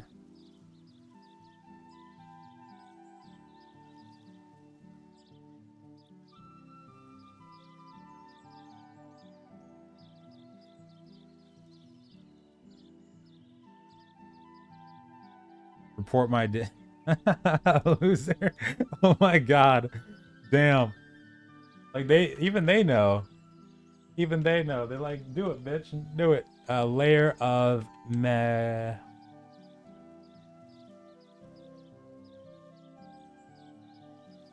Magnetite? Oh, is it Portuguese? This is in Windsward? Okay, hold on. Well, the first part appears to be lair. And then I'm getting magnetite for the next part. Hold on. Windsward.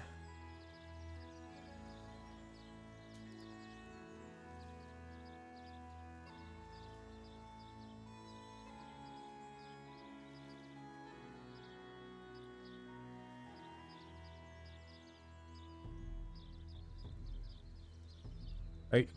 Oh wait, it's not. I thought that bear cave only had one, like the one that's south of Windsward. Portuguese. Oh, okay, gotcha. Okay, gotcha. We got what, 10 minutes left? Oh yeah, actually, yeah, we do. We don't have much longer. I'm gonna keep refreshing periodically. We should be okay, I think. But I want to find out where this is though. Hold on.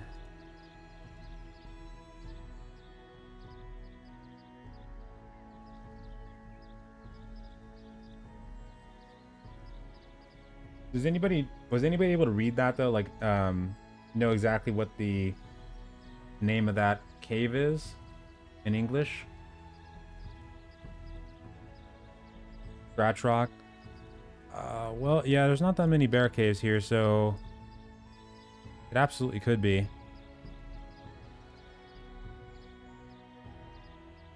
But I thought there was only one bear that spawned in there.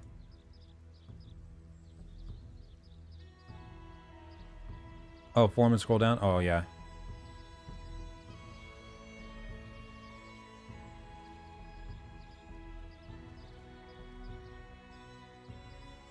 Is that...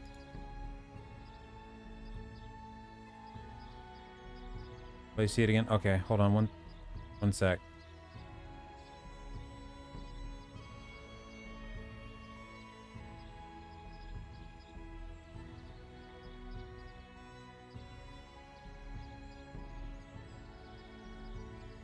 Oh, it's monarchs.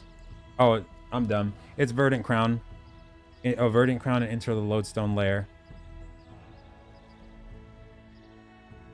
They're saying it's monarchs.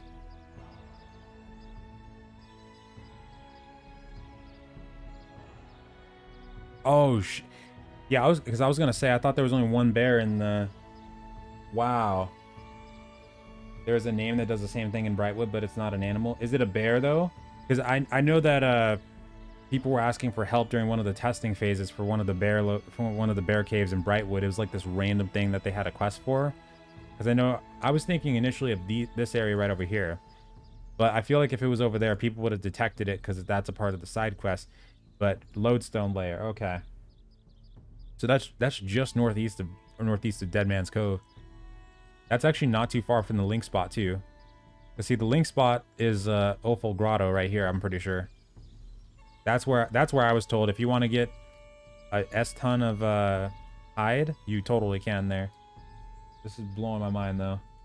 So if that's a thing, then 100% I wouldn't be surprised if there's like an iron spot too, if there's like an iron ore spot.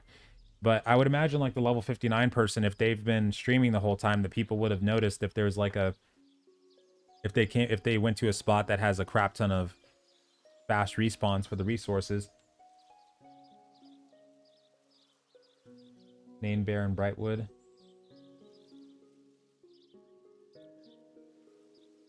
Yeah, that one I remember. I don't know exactly where that is though, but is that one respawning a crap ton too?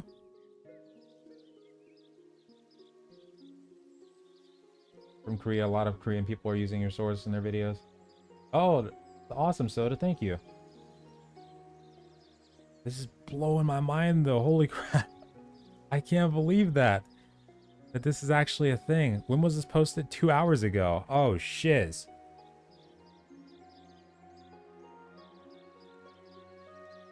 Look at how much hide that is. And they're not even skinning that, I don't think. Like, it didn't seem like they, or either they might have been. They might have been, but it didn't seem like they were. But So 50 to 100 weapon XP, or sorry, they said 50 to 100 XP. So they're probably in parties of 5s, I would assume. I wonder how much it would be if it was just one person or a duo or trio. Or they could potentially be in parties of 2 and 3, but they would have to do enough damage to get credit, so I'm assuming it's parties of 5. So 50 to 100 XP with parties of 5, that sounds pretty solid. For how fast that's going. Like that's disgusting. Holy crap. We're going I mean, like I don't know what Amazon's gonna do about this stuff. I don't know if I'd go here. This one seems like next level. I feel like this one would be under that bracket for sure. I feel like the link spot might just be scratching the surface, and then this one is like yard diving over the line. This is pretty nuts. It's up. Okay. Oh shit. Hold on. Are we up?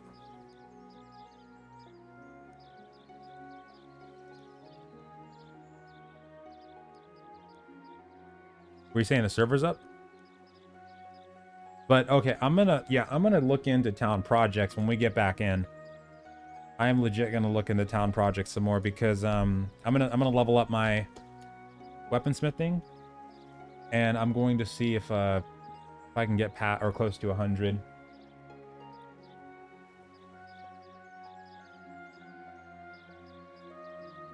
If they, yeah, they said, yeah, exactly. They said that people would get rolled back, so I want to see it actually happen though, because they oh, it's not a, oh dang it.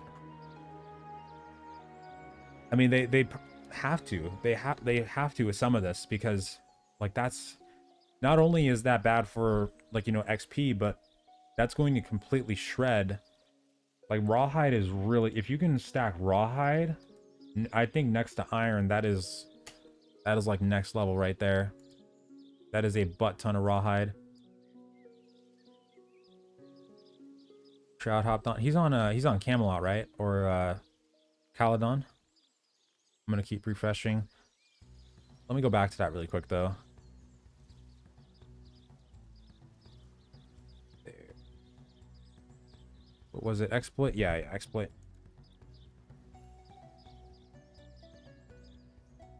There's a download patch. Oh wait, let me make sure. Oh yeah, we're good. We're good. We did that earlier. We're good. We're good. Holy shiz though.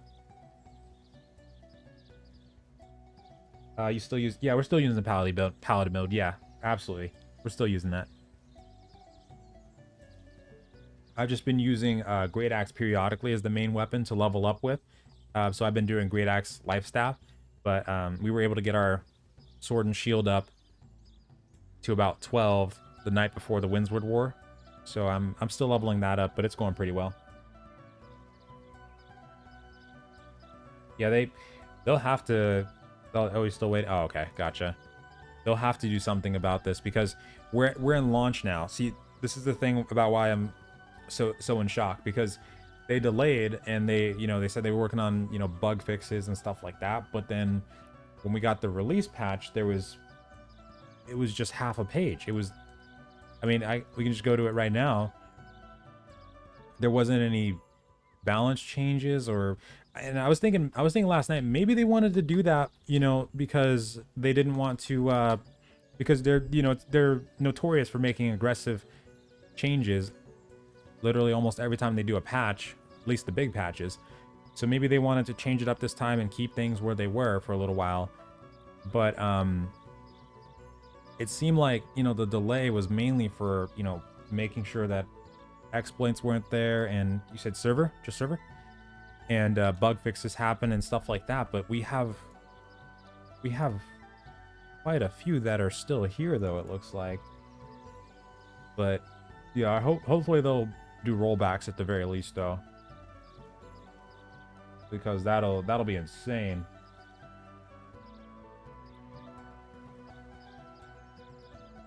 In Brightwood, that respawn is fast.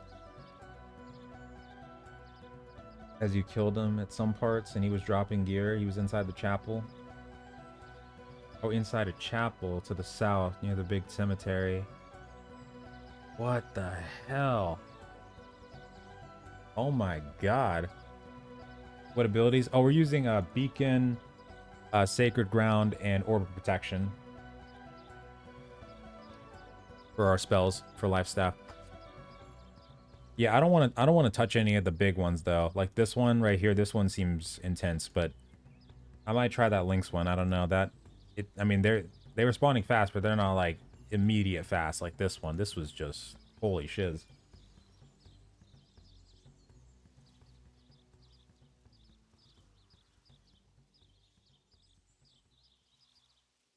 How would they know? Yeah, they should have a logging system for detecting stuff like this. But the thing about this one right here, it's up. Oh shit. Okay, hold on.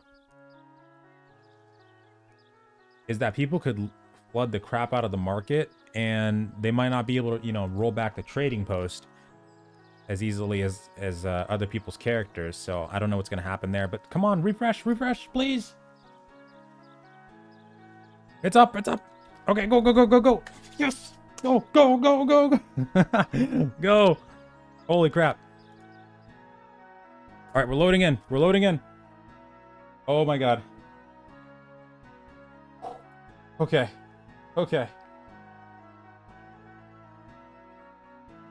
Yes, we're in. Right back in. Hell yeah. Holy smokes. Okay, hopefully everybody can get in. To be honest, I'm just in shock too, because like there's not a lot of people doing that on this server for sure, because I know a lot of Covenant players, they've been, you know, just out and about farming. I haven't really seen a lot of high level players just standing next to the town projects board the whole time. But I also didn't think to try it again.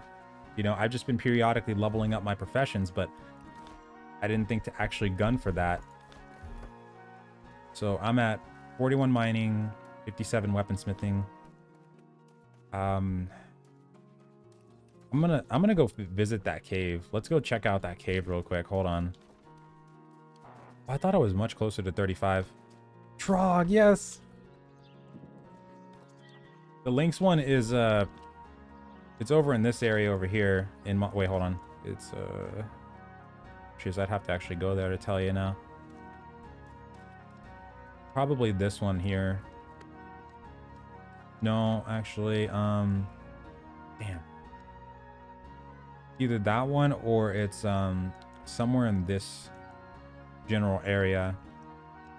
But you can't miss it though. If you go up and down this area, you'll find it. It's just a Lynx cave. But somebody said earlier, I think said earlier that it might have been nerfed. That bear one still seems to be in effect though. I'm probably gonna check out that bear cave. I want to see if anybody's over there, and then also if nobody's over there, I want to see if it's still working, like right now. It probably is, but I want to see how much XP we'd get for like killing a bear just by ourselves at this level. That was lodestone, right?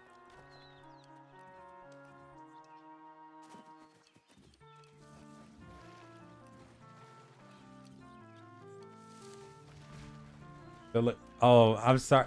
No, I don't think it'll flood. I think the bear. No, I think you're okay. I think you're good, Cody. I'm sorry, I forgot about that though. But I think people are gonna flock towards that bear one though, for sure. I think there's gonna be a lot of people that are gonna say, I don't give a shit, I'm going to the bear one, because that is an insane respawn time in comparison, and the amount of rawhide that those guilds must be getting, I could only imagine.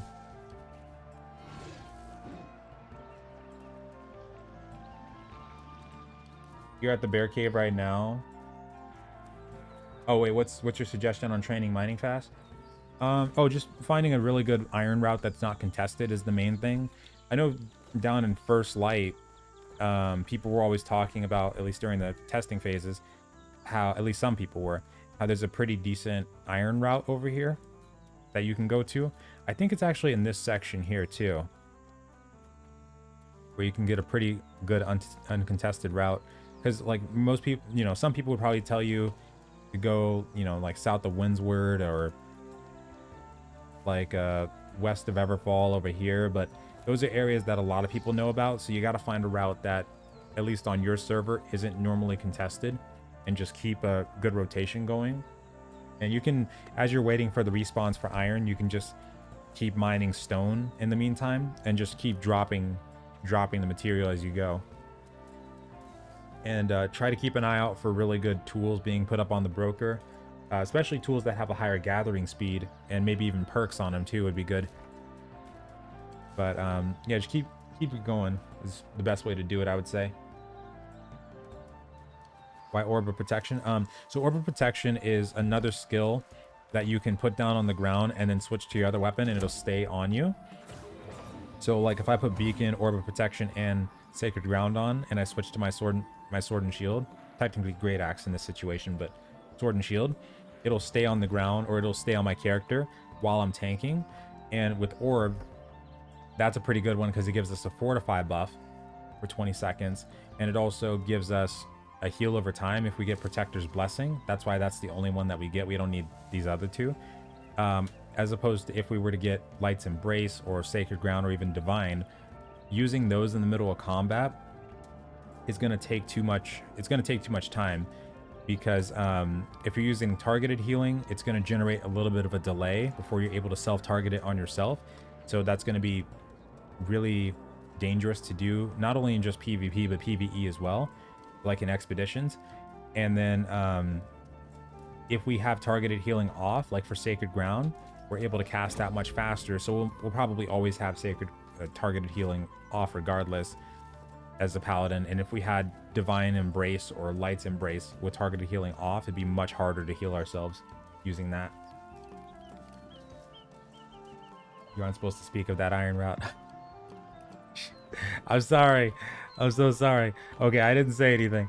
I'm revealing too much today. Too much. Wait, Australian servers are still down? Really?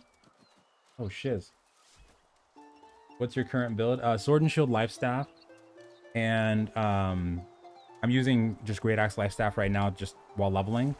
But Sword and Shield Lifestaff is the one that I would normally run with for like tanking and expeditions. And there's a lot of decent weapon combinations you can go with. But if you want to get a decent one for soloing, you can do Hatchet greataxe if you want to.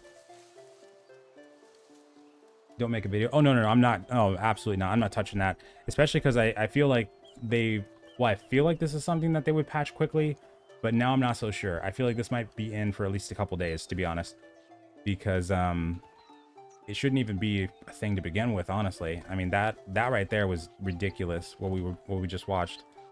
And like during the betas, people were talking about the link spots and stuff like that and how good those were.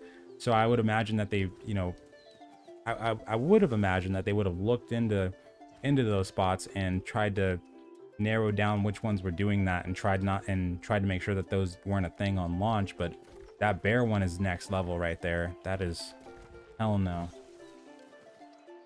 Plus even one group of people over there would probably be enough to lock down the spawns, at least like a group of 30s.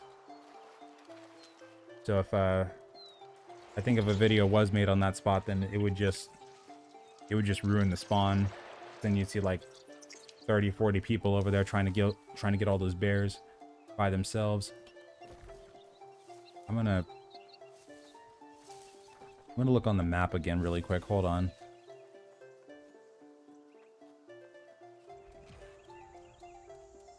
Oh yeah, I need to do Starstone Barrows as well.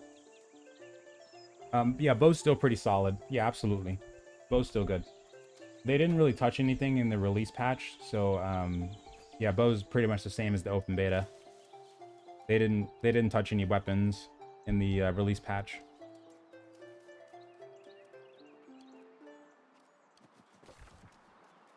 Let me look on the map again, see if I can find out where exactly that was. Ooh, I need those. I think I need those. And, oh, I'm just using the great axe while we're leveling up. But I still have the sword and shield in my inventory, and I'm leveling that periodically as we go. Okay, Monarch's Bluff. Lodestone Lair. Yep. So we're pretty close.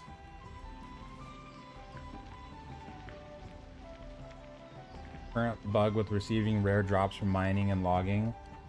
Oh no, it's just it's extremely rare. Yeah, no, All Might, that actually sounds pretty close to how it's always been with the Fey Iron, especially because petrified wood, that's the one for logging. Yeah, they've always notoriously had a really ridiculous drop rate.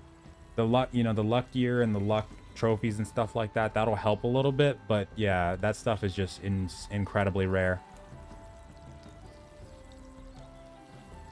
They really should increase the, like, even just ever so slightly increase the rates on those, because yeah, it's pretty nuts on how rare that stuff is. But no, there's no bug. It's just that rare, or no bug that I know of. J Bins. Yeah, right over, literally right over there. Let's go check this out. You all had luck pickaxes too? Oh yeah. Yeah, I know during the during one of the alphas there was somebody who said that he mined about a week straight, and I think the guy still didn't get a Fey Iron. Like, that's insane. My tree for the greataxe? Oh yeah. Yeah, I got Reap, Charge, and Gravity Well right now. And I finally got Bloodlust today, which is good. Oh, nice. Untapped iron. Yeah, I'm thinking the best bet for me right now, I'm gonna try to start leveling up my mining like right now. Like in the meantime while we're doing everything else, because those town projects, if that's really a thing still right now, that's... Oh, nice, Amber. That's insane. I need to get my skinning up too.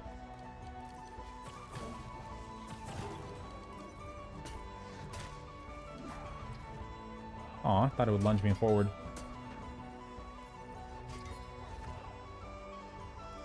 What ability should you use for Hatchet Greataxe? Well, for Hatchet, normally people would use Reaping, what's it called? Barrel Rush, Reaping, a Raging Torrent, and Berserk. But sometimes people use some of the throwing abilities from Hatchet. Me personally, I prefer to use just the melee side. But if you want to get like aim throw in there, then, you know, by all means. But yeah, I normally go with just the melee side on the Hatchet. And then for Greataxe, you could probably just go with what we just said a second ago. At least for if you plan on PvPing, you can go with Gravity Well, Reap, and Charge.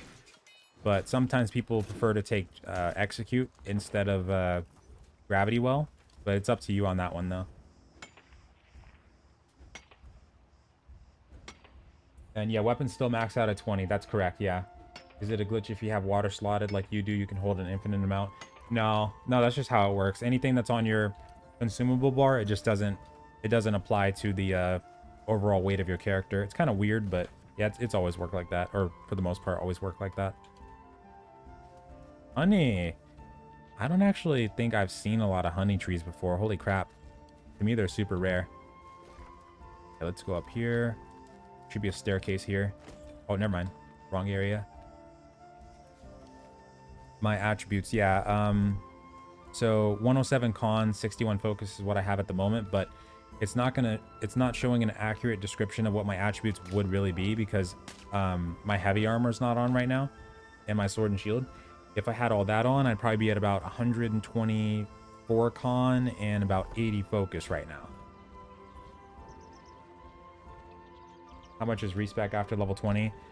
For character level, it just starts costing gold. It starts out pretty cheap, like around, I don't know, 50 gold or so. But when you get to like level 60, it's going to cost 500 gold per respec. This is it, right? Yep.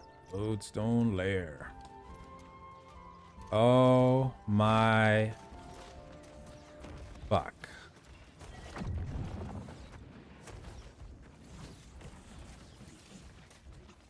Yep. Well, I can see we're late to the party. What's the requirement to skin these? Only 40? Only 40? Bro. Well, that's a lot of... 49 XP. That's an awful lot of people that are gonna have... There's no way. There's no way they're gonna be able to roll back all these fucking people. This is just our server. This is our server. There's no way. There's probably been people that have been farming this the whole time. What the shit? They're gonna have. You might as well roll back everybody at this point. What the? Oh no. Oh no. Bro. No wonder the rawhide market got shredded so fast. Oh, dude. Nah, that. No. No. People are gonna get 200 skinning off of this. Literally 200 skinning. Look, he's going in. All right. I don't know if I can watch this anymore, bro. Where is the? You might as well. You know what? You might as well come join the party. It's just south. It's in southern Monarch's Bluff. What the fuck? I'm gonna leave. I'm gonna go. Let's get out of here. Let's go. Let's go. There's iron over here. Hold on. I wonder if the iron respawns really fast. Oh, that is bad. That is actually really bad. Oh, Lilliput too. That's bad. So come to it's that verdant crown, and it's just right here, lodestone layer. Yeah, I cannot see them rolling back all those people because this is just our server, and there's no telling how many people have been doing this over the past couple of days, like total in all. And on other servers, there's probably, you know, hundreds, if not, there's probably like thousands of people that have been doing this. No. I want to try it, but first I need to get 40 skinning. I don't know what. Even if they roll back the characters, the market's already screwed. It's already screwed. It's right here. It's right here. In Verdant Crown. I would do that at your own risk, though. I'm debating this in my head. I'm blown away right now. Just level up there. Yeah, I know. Ow, stupid bear. The Starstone quest? Is that what you're talking about? I gotta scratch my eye. Wait, time out. Time out.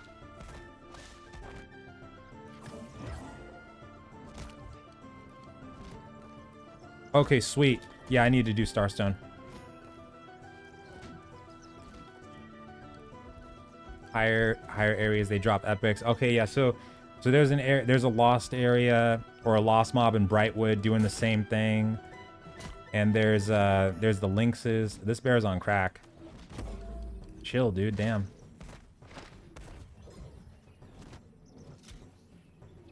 Are their cooldowns instantly refreshing too? Because it seems like it. Damn.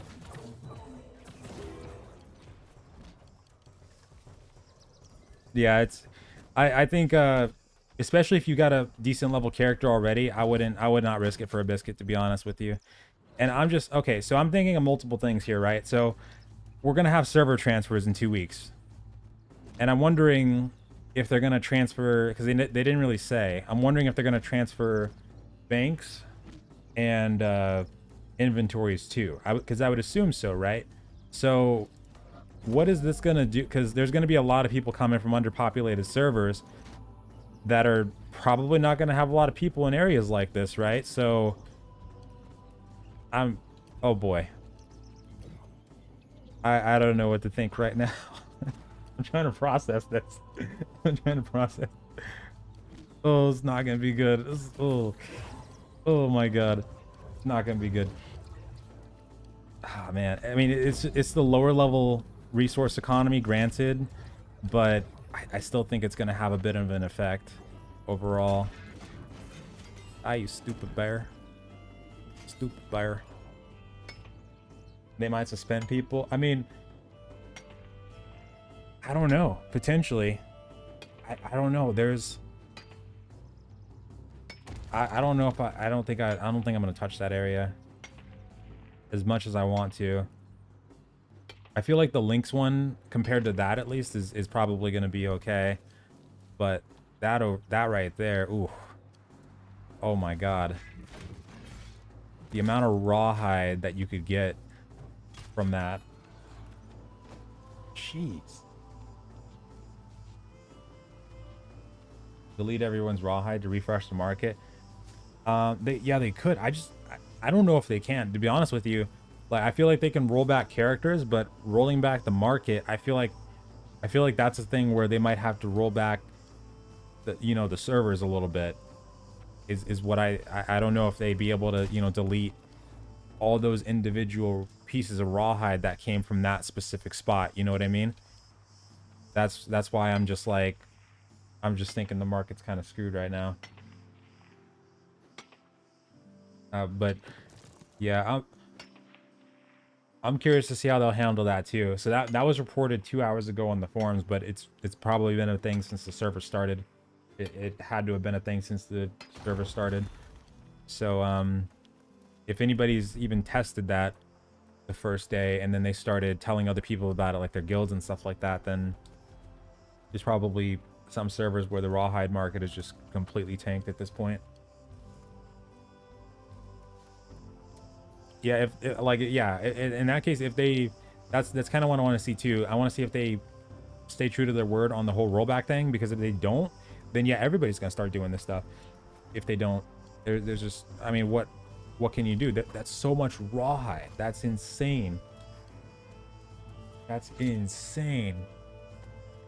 And it's gonna affect not just the character. Ooh, ow! It's not gonna affect just the characters, but the market too. It's gonna screw the market so hard. So freaking hard.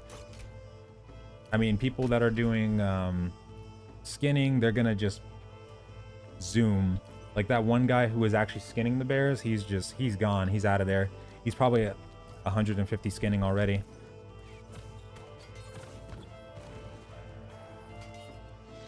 Yeah, honestly, I would be pissed too. Like if I had gotten rolled back for somebody else's issue, but I mean, you know, I'd understand to a degree, because like that's insane what's happening over there. But like at the same time though, why should, you know, yeah, why should other people be punished for, you know, what technically was still left in the game? Because like I would not be surprised if that was happening during the beta. That could have been reported during the beta too, because I'm pretty sure people were reporting the link spots. They had to have been, right? So I would imagine that was happening during the beta too. Yeah, Mick, over in, I mean, at this point, I'm sure, yeah, at this point, not even a point to hiding it. So over in Verdant Crown, just south of Monarch's Bluff, there's an area called Lodestone Lair, just northeast of the shrine. There's insane bear respawns going on in there right now, but I would be careful about going over there just now, because we're not exactly sure about how Amazon is going to handle stuff like this. They said they would roll back characters, but we're not sure what's going to happen here. Oh wait, hold on, I gotta join a voice chat.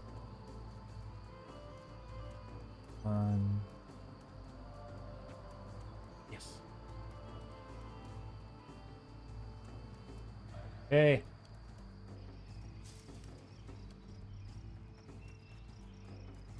Have you guys seen this this bear exploit that's going on? Holy shit. That is insane. No, it's still happening. On our server too. Yeah, because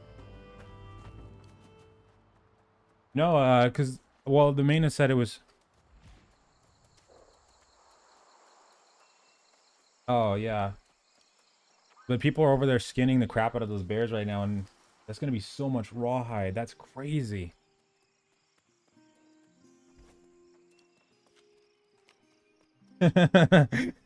Holy shit.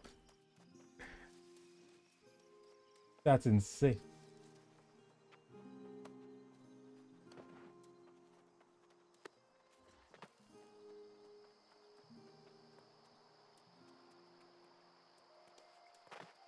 Yeah. Holy crap, yeah. Oh yeah, I use Discord on another computer just because I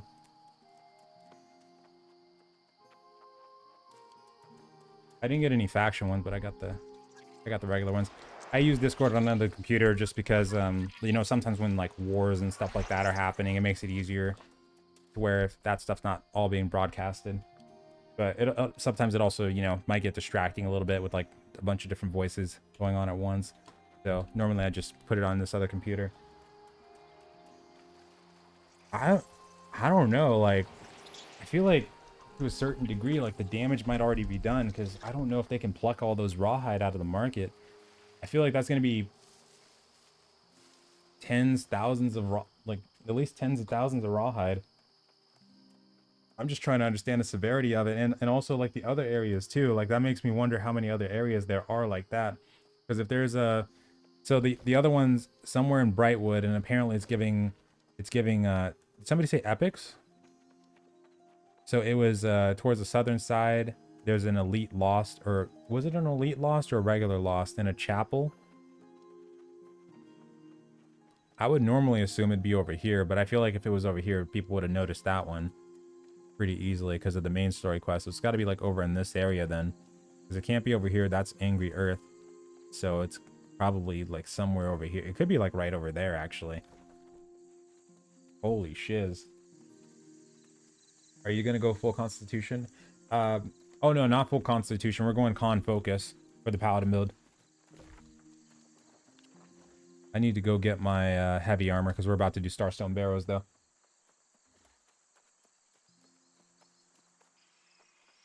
What was the town project glitch you mentioned earlier? So apparently if you get past about 100 mining and 100 weaponsmithing, people are doing town projects right now and getting a, because after that, after you get past that threshold, you're going to start getting higher tier town projects. So they're giving a crap ton of experience right now still when you get past that threshold.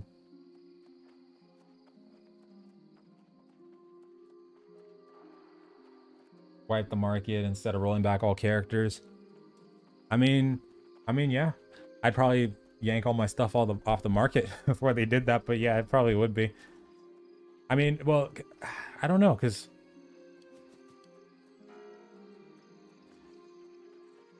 they probably wouldn't. I'd imagine they probably couldn't tell people before they did something like that, because then people would just, pull the rawhide off the market and, do that. But I feel like some of those people might just have them and might just have all that rawhide stockpiled in banks too, because it's not just settlements you can put that stuff into. Like they probably put some of that rawhide in Cutlass because it's not that far from Cutlass.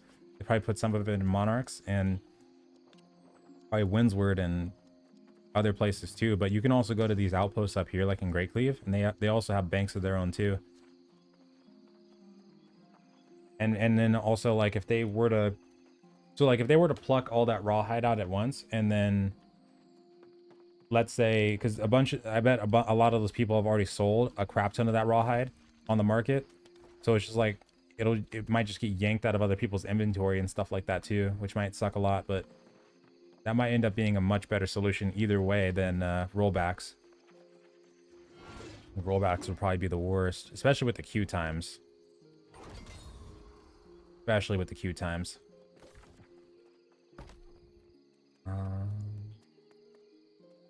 Storage.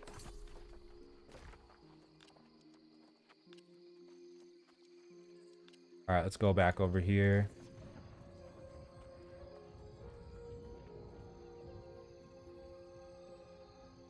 When are you switching to your pally build? Oh, right now actually, because we're about to run Starstone Barrow.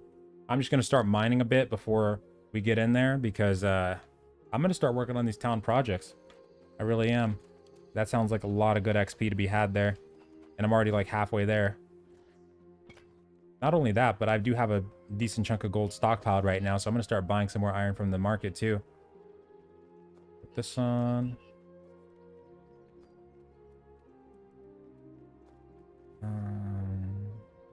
Wait a minute. Where's the pants? Okay, pants.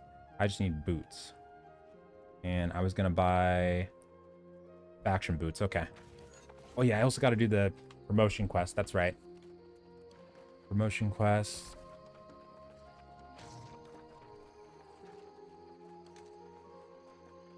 Yeah, like I'm scared for it. I don't know what's gonna happen there.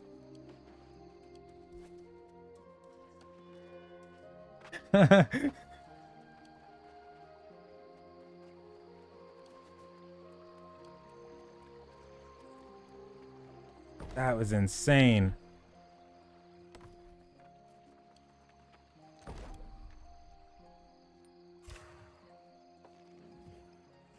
Is it worth it to buy a house? Oh yeah, absolutely.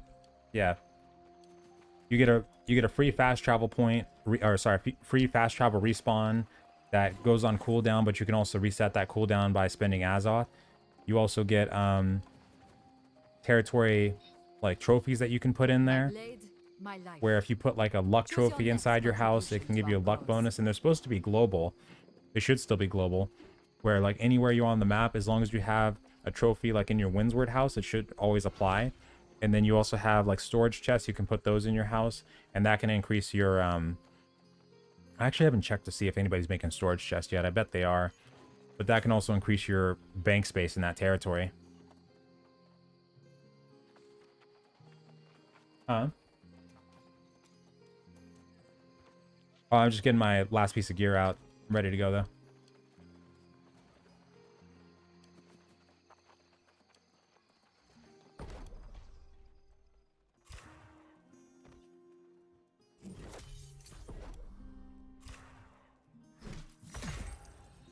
The profession threshold, 100 mining and 100 weaponsmithing for that one.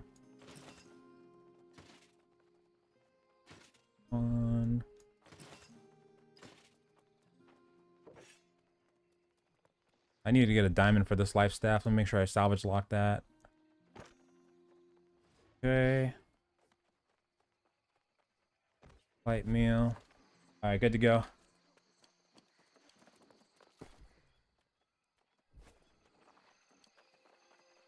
Let me go check the market for iron right now, because I'm going to I mainly just have to get mining up. I'm gonna dismiss all of my Windsward town projects too, because I'm gonna start going strictly for the armament ones.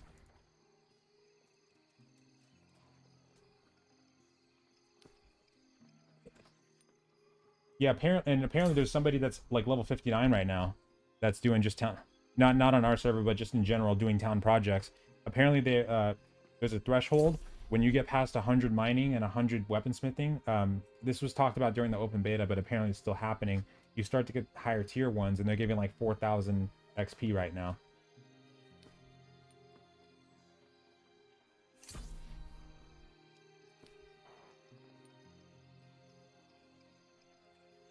Oh, okay. Yeah, yeah.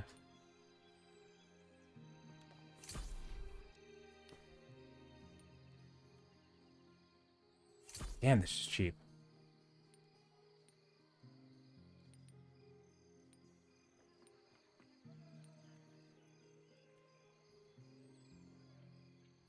Rawhide is the only thing that... Rawhide should be cheaper right now. I feel like the rawhide market is probably going to crash tonight. Or let me check other settlements actually.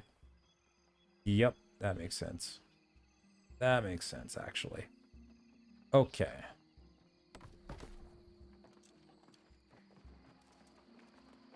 Might go to Monarchs later on.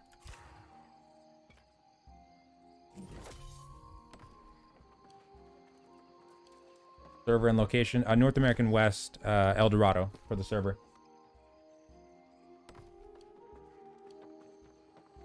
Oh yeah, I'm good to go. It should TP me if you guys start it. Oh, it's too far? Oh, okay.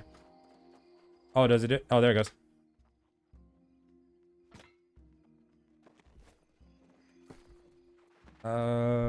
Okay, let's go. Coming in.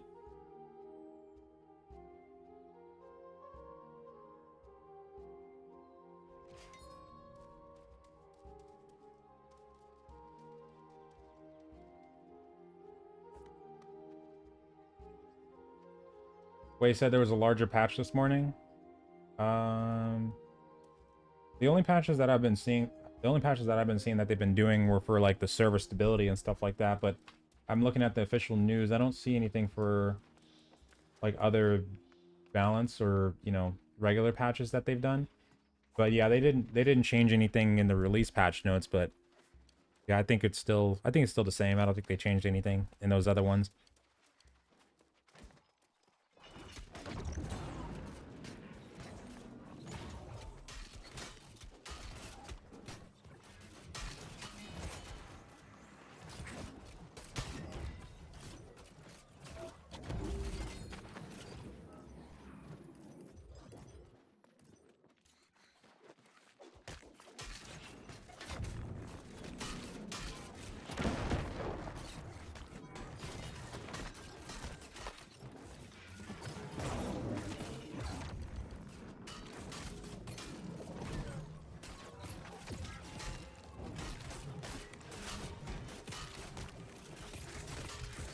Aggro these guys.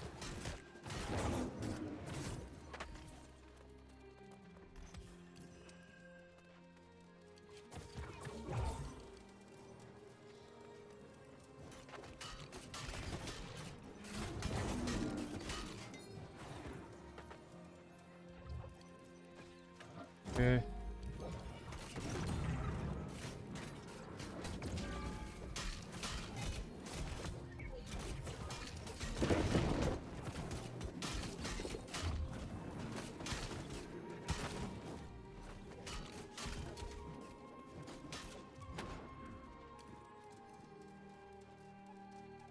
Are you in a company? No, no company. Nuh-uh.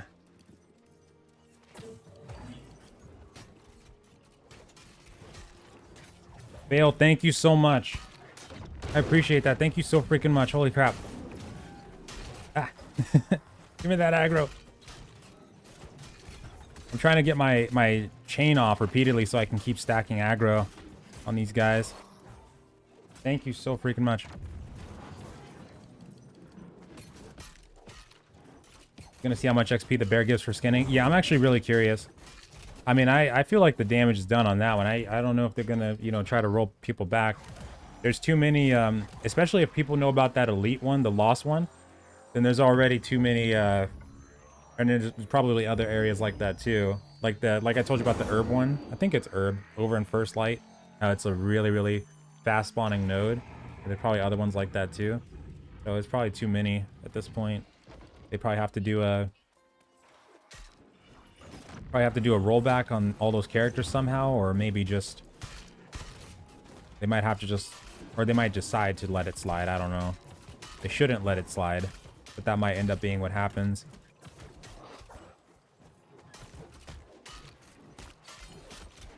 That skinning one though, that's like, that's the most dangerous one, I think, probably. I mean, because that's gonna shoot some people up in skinning like crazy amounts. Not just skinning, but the leather refining and the other professions too. Because for me at least, I know rawhide and just leather in general is usually like the hardest one to get out of all of them. Aside from like the metal.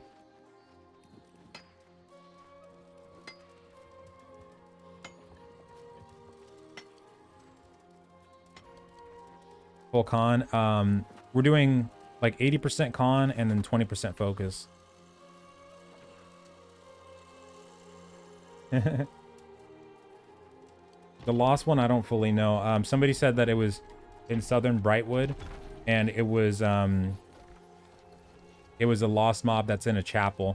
So it's probably not the one. It's not the area in western Brightwood where we go for the main story quest. I don't think. It sounds like it's probably the one south of that, or not south of that, but east of that, like just southwest of Bright Rest Cemetery, or it could potentially be in Bright Rest Cemetery. It's one of those two locations though, southwest of Bright Rest Cemetery or in Bright Rest Cemetery. Gotta be. Oh, wait a minute. No, I think, okay, I think I might actually know where it is, and if it's where I'm thinking of, I don't know if that area is actually in Brightwood or not. Okay, if it's not those two areas, then I think I know where it is. There's a, like, really out of the way, there's a chapel there too. There's a really out of the way lost area. Is it Sleepy Tallow? It might be Sleepy Tallow that I'm thinking of. It's a really out of the way lost area that, oh shit, that was almost death for me.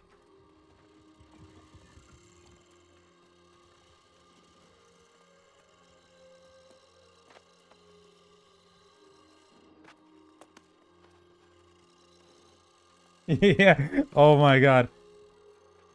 These beams have me sweating. No. Oh shit. Oh no.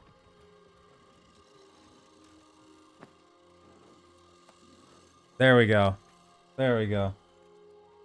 Cathedral above Wrightwood. I don't know. I would, you know, honestly check all of them to be honest, but they said, I remember them saying south earlier in chat. It's 100% in Brightwood. It's got to be It's got to be one of those areas then. If it's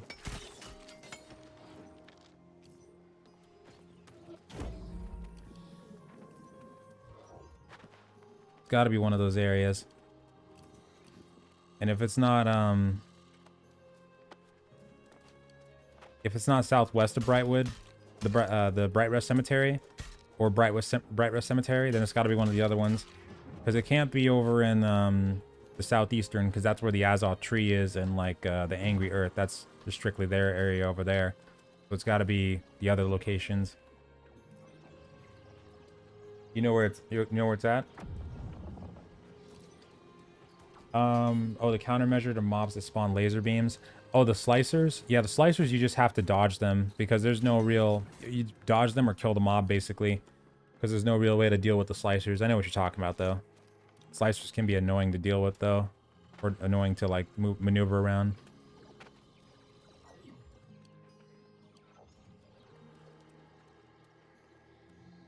Nice.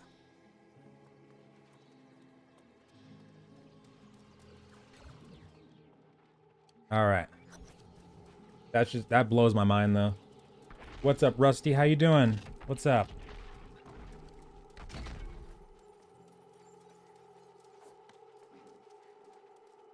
Your forging town board quests are giving like 1.9k per. Yeah, I'm gonna start turning to town projects, honestly.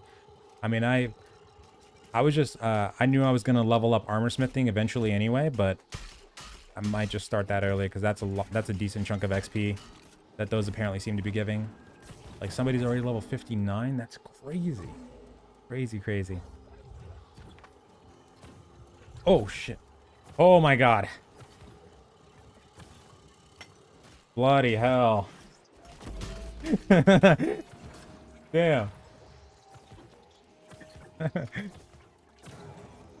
Oh, my God.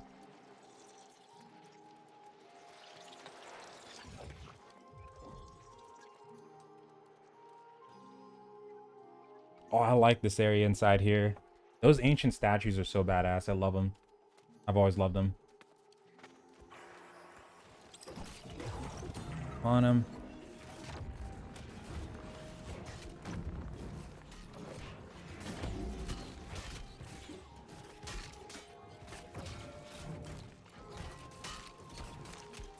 Didn't use shield bash on him. Wish I did. Stack aggro. There we go.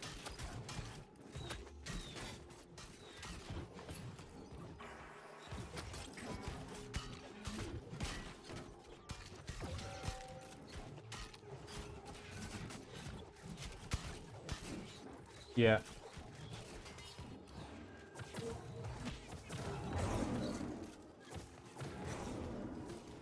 All right, were you guys asking how much health somebody has earlier? Was it me? Or...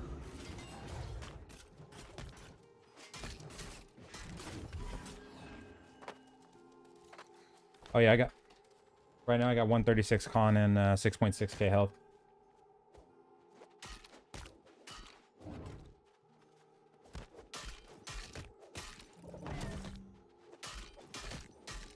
What attributes did you go and why? Oh, we went, yeah, con focus, and we went con focus because we're able to tank just like a regular tank would be able to, and then we're also able to heal ourselves at the same time like we're doing right now. So it's a tank that can also sustain themselves. You said there's a chest back here? Oh. Wait, 538 skinning experience? Oh my god. No. No. What the... What? What? Buddy, that's ridiculous. Walsh, I'm tempted to go check out that lost one too. Like, just for... So I wonder how many purples it drops, because I know, like, during the testing phases, people had found, like in Perryville, for instance, there's an elite there that can drop a piece of jewelry, and it's a guaranteed chance to drop it. So I'm wondering if the lost is kind of like that, where it's guaranteed to drop one specific item, or if it's dropping multiple different types of items, but they're all epic. But yeah, we're using lifestaff, yeah. Either way, though, this is ridiculous. That's insanely ridiculous. 56 rawhide? Oh my god. What? No. Oh my god. No, the bears... What's up, Pico? The bears that we're talking about, they're respawning immediately. Like, there's a glitch going on right now, we can call it, or exploit, really, where in Monarch's Bluff, over at Verdant Crown, there's a cave there, and the bears are respawning like 5 seconds after they die. 2 to 5 seconds. It's insane. It's pretty much instantaneous. And they're giving that much skinning XP and rawhide, and people are over there. People have been over there farming the crap out of it for probably since the game came out, actually, for some servers. Wait, 900 XP? Oh wait, oh, you mean skinning XP, right? Or you mean skinning XP, right? Because I didn't see that at first. There's a set of purple.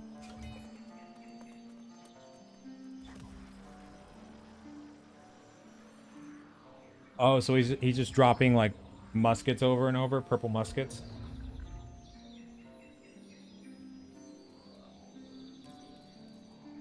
Other than the life staff, we're using sword and shield, like for tanking. And when we're leveling just in the open world, we're using greataxe life staff.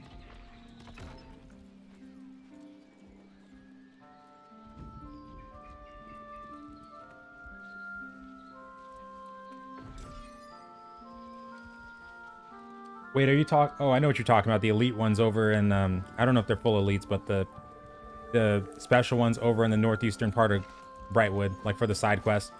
But are they giving regular XP? Like 900 regular XP? Or is that skinning XP that you're talking about?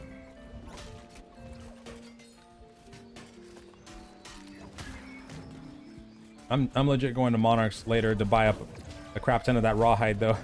There's so much rawhide over there for so cheap. But it's only a matter of time before that floods into other markets. People are going to use a lot of it for just upping the professions, but then after that, it's going to seep into the markets for sure.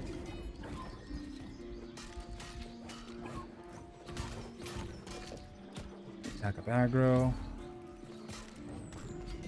Okay.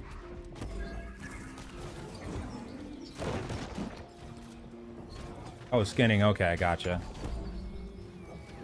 Oops, wasted dodge.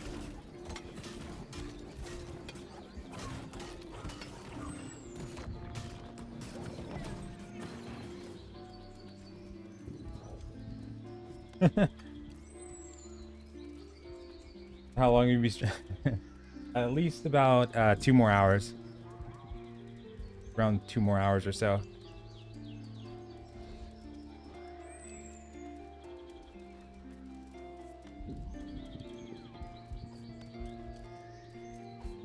Still though, that is just that was so crazy to see. I still can't believe that. Oh my goodness. Yeah, it's okay. So it's you'll probably see I would approach that area with discretion, to be honest, because we don't know exactly what Amazon's gonna do if people have been exploiting it for like a day plus. I mean, if you go over there just to try it for a bit, you're probably fine. But they said previously, like in the testing phases or the betas and the closed beta and the open beta, that they're going to be rolling people back if they find you exploiting. But we don't know if they're going to really do it. But it's in Monarch's Bluff, so you go Monarch's Bluff, you go to South Monarch's Bluff, and you'll see it on the map. The area that says Verdant Crown, it's right there. It's called Lodestone Cave. It's probably going to be like 30 people in that cave when you get there, farming that bear, farming those bears.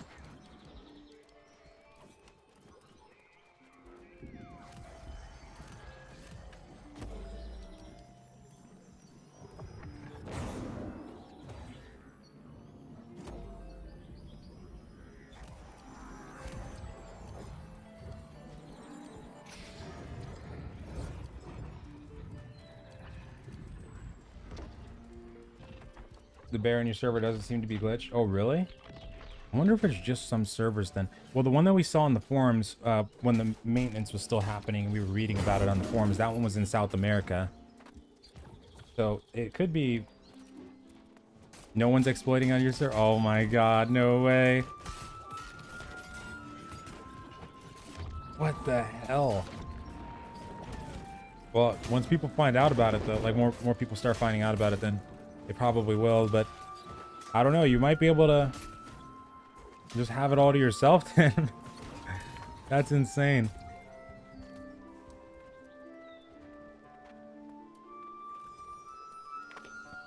Sword and shield.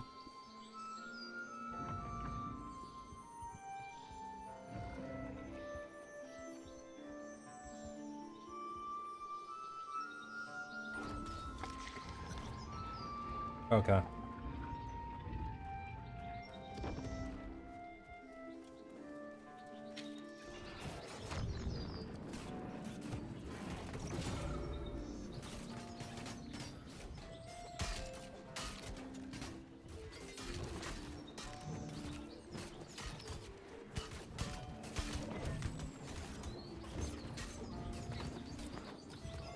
Okay, there we go.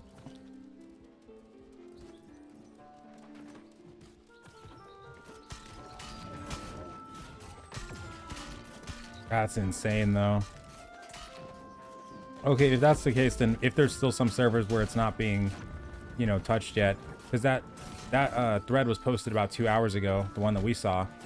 So maybe it's something where not everybody's noticed it yet, but the people that have probably shot up like crazy in the amount of rawhide they have right now. I can only imagine what some people might have access to. Seriously.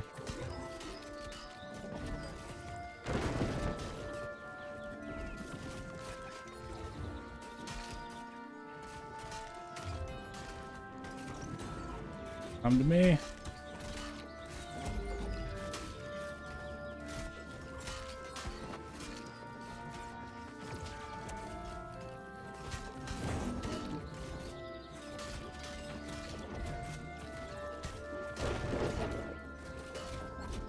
Great axe for leveling and not hammer, because great axe is super strong, super strong.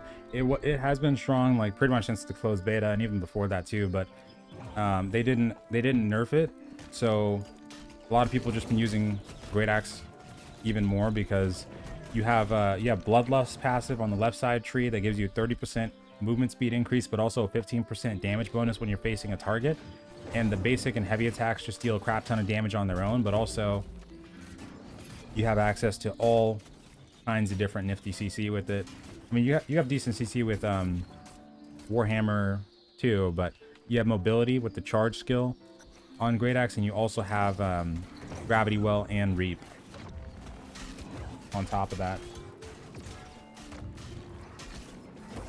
Best DPS weapon for dungeon. There's multiple good options for, you know, doing dungeons. And some bosses, you might find it easier to fight them with ranged weapons than melee. Like, for instance, in Lazarus, or even even in Amrine, actually, when you're initially doing Amrine for the first time, having ranged DPS might help you a bit, because Simon Gray can do some pretty gnarly AoE shockwaves that might hit everybody that's right next to him. And then, like in Lazarus Expedition, I think for fighting Chartist, range is pretty good. But some combinations that you might find pretty nice are Hatchet Great Axe, Rapier Musket. Rapier Fire Staff is a really good one for open world PvP, but also DPS in general might be pretty good. And you got other ones too, like Fire Staff Ice Gauntlet. There we go.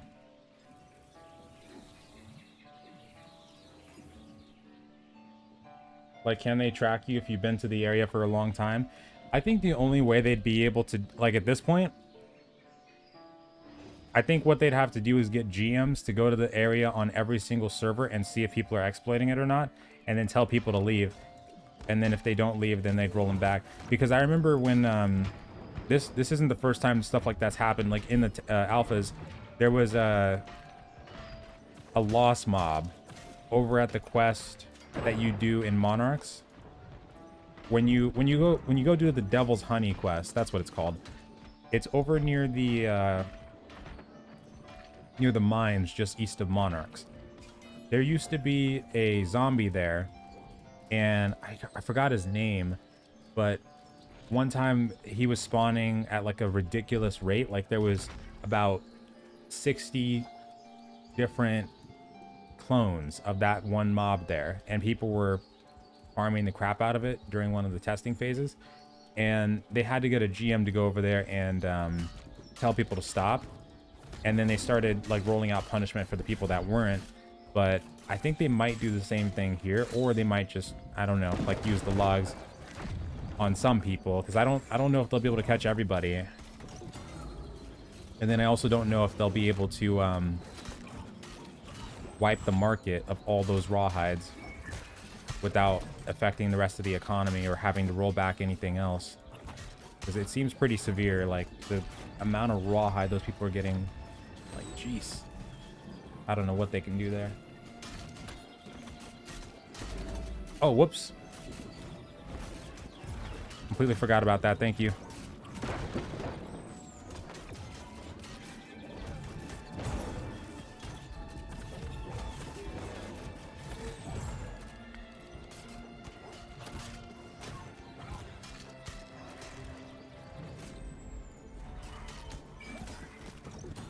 Here we taunt.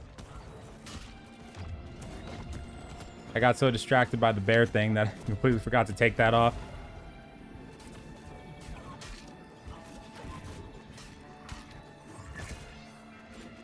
What's the paladin build? It's sword and shield lifestaff, where you're able to tank with the sword and shield just like a regular tank would be able to, but then also you're able to heal with the lifestaff almost as much as like a regular healer would be. The heals won't be as good as like a regular healer, but you'll still be able to sustain yourself just fine while using these heals. Orange shockwave. Tracking. Oh yeah, that's been a thing too for a while. Sometimes it just bugs out like that. I think relog, well, of course we don't want to relog right now, but relogging might fix it. Sometimes it just pops up randomly for me too, or it used to like pop up just randomly after a little while. Yeah, as long as you're past the tracking level, then it should show up there eventually, if it's not showing up now. Every 10 to 60 seconds. Oh my goodness. So that area was in Wastrel. Chapel. So many items.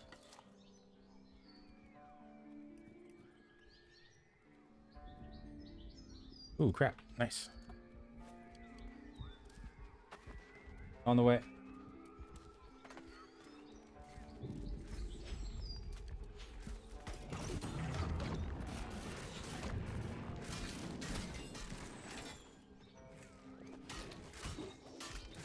And that one's dropping just a musket, right? Well, I wonder how much XP it's giving, though.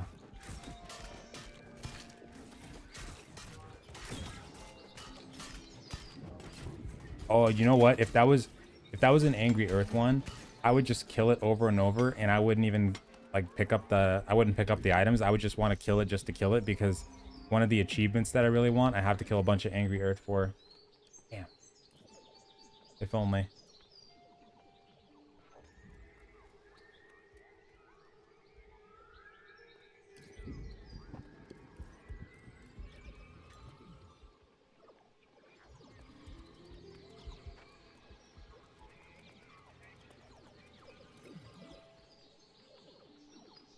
That do you stack for the lifestaff greataxe leveling? Well, you can do more focus than con if you want to on that. The one that I have, the video that I made for the paladin build, which I have a link to it in the description below, that goes over it pretty extensively, like what I would want to go for my stat distribution. But early on, like from levels 1 to 20, I'd put all my points into constitution normally. Then I'd start going into focus like till about 50, 60 focus.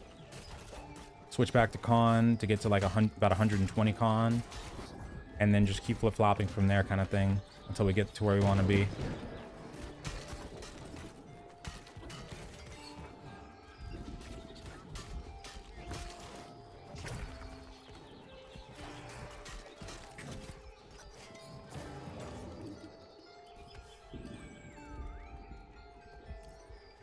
And no, it doesn't seem like they upped the server capacity now. They might, I mean, they might have done it as a secret change, but the patch notes themselves didn't say anything about it.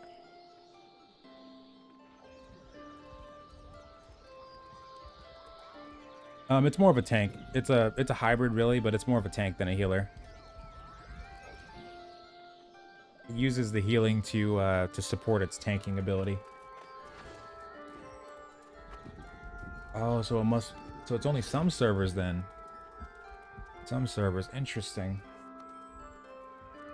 Yeah, they might. Oh man, that sucks though. That sucks that it's doing it on our server because they're probably gonna bring ours down for maintenance then.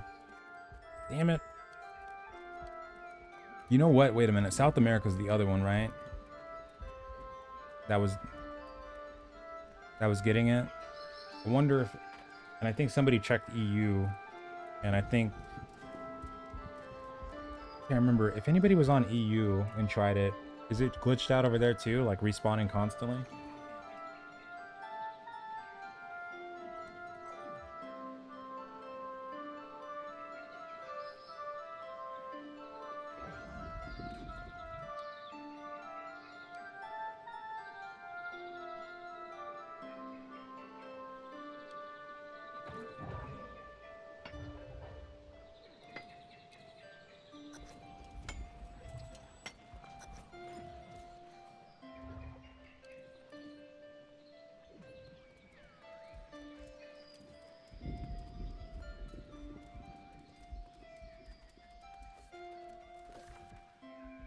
Or I guess you could look at it like that, yeah. Like it uses its tanking to support its healing, because it's pretty much a hybrid. It does both. But the main goal is staying alive, though. Not glitched on EU, on that EU. Isn't bugged on Biofrost. Ah, okay, yeah, they might bring our servers down for maintenance then. Well, at least it's good that it's not all servers then. That part's good. So I wonder if the lost one is bugged on any of those servers either. It sounds like it might not be.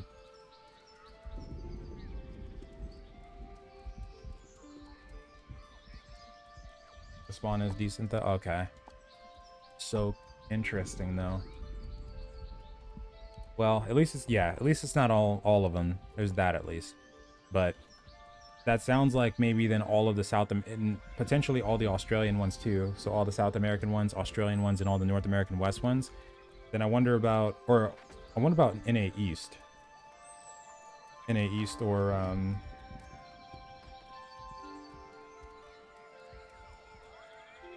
maybe Australia. I don't know about Australia. South America. I think South America and Australia are separate, right? Yeah, they should be separate. That's right. So I don't think we've heard about Australia yet or NA East. I wonder if those ones are bugged out.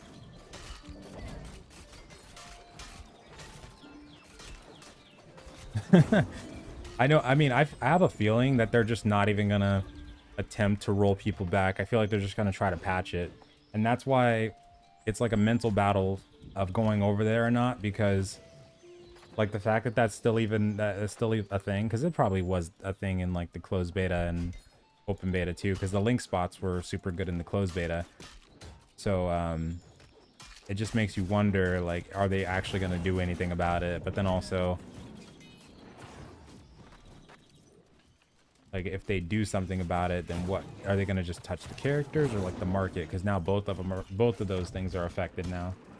Not NA East. Oh wow, okay. Then the only other one that I would wonder about is Australia then. So it sounds like, so just NA West then it seems, and South America, and then potentially Australia is really interesting. Ow, damn it.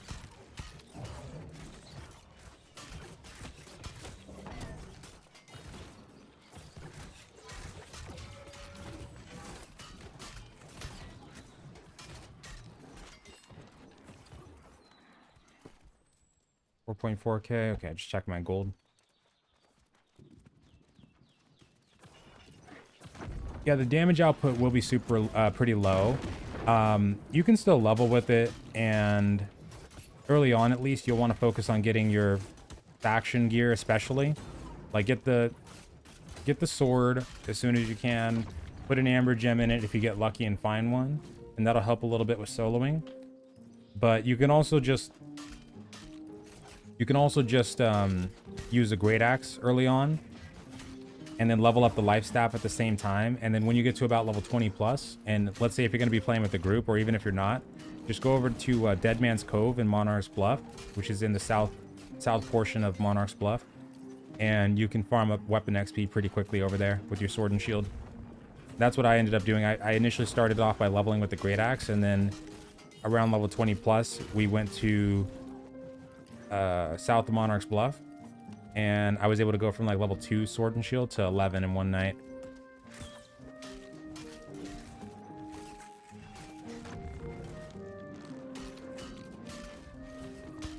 Oh, it is bugged on Biofrost. Really? Okay, so some EU servers might, or all EU servers might have it then. 20 seconds between each bear. Oh, and then some people were wondering if the more people that are there, does it make the spawns go up faster? You know, that actually makes me wonder if people are wondering about that too. Like if you have like 20 people there, then maybe it respawns constantly like that, but if you only have 1 or 2 people there, it's not as fast. I'm kind of wondering that too, if that's what's going on, because that probably would do it, right? Because if a whole guild went over there, then they would notice the difference. But if you just went over there by yourself, it might not seem like anything special. So maybe, I wonder then if it, so it is on your server, Dylan, is it respawning like every 20 seconds, or it's taking like a couple minutes?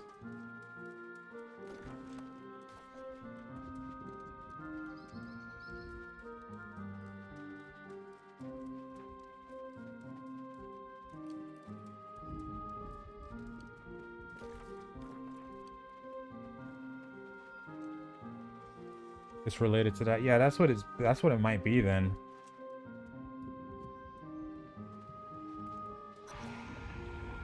So once people catch on though, then they're gonna get a crap ton of skinning XP then. Because yeah, exactly, Jensen, yeah. Yeah, some should, you know, as more people get in the area, having them speed up is a good idea, but that's a little that bear is a little excessive for sure. Crazy.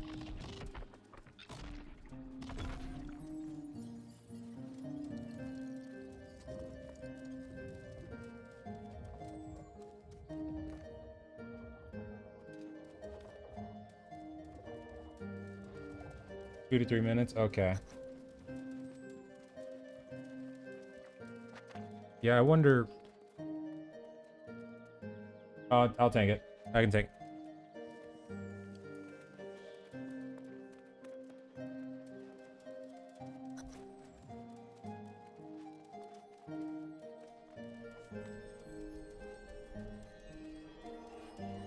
But yeah, that does make me wonder if on your server, if there was like 10 people there, if the spawn rate would go up much faster. Love this boss. Except the second phase. She's kind of annoying in the second phase, but either way.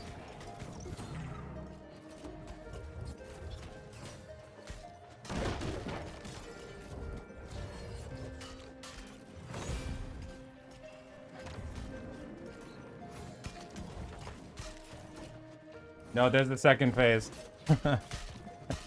Yeah. Yep.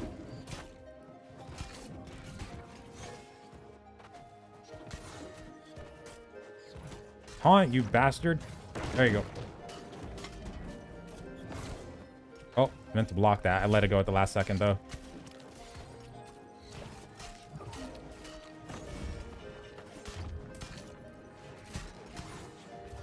Come here, you.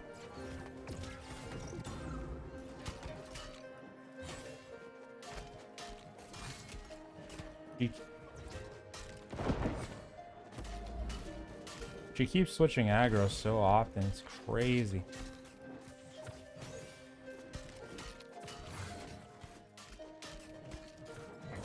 But she's going down super fast. It's okay still.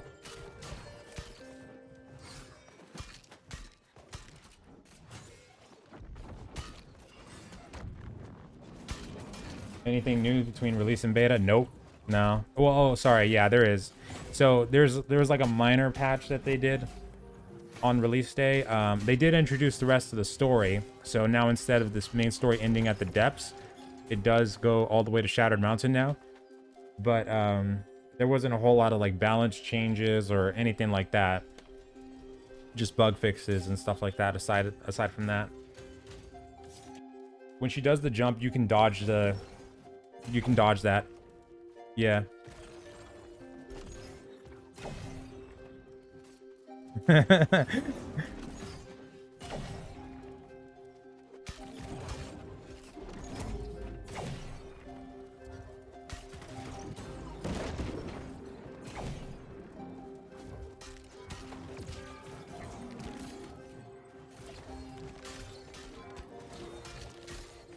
Too many bones.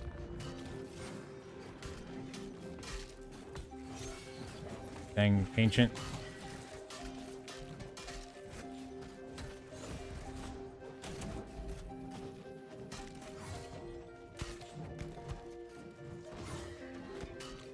Thank you. Hell yeah. Alley-oop. Thank you. Oops. Can't wait to fight in there.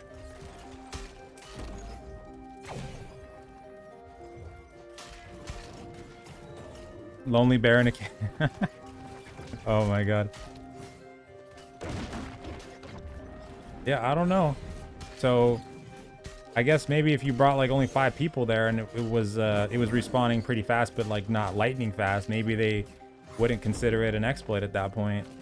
I mean, who knows? Maybe they'll it seems like maybe they, I don't know. Like there's a chance they might just try to fix it and not actually roll back people's characters, because they're gonna have to roll back the market too, at least on the rawhide part of that, or those specific rawhides that people get from that. Yes, got it.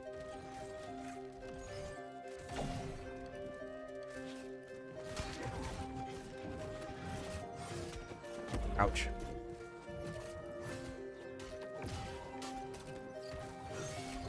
What? Hey, I was blocking, buddy. Yes, I'm pretty sure I was.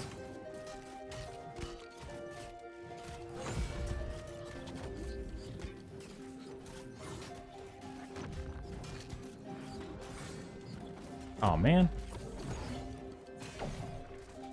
Oh, I dodged too early.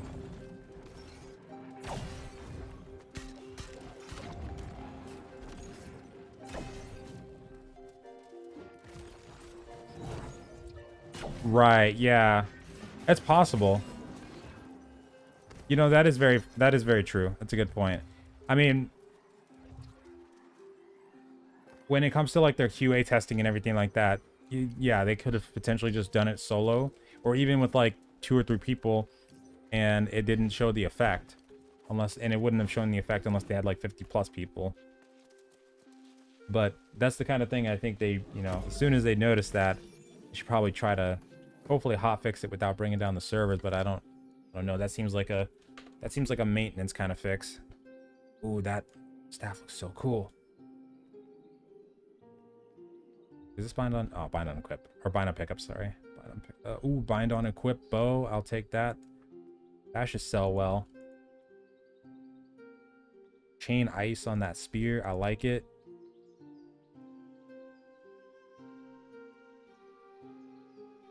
Like up. I'll save that. Round. Oh, hell yeah. 38% of your damage back with gravity well. That'll sell well. I know that'll sell well, even though it's heavy. That's the kind of thing you can substitute for a chest piece, At 36, I might substitute that for the chest piece, actually. Even though the attributes aren't that great, but still. Logging, I can save that.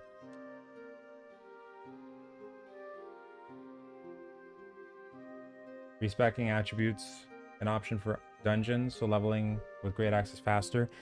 I mean, initially, like when you're, you know, when you're going through Amrine and you don't have your greataxe past level 10, you can do stuff like that, but it's going to cost you Azoth past that, and it can get pretty costly if you're doing that every time.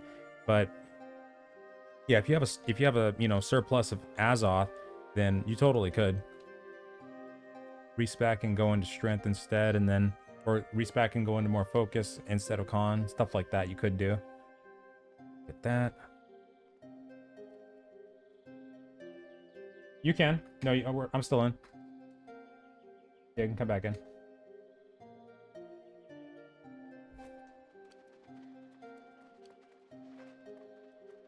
Oh, yeah, yeah. You say you just needed the chest, right? Oh, okay.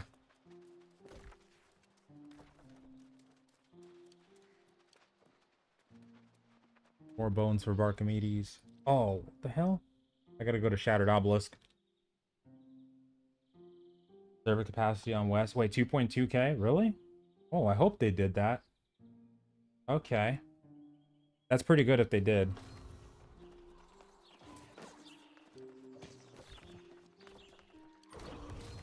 Wait, who declared? Oh, First Light. 57 minutes, nice. This one is 2 hours, right?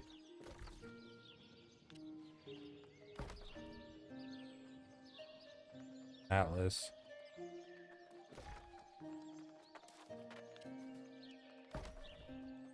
I should leave this one. I don't know if I'll be able to attend that one. The Monarchs one. The First Light one, though, we can totally do that.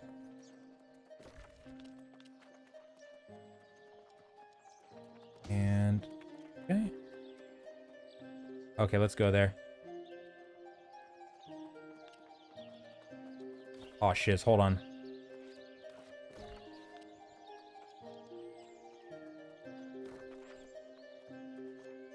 Okay, phew. Okay, holy crap. I was like, I hope I don't have to go to I hope I don't have to go to Shattered and then go back into Starstone to complete that quest. That would suck. Holy Lord. What spawn is hyper spawning? Oh, it's a bear that's in Monarch's Bluff. There's a lot of people that are going over to the specific bear, and the area of it is actually over in Verdant Crown, so it's right down here, this lodestone layer. And on some servers, if you have like 30 plus people there, the respawns are like almost instant. It's insane how fast it's spawning. And people are getting a crap ton of like skinning XP, and they were getting a lot of weapon XP earlier. I think people still are getting some decent amounts of it, or in general, decent XP. But somebody said that they nerfed it earlier in Discord, so I don't know. Nerfed the XP, that is. Skinning wise though, if you want to get past like 70 plus or 90 plus, that bear is taking people to the moon on that. It's insane.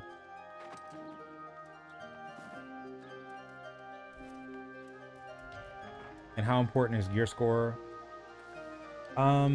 So before you get to Endgame, gear score doesn't matter as much as stats. When you get to Endgame, sometimes gear score can matter more, because your gear score contributes to what's called a watermark, which is this thing here. Your gear score watermark, pretty much same thing. What happens when you open chests and kill mobs and stuff like that at end game, and I think this even applies like throughout the game too, is that the stuff that you get access to, like from those drops, can go up based on how high your gear score is. So like when you go fight Malevolence and Murkguard, or you go take down Morzul, the Herald, and Mangled Heights, if you're at like 550 gear score, you might get, you know, items of like 565, 570, especially if you go open those chests over there too, as opposed to if you were at like 480. So as you're leveling up, you can just go for stats, but then when you get to like end game, that's when you would want to take a look at gear score as well.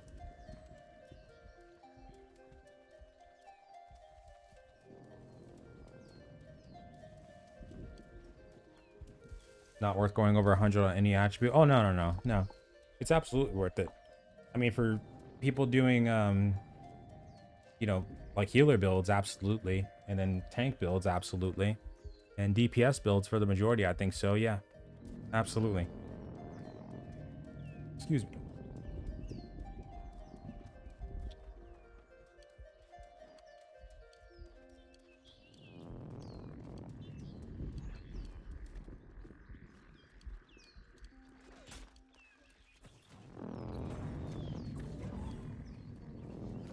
Wait, is it in there? Oh, we're good. Never mind. And then I can complete that quest too. Nice. All right.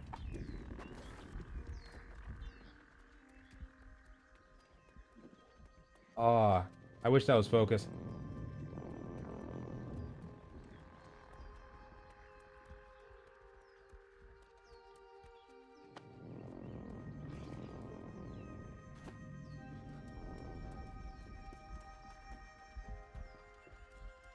Does it have the bless perk?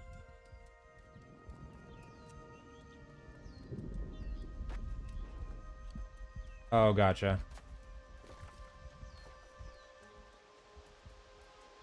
I was gonna say if it had bless, I would still hunt down a staff like that. I like the bless perk.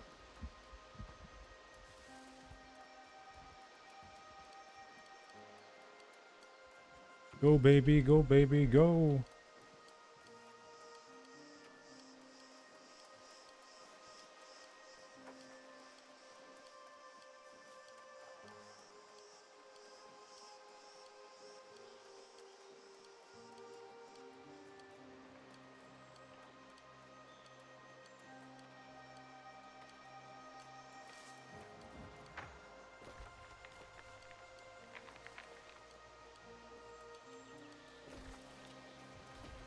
I really need. Yeah, I'm down tier. Are you guys going from Brightwood? Okay. Gonna walk up to Great Cleave really quick, get the fast travel points. If I can head back to Windsward really quick.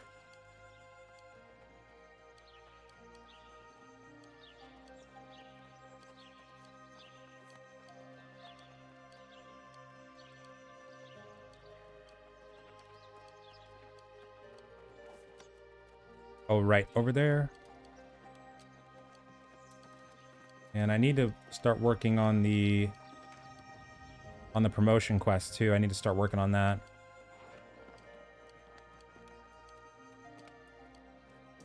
This is truly a momentous Nice. Okay, 8.4k XP. Plus we got territory standing bonus. For level, I mean. Okay.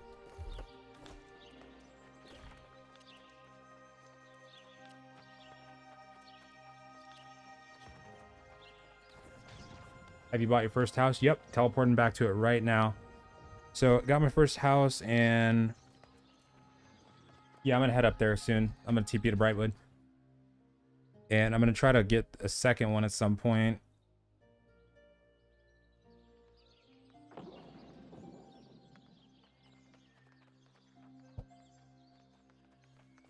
Oh yeah, I did get the hold on. I did get a bunch of pirate furniture earlier too. I wonder, does this? I went ahead and grabbed it. All the pirate furniture. I wonder if you pick it up, it should spawn right back in there. Okay, just making sure, because I'll probably, like in Morningdale, that's probably where I'll get the big house. But just for now, I'm just gonna stick with the small ones, just so I can keep the teleports active. I'm just gonna put the stuff down just to raise up the house points, though. Ooh, I like that.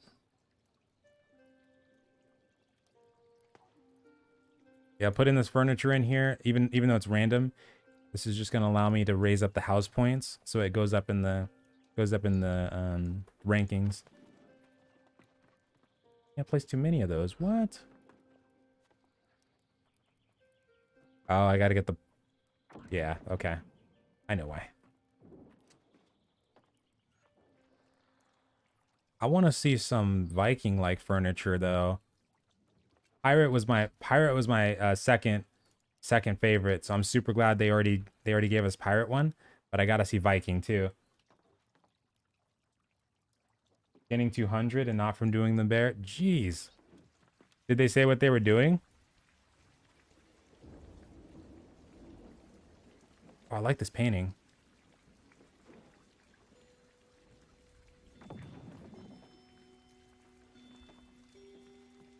That painting is hot.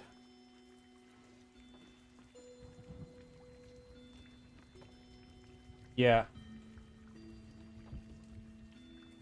Oh yeah, I'm teleporting in just a sec.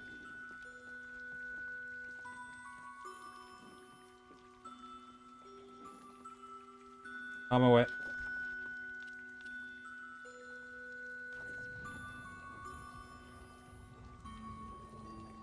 All right, let's go. Goes up in value. No, it goes up in the territory. It's like housing rankings. It's they're useless points really, but what happens is that if you're at a higher ranking in the house location, then it has a higher chance of being shown to the general public. So like, let's say you have, well, it's like a guarantee of being shown to the general public. So if we find a house spot going through Brightwood right now, like while we're passing by this stuff, let me see, I can explain it a little bit better. Like right over here. So this one here. So if you have like 50 people that own the same house, the person that has the highest housing points will be the house that shows to the public, like as you're passing by.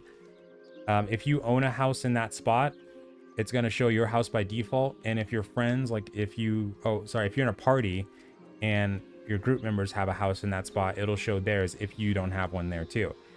And then if you don't have one there, and if you're, yeah, like I said, if you don't have one there, your group members don't have one there, then it'll show whoever's the highest has the highest housing points there. So they're not really important, but it does go up based off of like how much the furniture that you have in the house, and also your territory standing should increase it as well.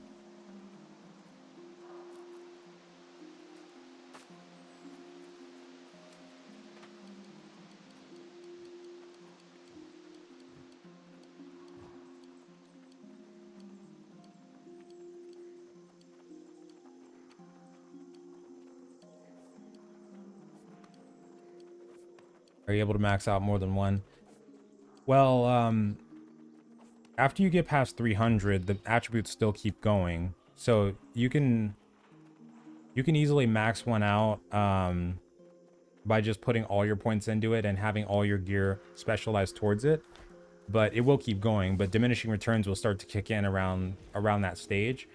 But you will get about 450 to 500 attribute points total by the time you get the max tier in-game gear, because right now we're only getting the gear that has like, let's say, you know, 5 focus or 5 constitution, 8 focus, but eventually we're going to get gear pieces that give us like 25 on one attribute. Like for our weapons, we might get 25 strength or 30 strength. It used to be on weapons, and then like the gear pieces might give us 10 constitution, 15 focus, that kind of thing. When you get those, that's when you're going to start hitting that like 450 to 500 attribute range total. So you can get 300 con and then put 150 in another attribute if you want to. But it just keeps going though. Like you could totally put all 450 or 500 points into one, but it would technically keep going past that if you had enough attribute points that were possible to get.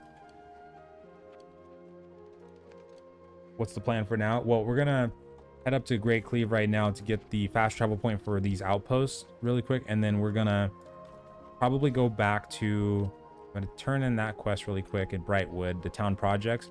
I'm gonna go back down south and reset this cooldown really quick. And I'm going to turn in this quest over here at Barkmedes. Then I'm going to start working on the town project some more, because I want to get past the 100 weaponsmithing, 100 mining stage, so I can start getting the really good, like really good town projects that are giving like 4k XP per.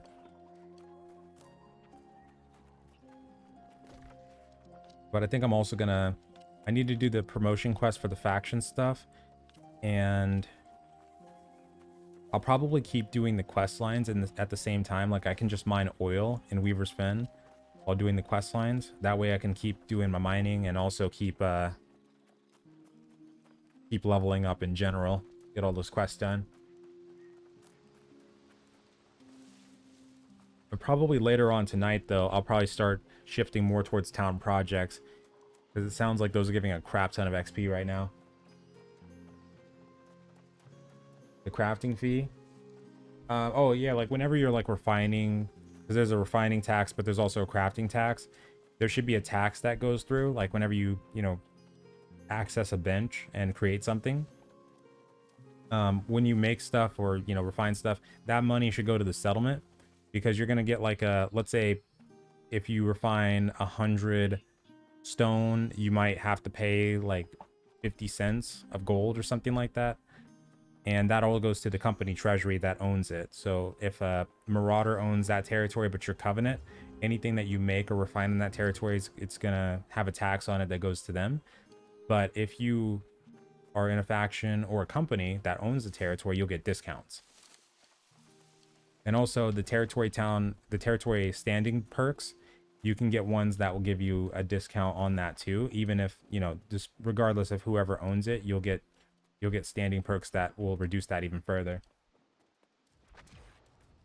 And it's not really a big thing that most people don't even notice those, unless it's like really high taxes. If the company sets super high taxes on that area, then you're probably going to notice it a lot over time, especially early on in the game. Because sometimes, like during the alpha phases, there was times where companies would take out one of the territories, like they'd go for Windsward or Everfall, or actually, yeah, it was like Windsward and then Monarch's Bluff. They'd control multiple territories and they'd raise the taxes, and they'd also let the upkeep expire. So they would go like 7 days. They'd go 7 days without paying the upkeep, and what would happen is the benches would downgrade and nobody would go there, and they would funnel people into one specific territory. So for example, there was a time where Brightwood was the only territory that had decently upgraded benches, and everywhere else they had raised all the taxes and let the benches die. So people had to move to Brightwood to do anything crafting related, and that was also the case for like new players. And doing that kind of thing can also generate a lot of PvP, because people will try to band together and depose of the guilds doing that. But depending on how powerful the guilds might be, it might be difficult to do that sometimes. But that's the kind of conflict that Amazon wanted to generate when they, came up with the faction system, according to like all the blog posts and stuff that they talked about it on. When you can't commit tax fraud. Oh my god. I think I might be able to get close to 35 with just this one quest that we're going to turn in. Oh, crap. I forgot to turn in the Brightwood ones. That's okay. Turn that in later. See what the house points are at now.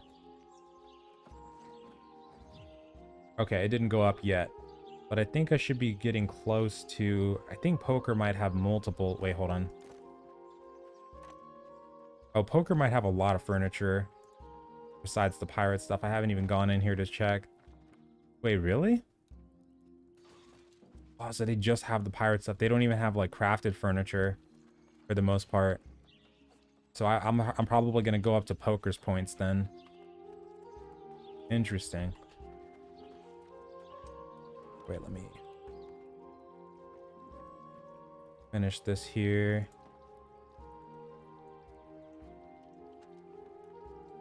Okay.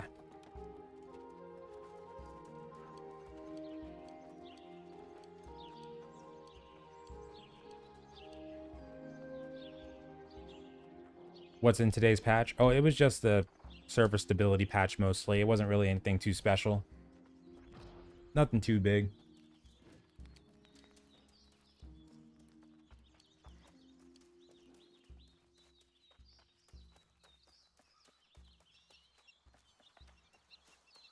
Yeah, what's up?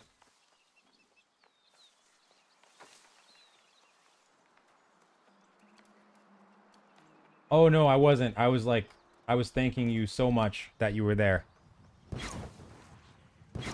No, that... Oh no. Hell no. That boss is annoying. Yeah. Oh yeah, yeah. So glad we killed that thing.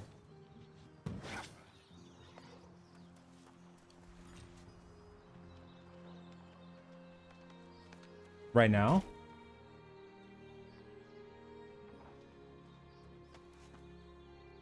Oh. Oh, gotcha.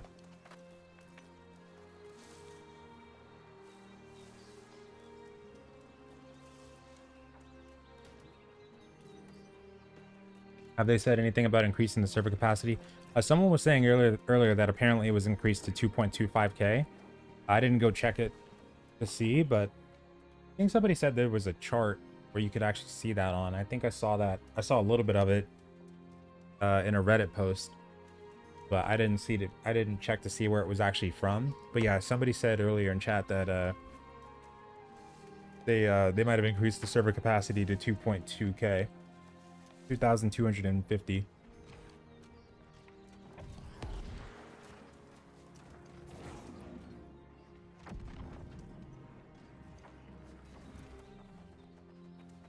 Oh, looks like I gotta go back into Starstone. Wait. Oh, the one that I just did. Okay, cool. We're good. Nice. Nice, nice, nice. Gotcha. Okay, so we got a war in like 40 minutes as well. I'm going to try to reach level 35 before then, especially. Let me go back to town really quick. We can start on that Marauder quest line too. Let's see. Because I absolutely have to make sure that I get that promotion quest done.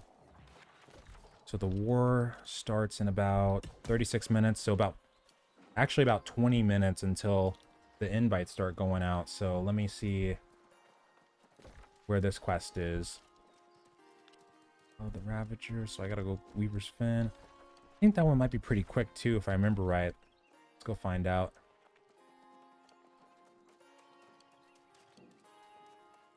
Are dungeons fun?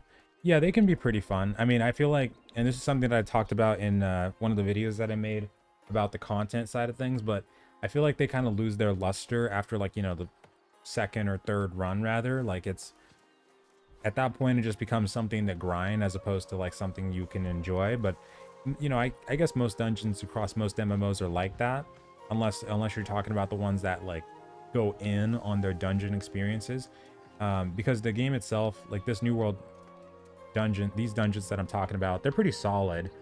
It's just that you know, for most of them, like after the second or third run, it's not as honeymoon phase situation anymore.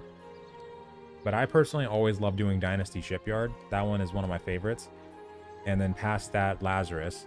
Even though, what's her name, Scylla, I hate the hell out of her, I still enjoy doing Lazarus, especially for fighting Chartis. Difficulty-wise, they're pretty solid as well, except that most of the difficulty comes from, what's it called? Comes from, I was reading that, the level that you do them at, because a lot of times when you go into Amrine for the first time, you're usually going to be at like level 18, 20 when you get that quest line. So if you do it right at that point, it's going to be pretty difficult. But if you do it at like 23 or the recommended level 25, it's a piece of cake almost. Pretty much a piece of cake. Let me dump some of the stuff in here. Wood cutting. Whoa. Yep, I'm stacked up on iron ingots. Stone, that's what I got earlier. Okay.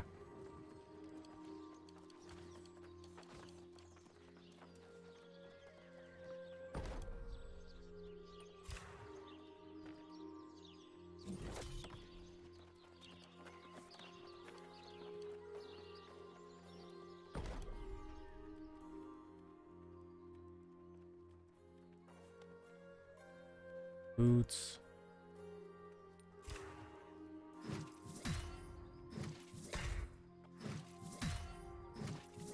There's the size of the shield.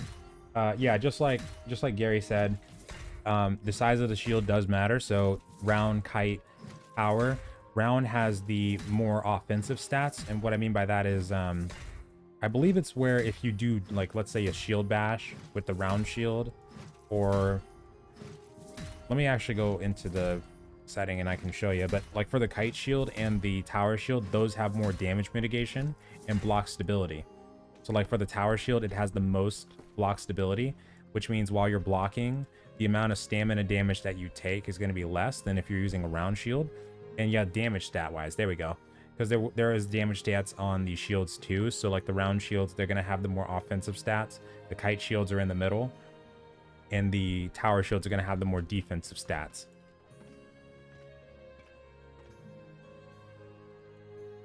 Oh, that looks pretty good. 6.8% health. Except I've seen a better one though than that one, but it's pretty solid. Pretty solid necklace.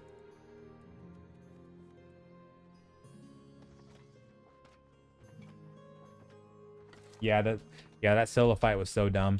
I'm gonna make sure next time that I can't remember what level we did her at, but gear wise, I'm gonna make sure we're much higher than what's needed for Scylla. I do not want to have to mess around with her again.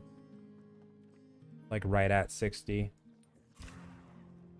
She was annoying, holy crap.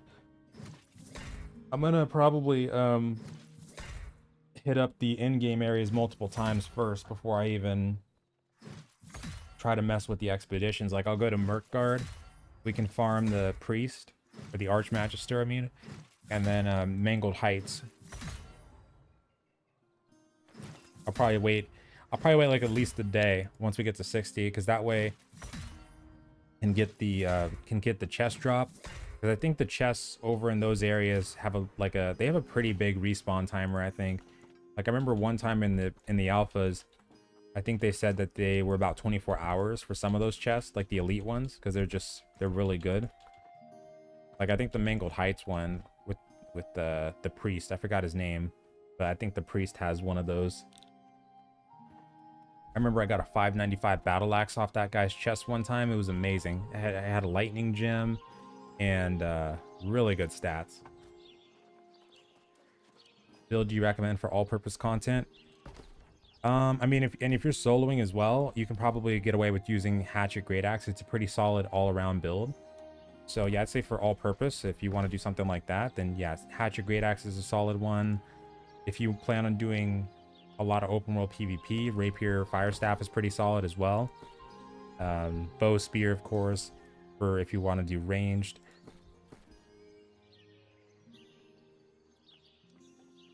I think I might wait for that to go down. Rawhide prices are starting to go down, but Monarch's Bluff has the real cheap stuff. Yep. So we got to go to Monarch's to get the Rawhide.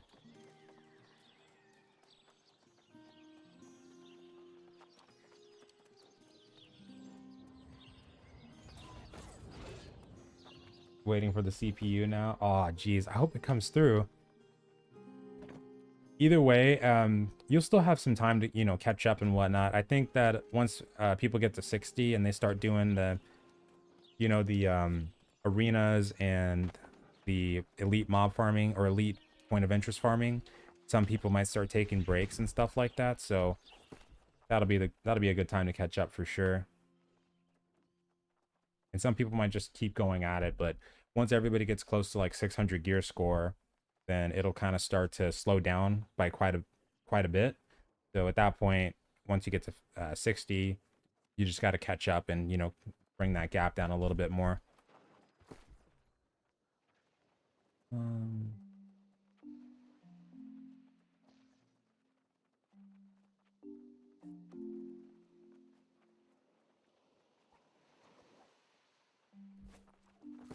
Okay.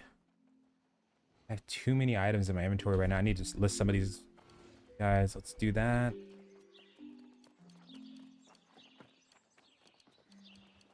Okay. I might actually go buy some of that rawhide. Let's see.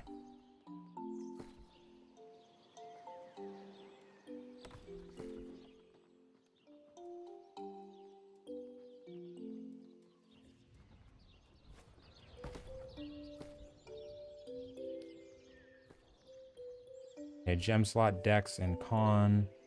I'm gonna do 500 for that. 100.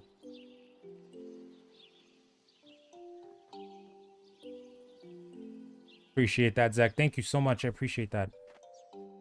I can't wait to see what they do for the new content. I hope that we get... Oh, chain ice. But strength, though. That's still okay. I'll do 450. No, actually, I'll do 500. I'll do 480. But I really hope that, like, when they bring out Brimstone Sands, we get some new pieces of PvE content to showcase and play through. It'd be so nice. 15 focused. Pretty solid. Although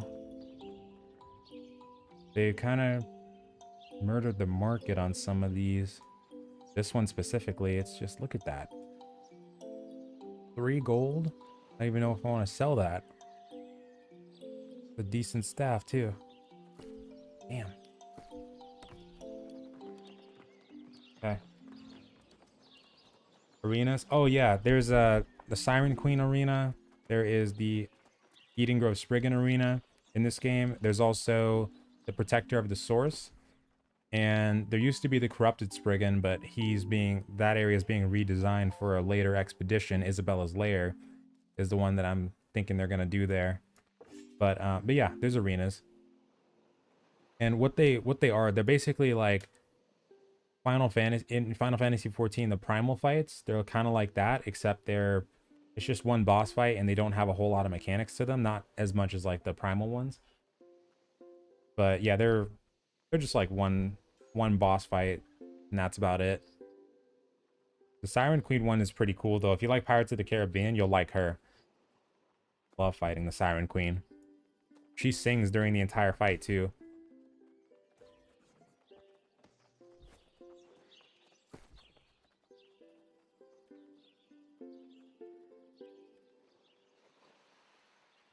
Oh, wait a minute.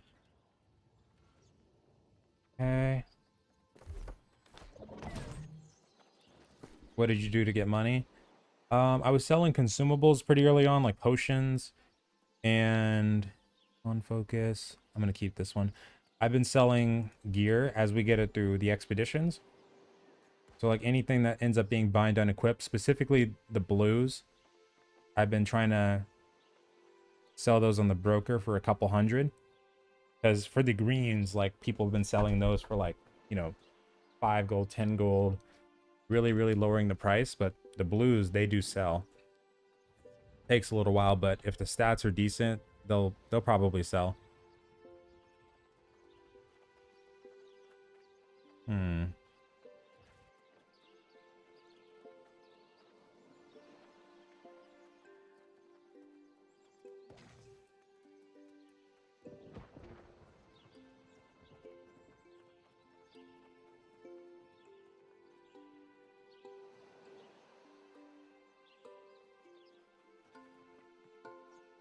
Chase insatiable gravity well. Okay.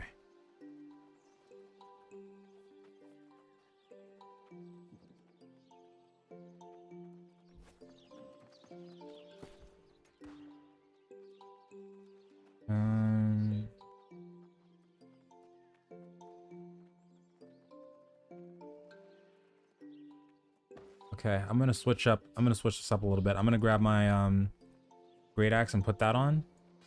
And we're gonna go over to Monarch's, or go over to Weaver's Fen and see if we can do the promotion quest. Oh, 35, right? Oh, Okay. Light. Oh, okay. Damn it. All this is like 35, 36. I just realized. Okay. Never mind. I'm going to use my sword and shield for now.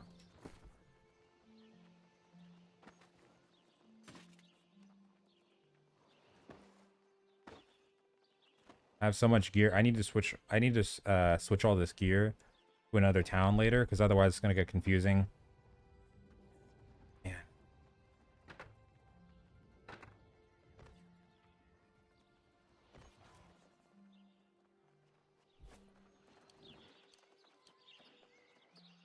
Is gold worth a lot? Like ore? Oh, like gold ore? Because, yeah, gold ore is used for jewel crafting, so you'll use that if you're planning on doing jewel crafting later on. But, like, if you mean gold and, like, money currency, oh, absolutely. Yeah, I wanted to get into selling bags, actually, but... God, the market is ridiculously bad on some of these items. But I've been slacking on leveling that armor smithing up. I think we're at, like, 50 right now, though. 58, okay. So it's not too bad. We got to get it higher, though.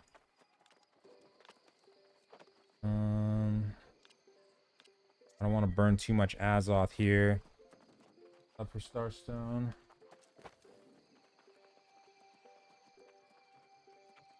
I can't. The war's about to start. I'm going to see if we can go to the...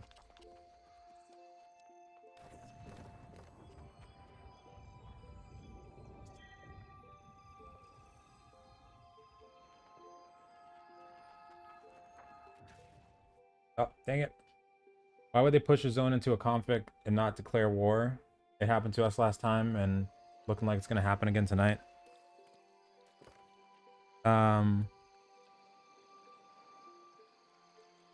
So there was actually bugs going on with the declaration. So what was happening to some guilds is it was telling them that an invasion was starting soon, so they can't declare. So what happens there is that, so if you see a territory that's in conflict but nobody declares, it might not be, it's probably not intentional, because some guilds were just getting bugs popping up when they tried, but they were, you know, they could afford it and, you know, everything like that. It's just that it wasn't letting them. But if somebody's doing it intentionally, then one thing that could potentially be happening, at least for how it used to work in the alphas, is what was called war sniping. It was a form of war sniping. So, like, let's say if Covenant and Syndicate are, like, butting heads, but Marauder is working with Syndicate and trying to keep their territory in Syndicate's hands. Marauder could potentially run a bunch of PvP faction quests in the area, and if Marauder is the one that sends the territory into conflict, then that means that Covenant won't be able to declare. And then Marauder, for about 6 hours at that time, can hold that slot to make sure that Covenant isn't able to, you know, declare or try to push it into conflict or anything. But I doubt that that's going to be going on too much right now. But that would be like one of the only scenarios I could see that being a thing. But yeah, if you see that happening, it's probably because it's bugged that they can't declare. Oh, there we go. Yeah. Or a potential, yeah, I mean, yeah, there's that too. Potential flex. True.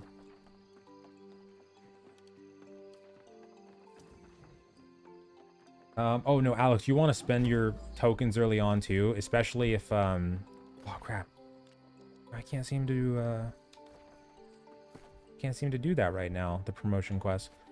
But especially, to get the level 15 faction gear, because you're going to be capped out every time you're at a specific faction rank. Like when the first one that you get for, like, us, for instance, we have a certain amount of faction token points that we cap out at. So we could do like 500 faction quests, but after we reach that cap, we're not going to get any more tokens. So spending it is a really good idea just over time. And as you go through the promotion quests in different faction ranks, that cap increases so that you're able to buy the more expensive stuff and higher tier stuff. So yeah, you can definitely just spend it as you go. You don't want to try to save it all the way through. If you're about to reach the next promotion rank though, then you can just, like, you know, save it for that stuff, but overall, yeah, you can, it's fine to spend it as you go. My gathering skills, yeah. Right now I'm at about 45 mining, 40 logging. I haven't been going that ham on the skinning though, but I need to. I really need to. Might work on that later. And then these are the other ones. Need to go up here. Do those quest lines. Maybe go over here as well. Oh, duh. Actually, that's where it is. So I already have the quest line.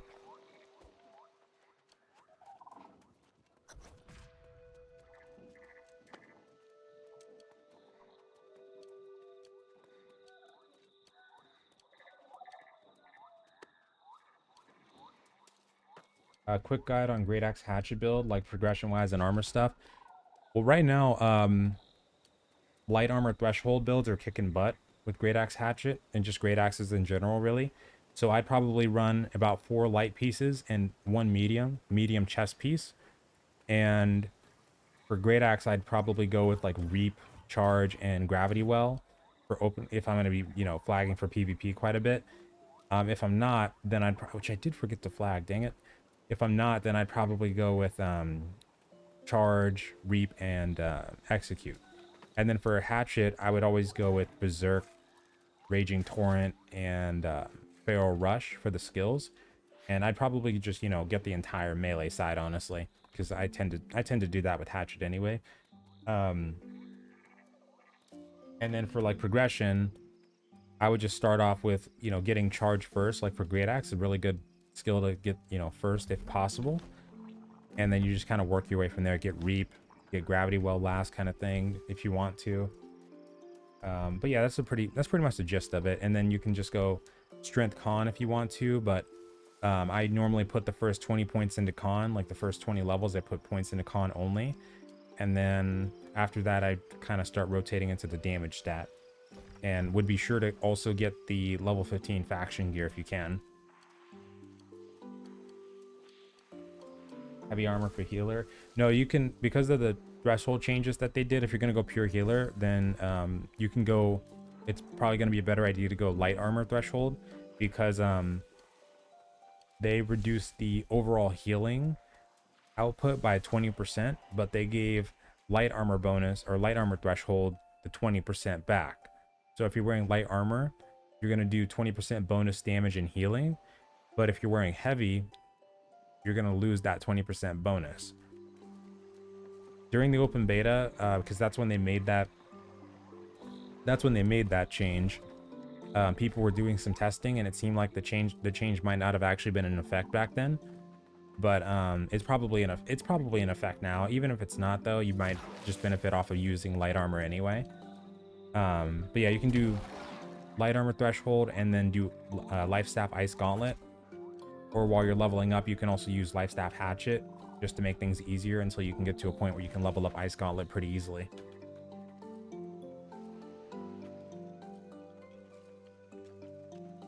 Thank you, Devin. Appreciate that. Spear bow or rapier bow. I like spear bow a lot. I think people, whenever people use bow, a lot of times it ends up being spear bow, just because that synergizes really, really well. Rapier bow could totally work for sure, but the spear might serve you a little bit better with that combo, but it's totally up to you. But yeah, I'd probably go spear bow if I was using that combo. If I was using bow.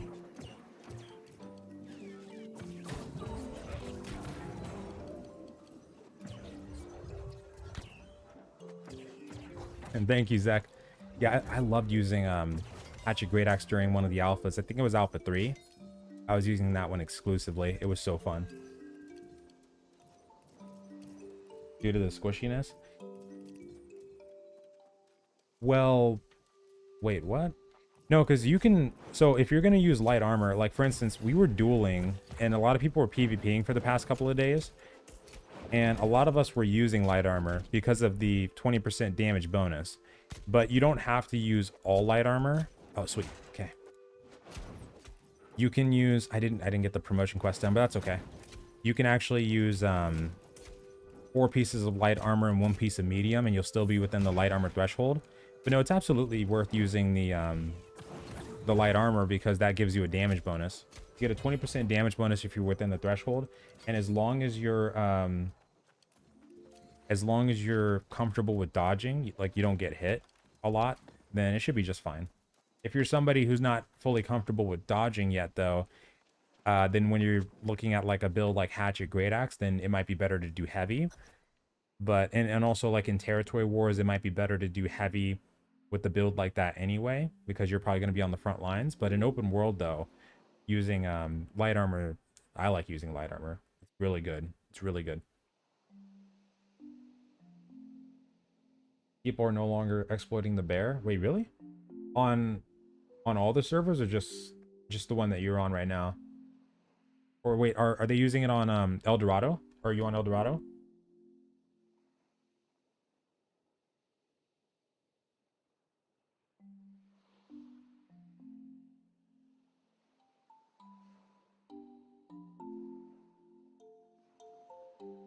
Spear bow.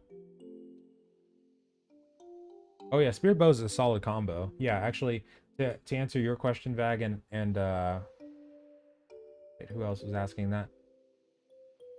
Oh, Alex, your question too. What's a good weapon to pair with spear? Bow spear is really, really fun. And the thing with Dex fighters is Dex fighters have the luxury of having a lot of decent combinations to use. But a spear bow is a really, really solid one if you're considering using bow. Absolutely. Chat.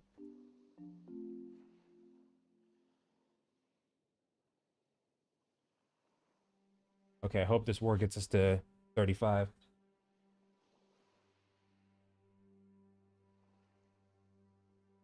Oh, people got bored. Oh, okay. I wonder if anybody got 200 skinning from just a short amount of time that they were in there. Probably not 200, but like I wonder about like at least 100, maybe.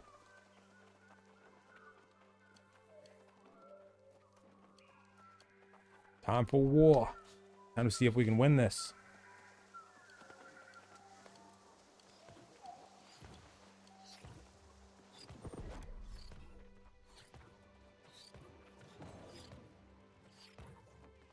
I'll buy some ammo.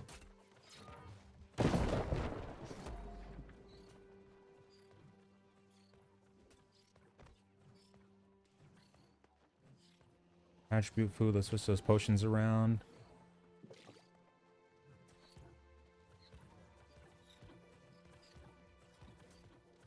Honing stones.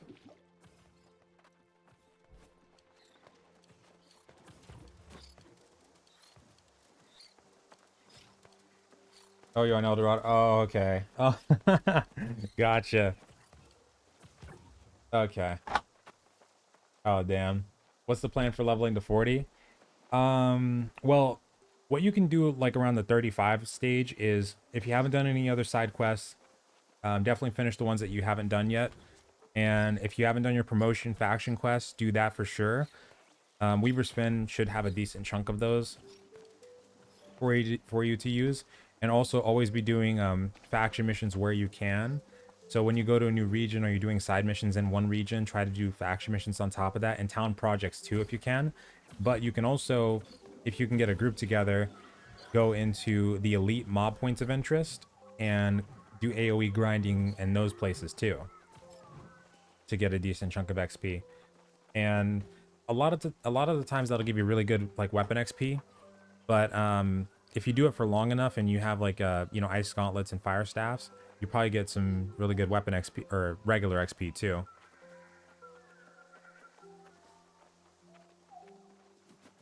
Let me see. Okay.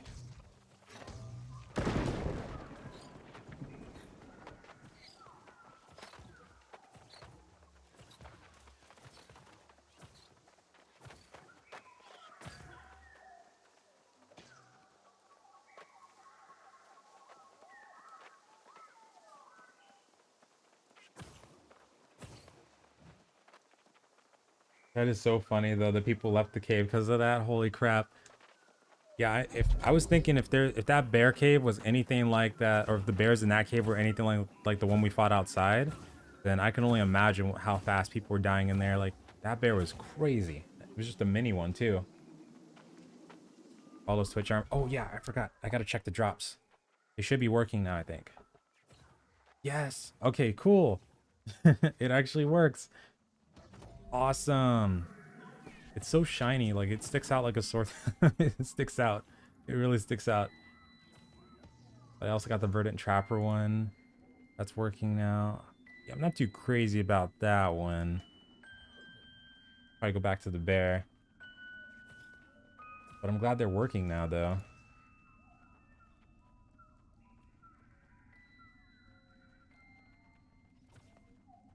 Howl at Dawn. Grave Stakes looks pretty nice.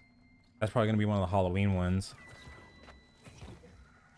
Okay, I might get the sword one. It's hard to decide. I think I'll get the sword one. F it.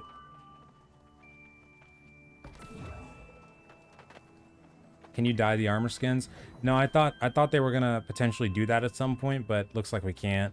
Like if we put dye on some, like if we go into the dye menu, it'll just be for our gear, not the actual cosmetics. Be so cool if you could though. The sword one's not bad. I'm gonna get the shield one too. I like the shield one. Or actually, no. Right? Because I want the shield to look pretty big, so... yeah.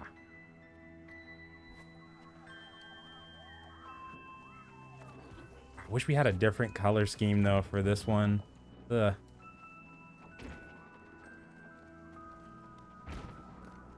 Never mind.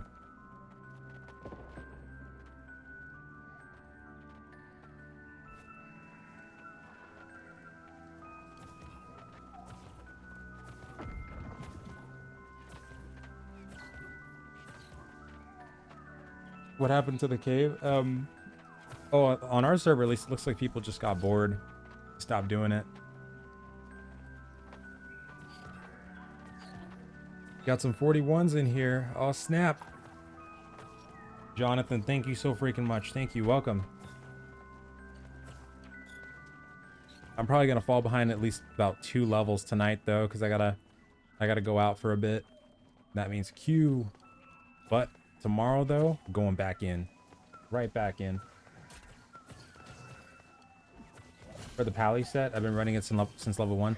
Yeah, the Paladin set that or the Paladin guide that I have already, both of those videos should still count all the way up to Endgame. But later on down the line, like once I'm able to make, ideally, one of the reasons why I want to level up armor smithing is because I want to try to eventually make the, what the hell is it called? It's the really, really awesome Void Bent armor. There we go. But it's going to take forever to get those mats. It's really rare armor where you have to... So to make this armor, because if you guys don't know, when you loot treasure chests and stuff like... or regular chests and stuff like that, sometimes you'll get schematics. You've probably seen them already for like furniture. But later on down the line, we're going to get crafting schematics too. And there's this set of armor that you can only make if you're at 200 armor smithing. And I think pretty sure there's a light and a medium variant of it too. But it's supposed to be like some of the best armor in the game that we'll see, and it looks so badass. And I want it so freaking bad.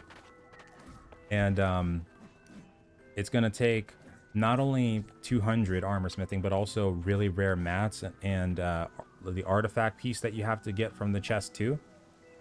So that's gonna be tough, but I wanna, around that time, I wanna definitely update it and showcase it some more. Hell yeah. Ready. I wish we had another tower shield skin though.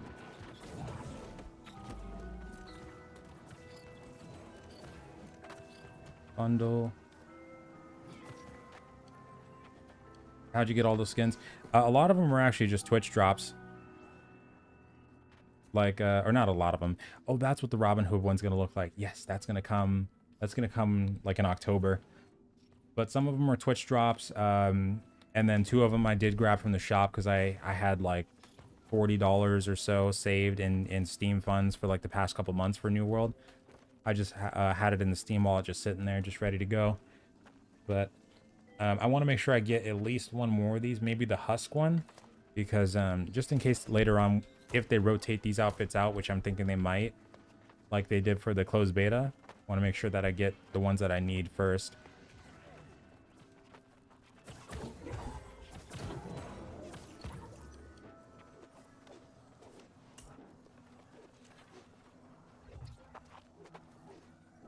The healer gear. Oh yeah, because you can still dye the regular gear that you're wearing. Like if you're not wearing any skins, any cosmetic skins, you can dye this stuff. Like this is what my actual armor looks like.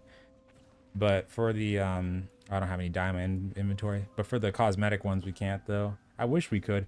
Like the runic bear one, I would love to dye this chest piece black. It'd be so fucking good. Oh man, it'd be so good, so freaking good. And also like this one that I'm wearing for the or not wearing, but this verdant trapper skin that I was wearing earlier, I would love to dye this one black or purple as well. Maybe I'd say black actually, not purple.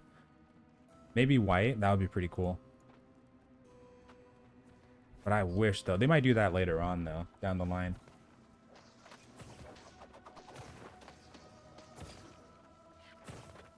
Play tank in Terra. Oh, I loved playing Lancer in Terra. I had a, what was it, Papori? I think they called it Papori Lancer. I had a little cowboy hat for him too. It was so cute.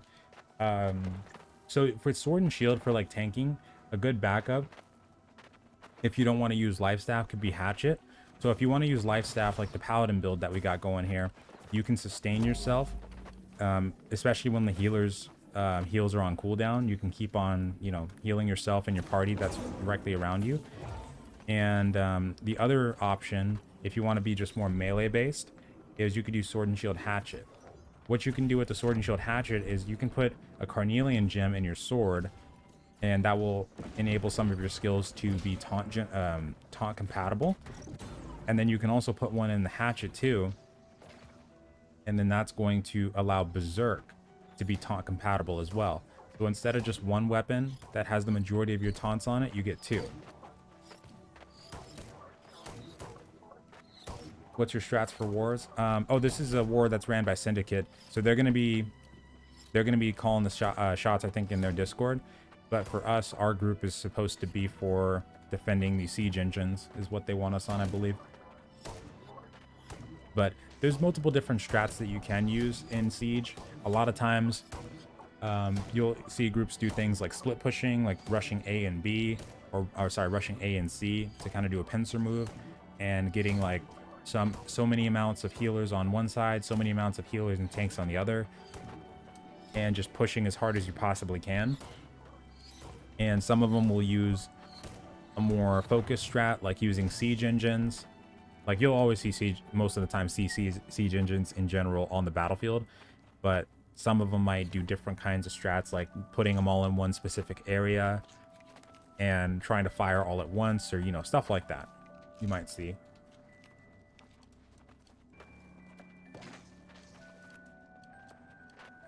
And then once the actual capture points go down, then there's multiple different ways you can do it, because there's back gates on the forts and front gates and side gates. So you'll see different things over time for the strats.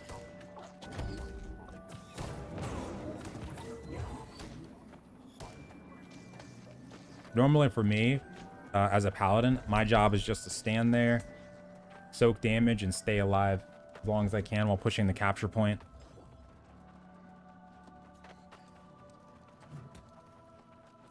Go, go, go. We got a decent number of 30s in here too. That's crazy good.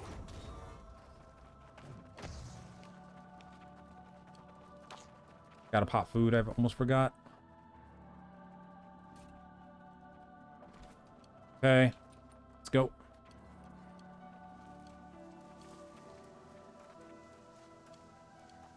They changed the Marauder faction weapon perks. They did balance out the faction gear, like for the Syndicate one, for instance. So I would imagine they did the same for like the other ones too. I haven't checked it yet, but yeah, I would imagine they did. Unless you're talking about if they changed it from the open beta, because they didn't change a whole lot from that, so.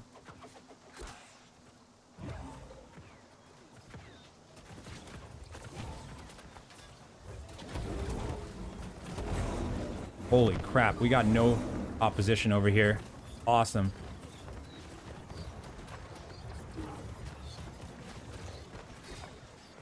Here they come. That repeater does damage. If anything's gonna kill us for sure, it's gonna be that repeater. Ooh.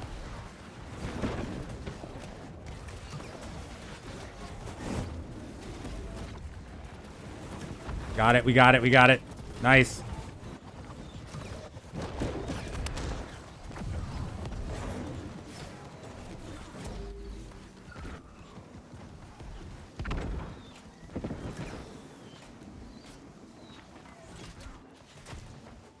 Is he 46? What the shiz? That must be the guy. That must be the guy.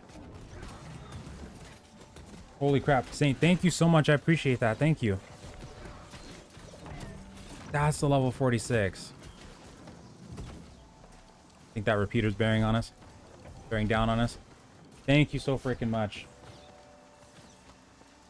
Lego!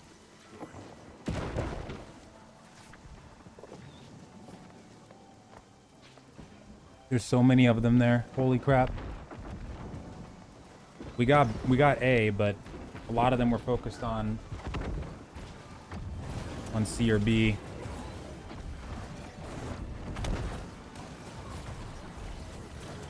So the strat that they want to use for this war is they want us to defend their siege engines while pushing up. So we're gonna keep doing that here.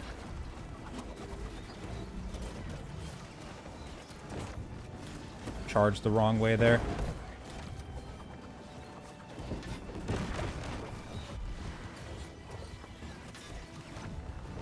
Gravity well.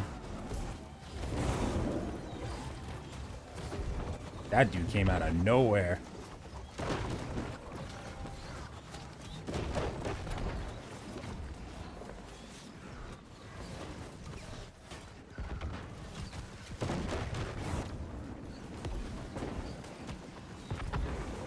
All right. Holy crap. Yeah, that was a repeater right there. Ow.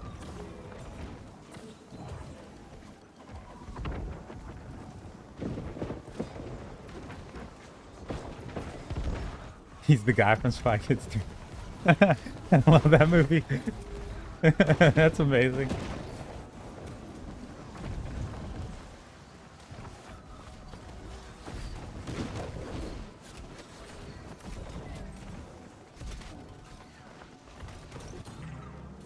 That was fantastic.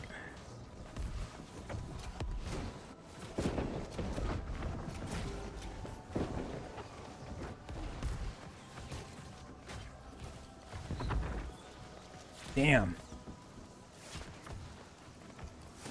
They're getting pushed back hard.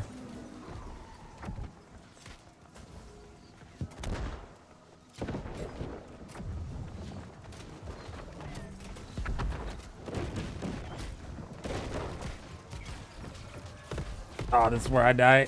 Ouch. Damn. I think they actually might have gotten pushed back to the base. Because it was a really solid push at first, but I don't know.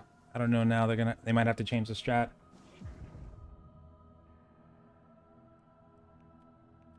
Thank you. Is this game paid away? No, I don't know.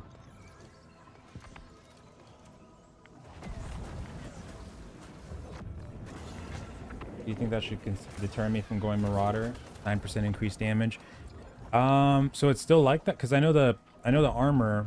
There was something about that during the beta where people were wanting that to get changed. But right now you're saying that they still have 9% increase on their damage?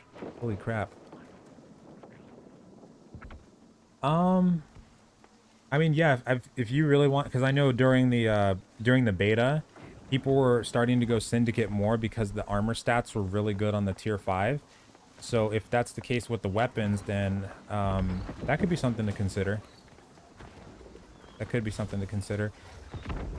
But eventually, like, you're gonna, it's not gonna matter eventually because, you know, when we get crafted gear and, you know, gear from the elite points of interest and stuff like that, after we get past that gear score threshold that the faction gear is currently at, then you won't have to worry about, you know, what faction gear has what stats. Come here. Is that our meteor or theirs? I think it's theirs.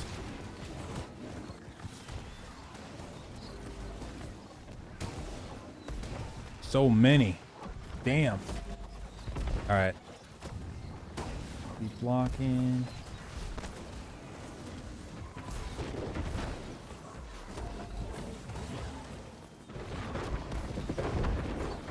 Trying to find a place where we can start pushing. Holy crap.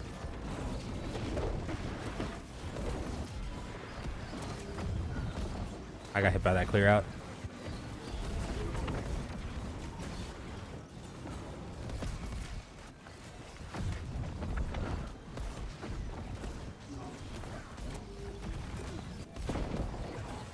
Okay, we're moving in. Paladin build still viable? Yeah, it's still viable. Yeah. I can't show them right now, but the ones that I have in that video for the Paladin build, that's basically what I'm going for. Right now I have about if I remember right, I have about 136 con. Interrupted that. And 80 focus. Getting hit by that repeater and it does not feel good. Can't block right now. Oh my god. That repeater hurts. Okay. We can get back in there. Buy some more stuff from the war camp. Let's see.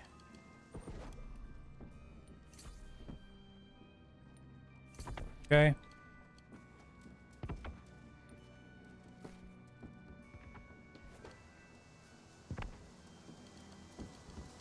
Put down that cannon.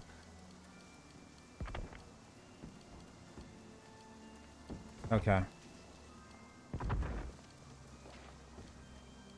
This war might be a little bit tougher because this one's Syndicate versus Covenant, but Covenant has a crap ton of higher level players.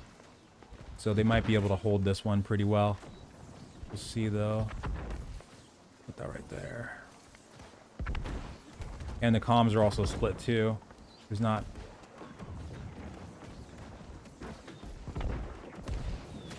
because we don't have everybody in the same Discord. Ooh.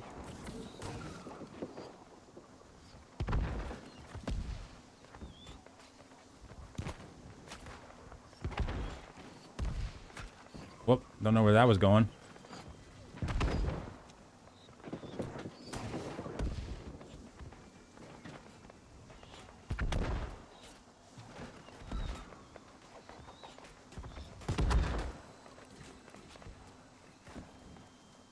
Okay, I think they're gonna go B. Let's go B.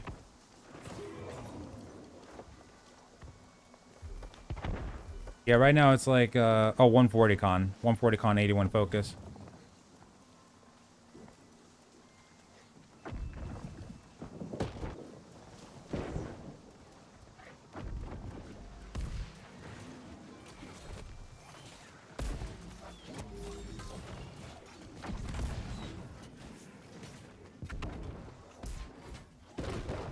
Jay.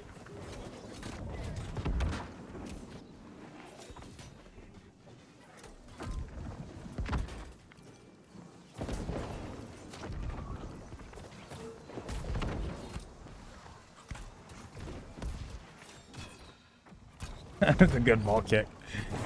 Ow.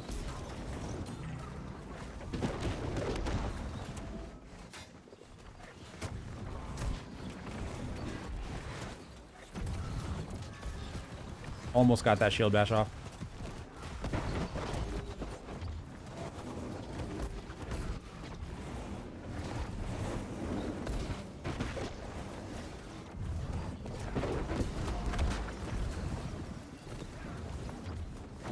We got A, but there's no openings just yet. Oh, another 46 as well. Damn.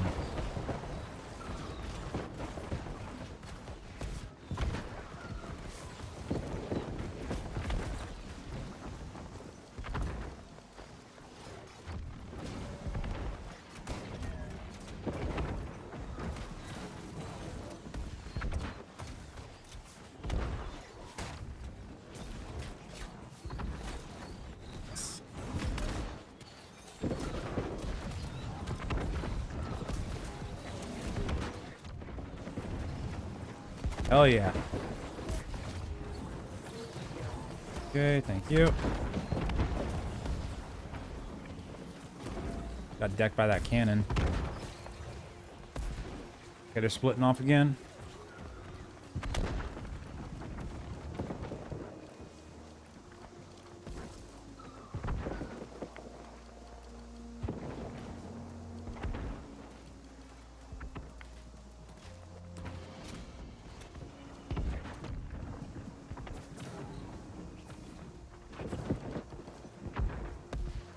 Okay.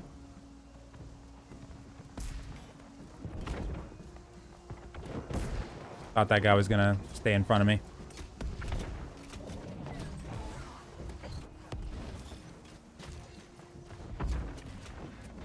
Body block him, body block him.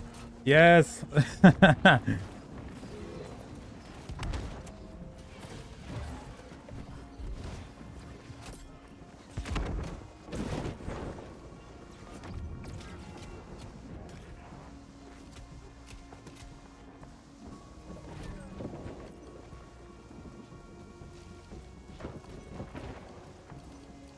I wish I had an amber gem sword right now, but it wouldn't matter too much right now.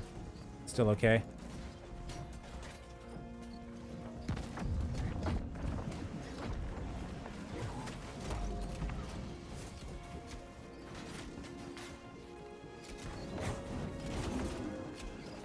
They're holding so damn hard right now.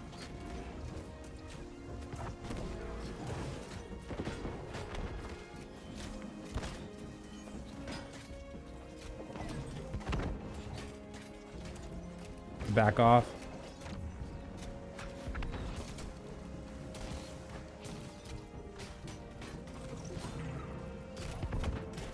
I'm dead. Go out fighting. Go out fighting. Damn. Okay, they're over there now. Good, good. They are holding like crazy. Damn. Come on, people. I think they're gonna take down B, or try to. See if they can.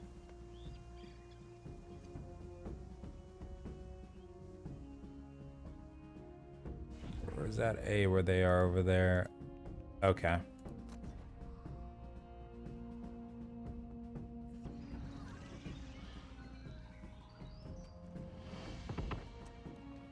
What is that? Oh, okay, spear. It looks pretty good.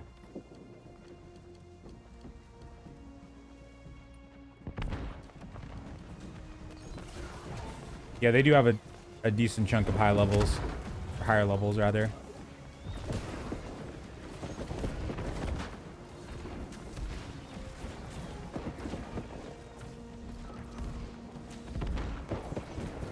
What build are you using? A paladin build. It's like a sword and shield lifestaff.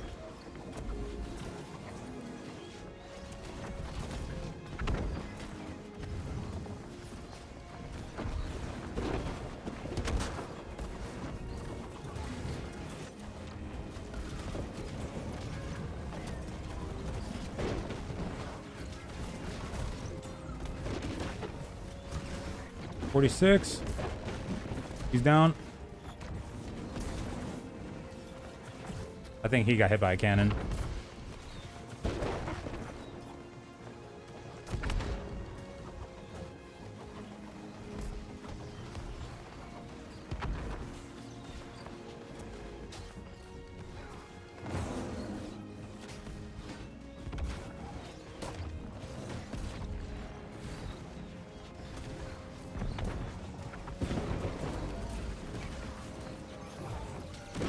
close. Close on both counts.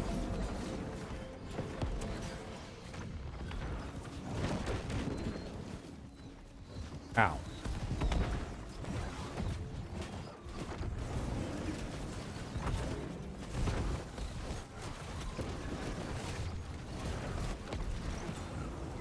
Client. Can't pop a pot. There we go.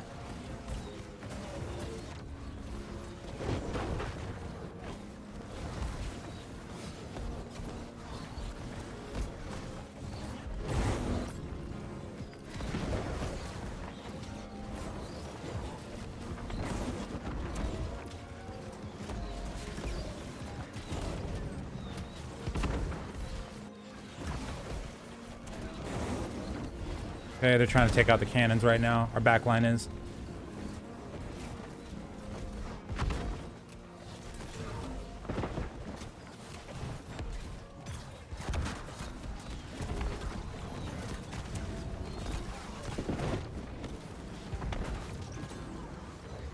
Oh, that didn't trigger. Dead. Damn. We don't have enough people on the point.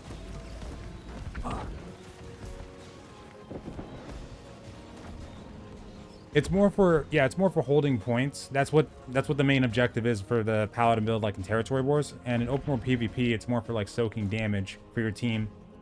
Ooh, vengeance kill achievement. Gotcha. Nice. So yeah, it's not as big on the DPS side, but it's more for damage mitigation and healing yourself.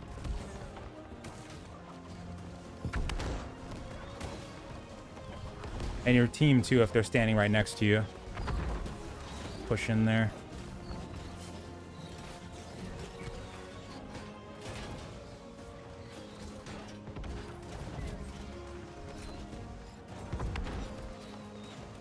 Where the... Oh, okay, they're going over there. Holy shiz. Wait, isn't this A? Wait, why are we going to A? Or what the hell? I think they're gonna try to backdoor. Worth a shot. Oh, I see what they're... I think I see what they're trying to do.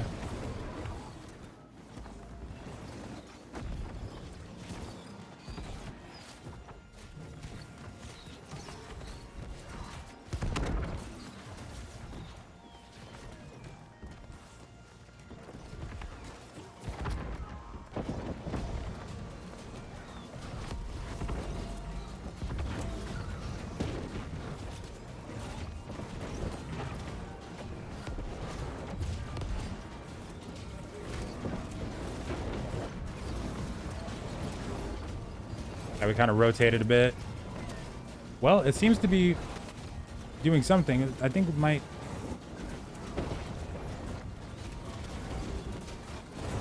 actually help push him back a little bit. I took a direct hit from that repeater. I'm pretty sure, like a direct couple hits. That hurt.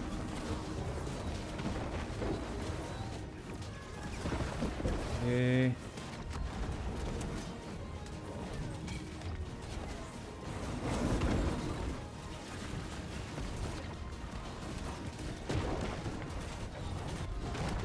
Oh, that's death.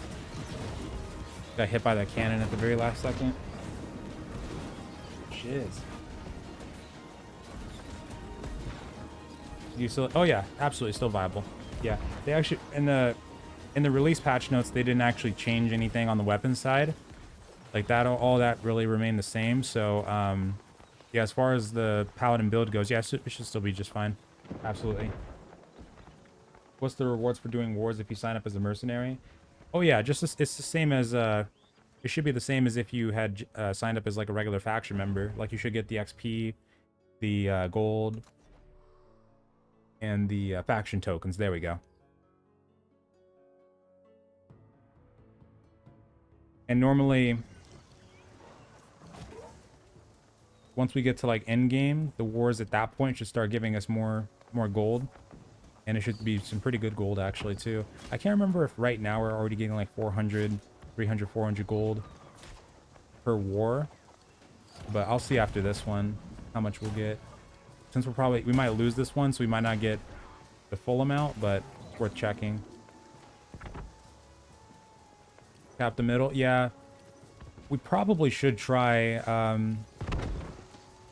We're kind of split right now because this isn't our war technically. It's Syndicate versus Covenant, but Syndicate's the attacker. We're trying to follow along here, but they're putting up a super good defense on Covenant side though. They got a lot of heavy hitters. I think Exac. This is the first time I've seen Exac in here actually. In the war.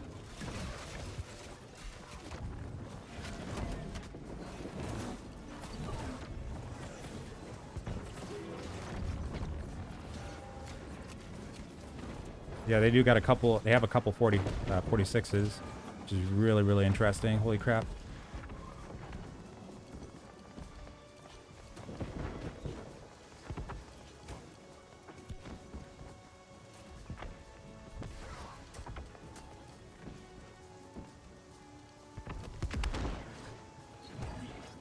I haven't spent my battle tokens at all either. I'm not sure if other people have either. A lot of us are just trying to push something, it looks like. Heal up, heal up, heal up, heal up. Hot food. Or we split? Okay, they're backing up, they're backing up. Gotta go. Almost got hit by that. Good cannon shot, whoever did that. Oh, damn.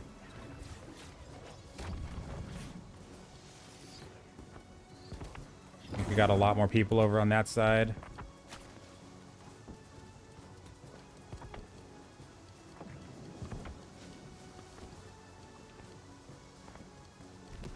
Town boards and mass gather. Yeah, I've started to switch more to town boards too after I heard that the threshold thing was still a thing where after you get like 100 mining and 100 weaponsmithing, it's giving you those town projects that are giving like 4,000 XP. Are those the ones you're doing, Swole? I'm gonna probably jump into doing that. Holy shiz.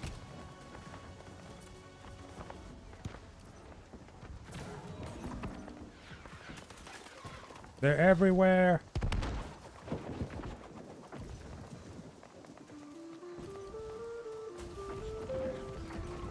Oh, that's what. Okay, they're sidewinding again. All right. Let's see.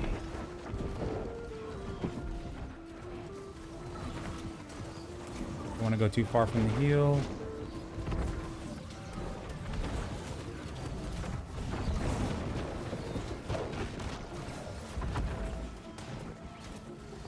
Oh, he didn't let me get the kill. Jay. Holy shiz. Yeah, when my health takes a huge spike, that's when I know I'm getting hit by a siege engine. They do so much damage.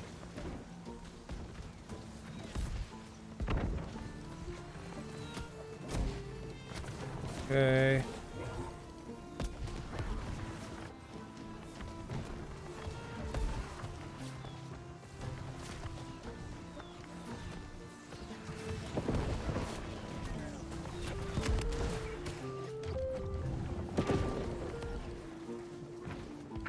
Missed him.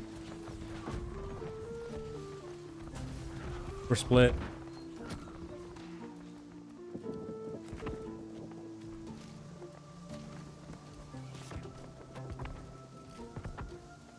All the cities give the same XP for the same quest? Oh no, like if you're talking about the side quests and main story quests, no, because they're different level zones, so they'll some will give higher than others. If that's what you're talking about. And for faction missions, it should be the same thing, where like the higher level ones should give more XP kind of thing.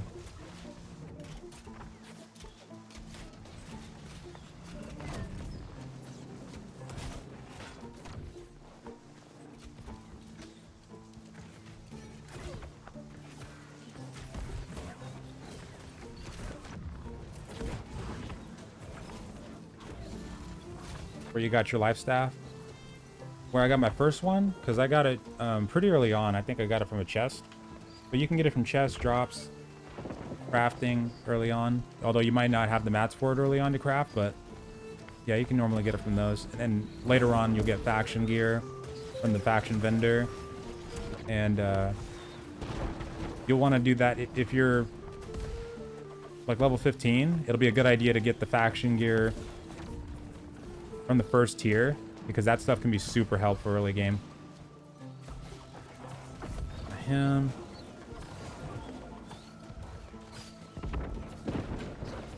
Somebody popped him. I think he's behind something. I can't get him. Oh, he's down. Okay. Close.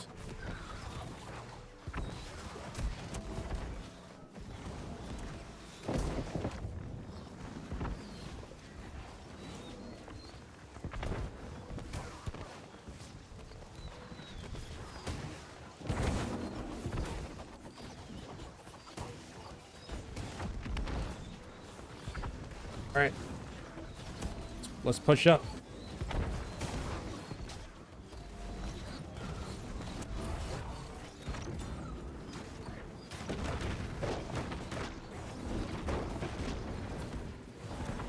Gravity wells. Damn, he healed up super fast.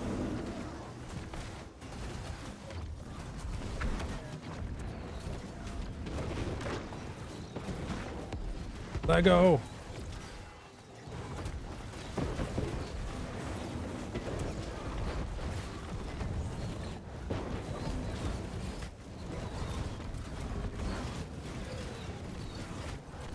I think they're backing up. Our team's backing up. Too deep now. Too deep. I got ice shower on me too. Yeah, I'm dead. Way too deep. Way too deep. I wanted to. I can't. They're I can't. I cannot. It's tough right now. It is tough. Holy crap. Damn. We're getting wrecked.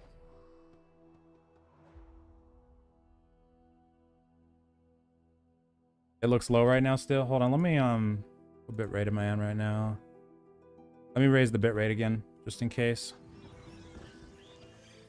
Okay, hopefully that'll improve it a bit. Let's raise it up a bit more. It was at 7,000. I put it up to about 7.5K.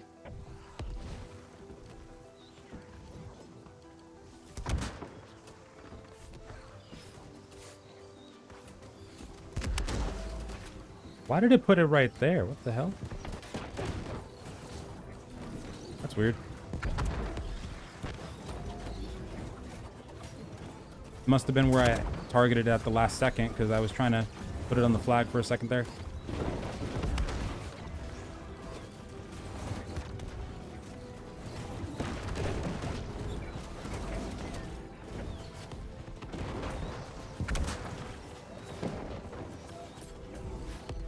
Yeah, I don't know what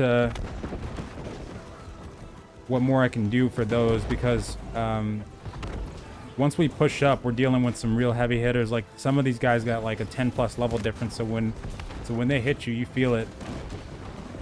So it's not, I can't really push up as much as I'd usually be able to.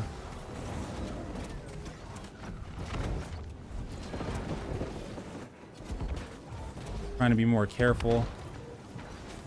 Pushing them off the, oh, 12 seconds left. Yeah, GG. GG's. GG's. Those damn cannons too.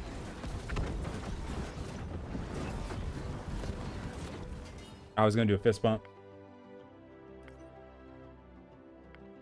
Better? Okay, good.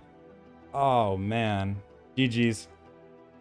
Okay, so yeah, we're still getting decent gold even at this point. But yeah, once we get to like 60, we should be getting some really good rewards from joining the wars too.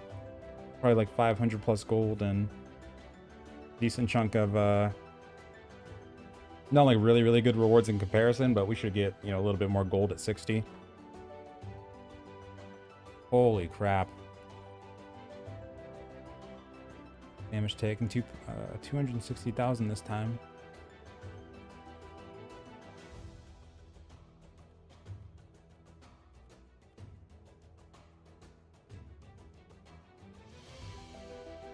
Oh, okay. Oh wait, not that high of healing on our side, I don't think, this time around. That was insane. Holy crap, that was insane.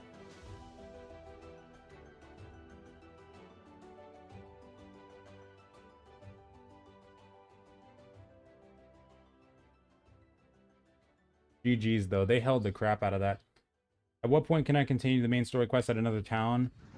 Well, if you're doing main story, what you can do is you just do all the main story, or you do the main story, but you do all the side missions that are in that area and try to pick up as many faction missions as you can too. And then after you finish the side quests and faction missions and it tells you to go to another area for main story quest, then you can just go ahead and move over. Or if you're doing the ones that are like out and about in the wilds, then you can just you can just do like a, you know, a couple of the side quests and faction missions that are over in that area, but you don't have to go too far out of the way.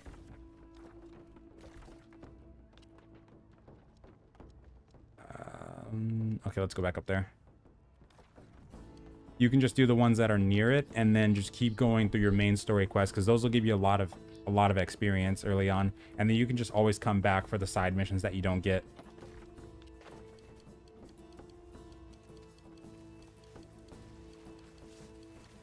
Are healers in wars nerfed to the closed compared to the closed beta? They should be about the same. But one thing that they did do is they did reduce the overall healing of the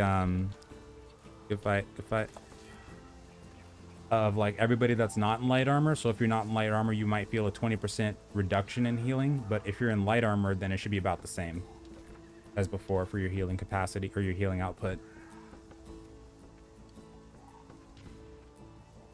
When's that Monarchs War again? I won't be able to catch that one.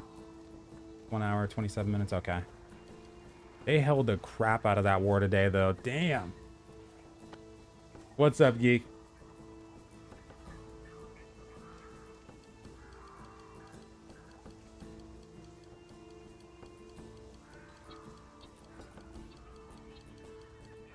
The bear spawn is as I thought. It's related to the number of players at the spawn point. There's 3 people now, and it's very slow.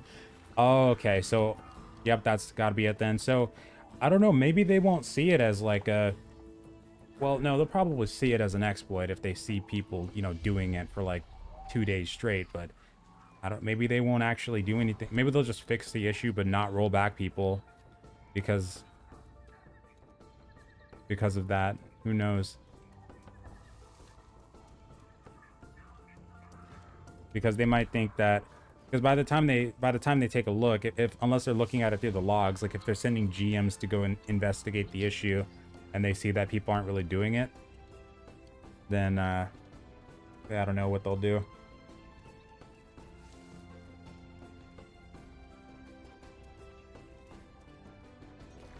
Gotta get to 35. I should have grabbed some PvP missions, but I'm actually just gonna do these ones, and then after we get the advancement quest done, I'm gonna probably dip out for now, but I'm gonna be back bright and early. I'm probably gonna jump straight into the town projects like when I get back tonight, because it seems like those are doing really, really well for people that are doing them right now, and I do want to level up my armor smithing so freaking bad, so bad.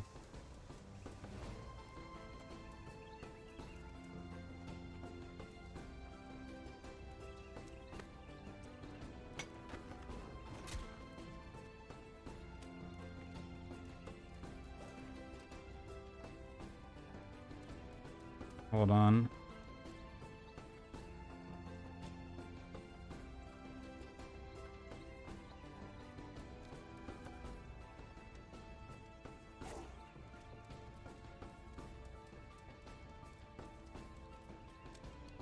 All right, you come here. Is the game worth it? Well, yeah, absolutely. I mean, if you like games with action combat, okay, so I should fully explain that before I say something like that, because I used to say, I don't really say that anymore because there's a lot of there's a lot of things I need to explain first. So if you like games with action combat, this is one that you will probably enjoy. The graphics are beautiful. The sound design is awesome. You know, it's got that going for it. And the life skill system is really, really nice. However, on the content side, it's not going to have as much content as other MMOs. You might run out of stuff to do pretty fast if you're somebody who likes to, you know, rush through the nitty gritty to get to the end game. Basically, you'll probably be done with the end game in the span of about 2 to 3 weeks by the time after you reach 60. So there's that. So like early on, you know, people are going to be rushing to 60, and then for about like a month after right now, we might start running out of stuff to do and have to wait for the next update patch. But there are things that you can do to extend that, you know, like focusing on the lifestyle buffs or focusing on the life skills and doing PvP and whatnot. But yeah, that's something to keep in mind, that the game itself is not going to have as much content, and there's still things that need to get tweaked for sure, like of course weapon balancing, but also bugs and stuff that you'll come across. And the queues have been kicking some people's butts, so depending on which region you're going into, you might have to, at least for the next couple of days, kind of suffer through it a little bit. But you know, that's normal with MMO launches. But yeah, overall it's a solid game for 40 bucks. You could do a whole lot worse, and it's got a lot of potential. And if this ghost does not stop spamming the crap out of me, come here.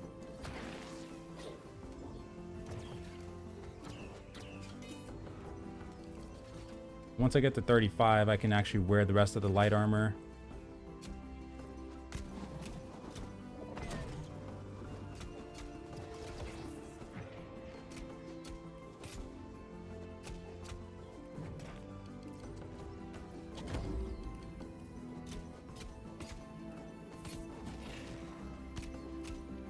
Oh yeah, if you're a casual player, then yeah, you're good. Yeah. Now and if you like to do life skill related content, then you're gonna love this game for sure. Or like it a lot, rather. There's a lot of cool things that they could still add. I mean, still could add. Like if they had treasure hunting, that'd be awesome. And I know people were talking about some other cool professions that they could potentially add. That'd be really nice, but they do have a lot of feedback on that though, so hopefully they'll take that into account on like what people would like to see. I remember there was a big post like a couple months ago about treasure hunting, and I would imagine they probably saw that one. I would hope so. Game is just 20 bucks. Wait, 20 bucks? What? Is it on sale right now? What the phone?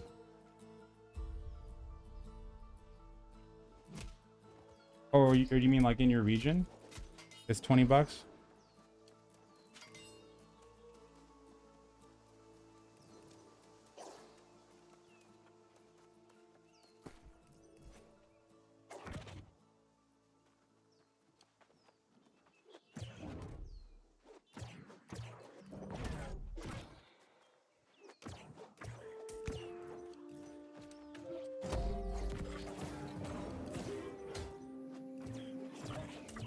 Three more.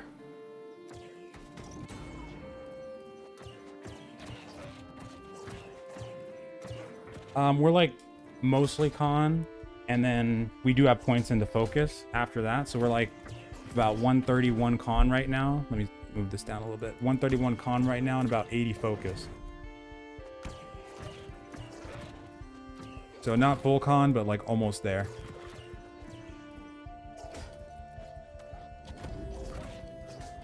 And we would go heavy for the paladin build, unless you're using the greataxe, warhammer, or greataxe or warhammer with the lifestaff. Then you can go light. Like I was using that for leveling up. But other than that, if you're gonna tank, then you want to use heavy. Ow.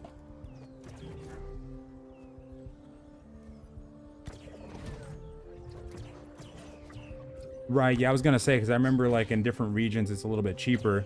I was wondering like if in just their region it was 20 bucks. It'd be awesome if that was thing everywhere.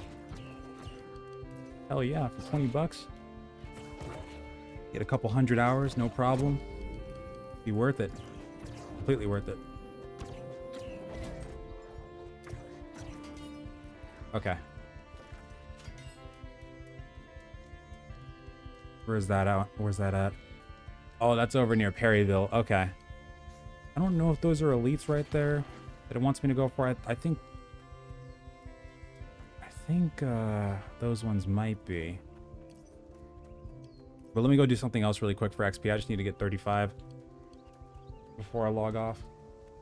What's the fastest way to level with friends? Well, doing your main story quests is a really good way to, you know, get up there when you have them available. Main story quests, and then taking side missions, faction missions, and town projects all when you can is a good way as well. But the biggest thing is if you're in a group, you can do other things too, like elite mob farming. So when you get to level 20 plus, you can go over to Monarch's Bluff. There's an area over here called Dead Man's Cove right here, and you can actually take a group of, like, you know, 3-5 people if you want to, or more, and you can gather up all the lost over there and start farming the crap out of them for decent weapon XP. But if you have like 2 or 3 people with you and that's it, then it can be pretty decent for weapon XP as well. Or I'm sorry, regular XP. We 35. And there's going to be other areas around the map when you level up that you'll see that will also offer elite mobs that you can farm on too. Like Brightwood has Bright Rest Cemetery. You can farm on those mobs. And like Restless Shores has one. Morningdale has Scorpius Tower, that kind of thing. It's not the elites. Okay, cool. Oh, good. Okay, good. Okay, I gotta head back to town. Okay, I'm gonna do that tonight for sure. Then I'm gonna make sure I get that kite shield. Or not kite shield, but tower shield, because I cannot wait for that. It's gonna be great. I should have a decent amount of points saved up right now for Marauder tokens. So once I get that promotion, I should be at least about 60% of the way there to getting that shield. Are the queues and lack of imagination?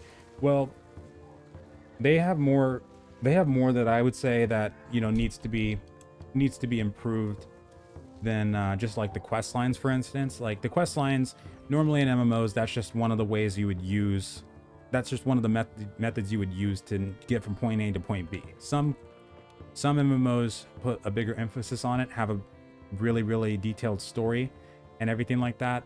This one does have a good foundation for that, but it's not quite there yet. But I would love to see, like for this game, because the open world is one of the places where I think it really shines. So I think one of the things that holds it back from its full potential is not having a lot of ways to grind in the open world, like not having a lot of PvE content, but also other PvP based objectives that we can utilize in the open world. Like it'd be really good if we had more dynamic events besides the corrupted breaches, maybe even ones that would automatically flag you as you enter them.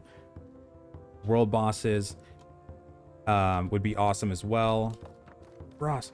And you know, stuff like that would be really cool to see. And like eventually if they did naval content as well, I think that would be amazing.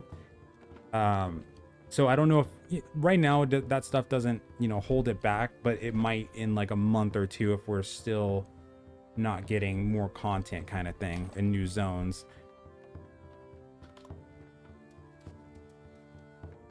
What's my weapon skills? Right now my sword is at like 13 and greataxe is at 15 and lifestaff is at 12 at the moment. Let me see if I can go back to Windsward really quick, because I'm gonna, when I get back, I'm gonna do a couple town projects and get that stuff going. Oh, Monarch's Bluff, actually. Let me go to Monarch's because I'm gonna buy up a lot of that rawhide that is selling for really cheap. Let me go to Windsward first, dump some stuff, and then it's on to Monarch's for a second.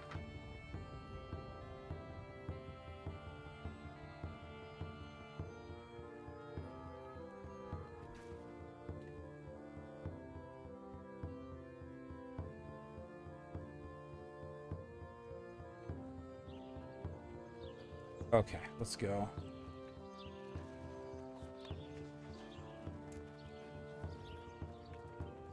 Bank right here. Perfect. Dump this stuff so it's not as expensive to TP over to the other region. Okay. All right.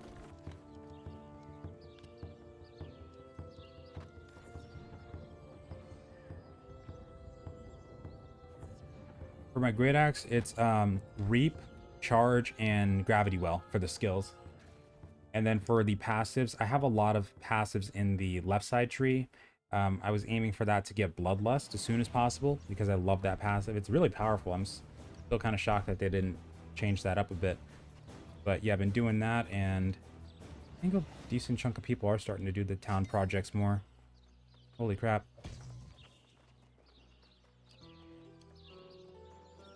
But yeah, this is what I got so far on the greataxe. Reap, Charge, and Gravity Well.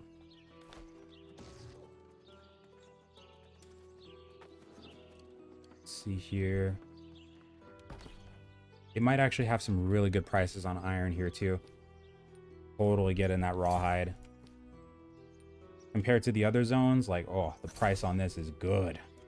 Don't even care if I'm encumbered. Look at that. I'm just gonna stockpile some of the stuff in the bank. What's my money at? 4.6. Okay, I'll just keep this one for, I'll just keep this amount for now. It should get me a decent chunk of the way through. I'll check the iron price.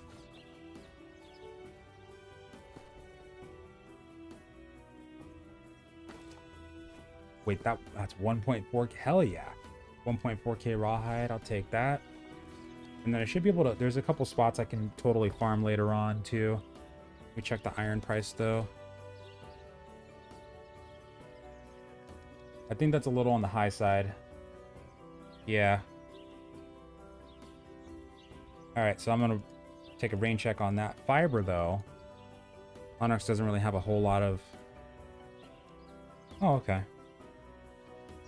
I'll buy this one. Sweet. Alright, but we'll call it there. I'm going to come back later on and start doing some more town projects and getting some more levels. And then tomorrow we'll jump right back into stuff. But I'm going to be using the rawhide for... Actually, I'm going to only convert some of that into coarse leather. And I'll keep the rest as rawhide. But I'm going to be using that for town projects. So we're going to be doing a whole lot of those. Or I'm going to be doing a whole lot of those later tonight. And getting my weaponsmithing up to over 100. And also trying to get my mining up as well. Because the town projects are giving a crap ton of XP right now if you get past that threshold. So we're going to try to do that. Get some star metal stuff going if we can. Rawhide. Where's the tannery? Oh, there it is. Okay.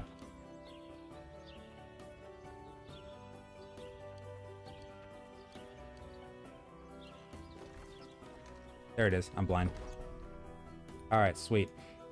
That should work. But thank you guys so much for joining. I'm going to head out for now. I got to go run an errand, and I'll be back tonight to grind some more, probably through the night, and I'll come back tomorrow bright and early, and we'll continue on this journey. Thank you guys so much for joining. I'll catch you guys later. You have a wonderful night or day. I'll see you next time, folks. Thank you for all the support today. Seriously, it's been insane. Appreciate you guys.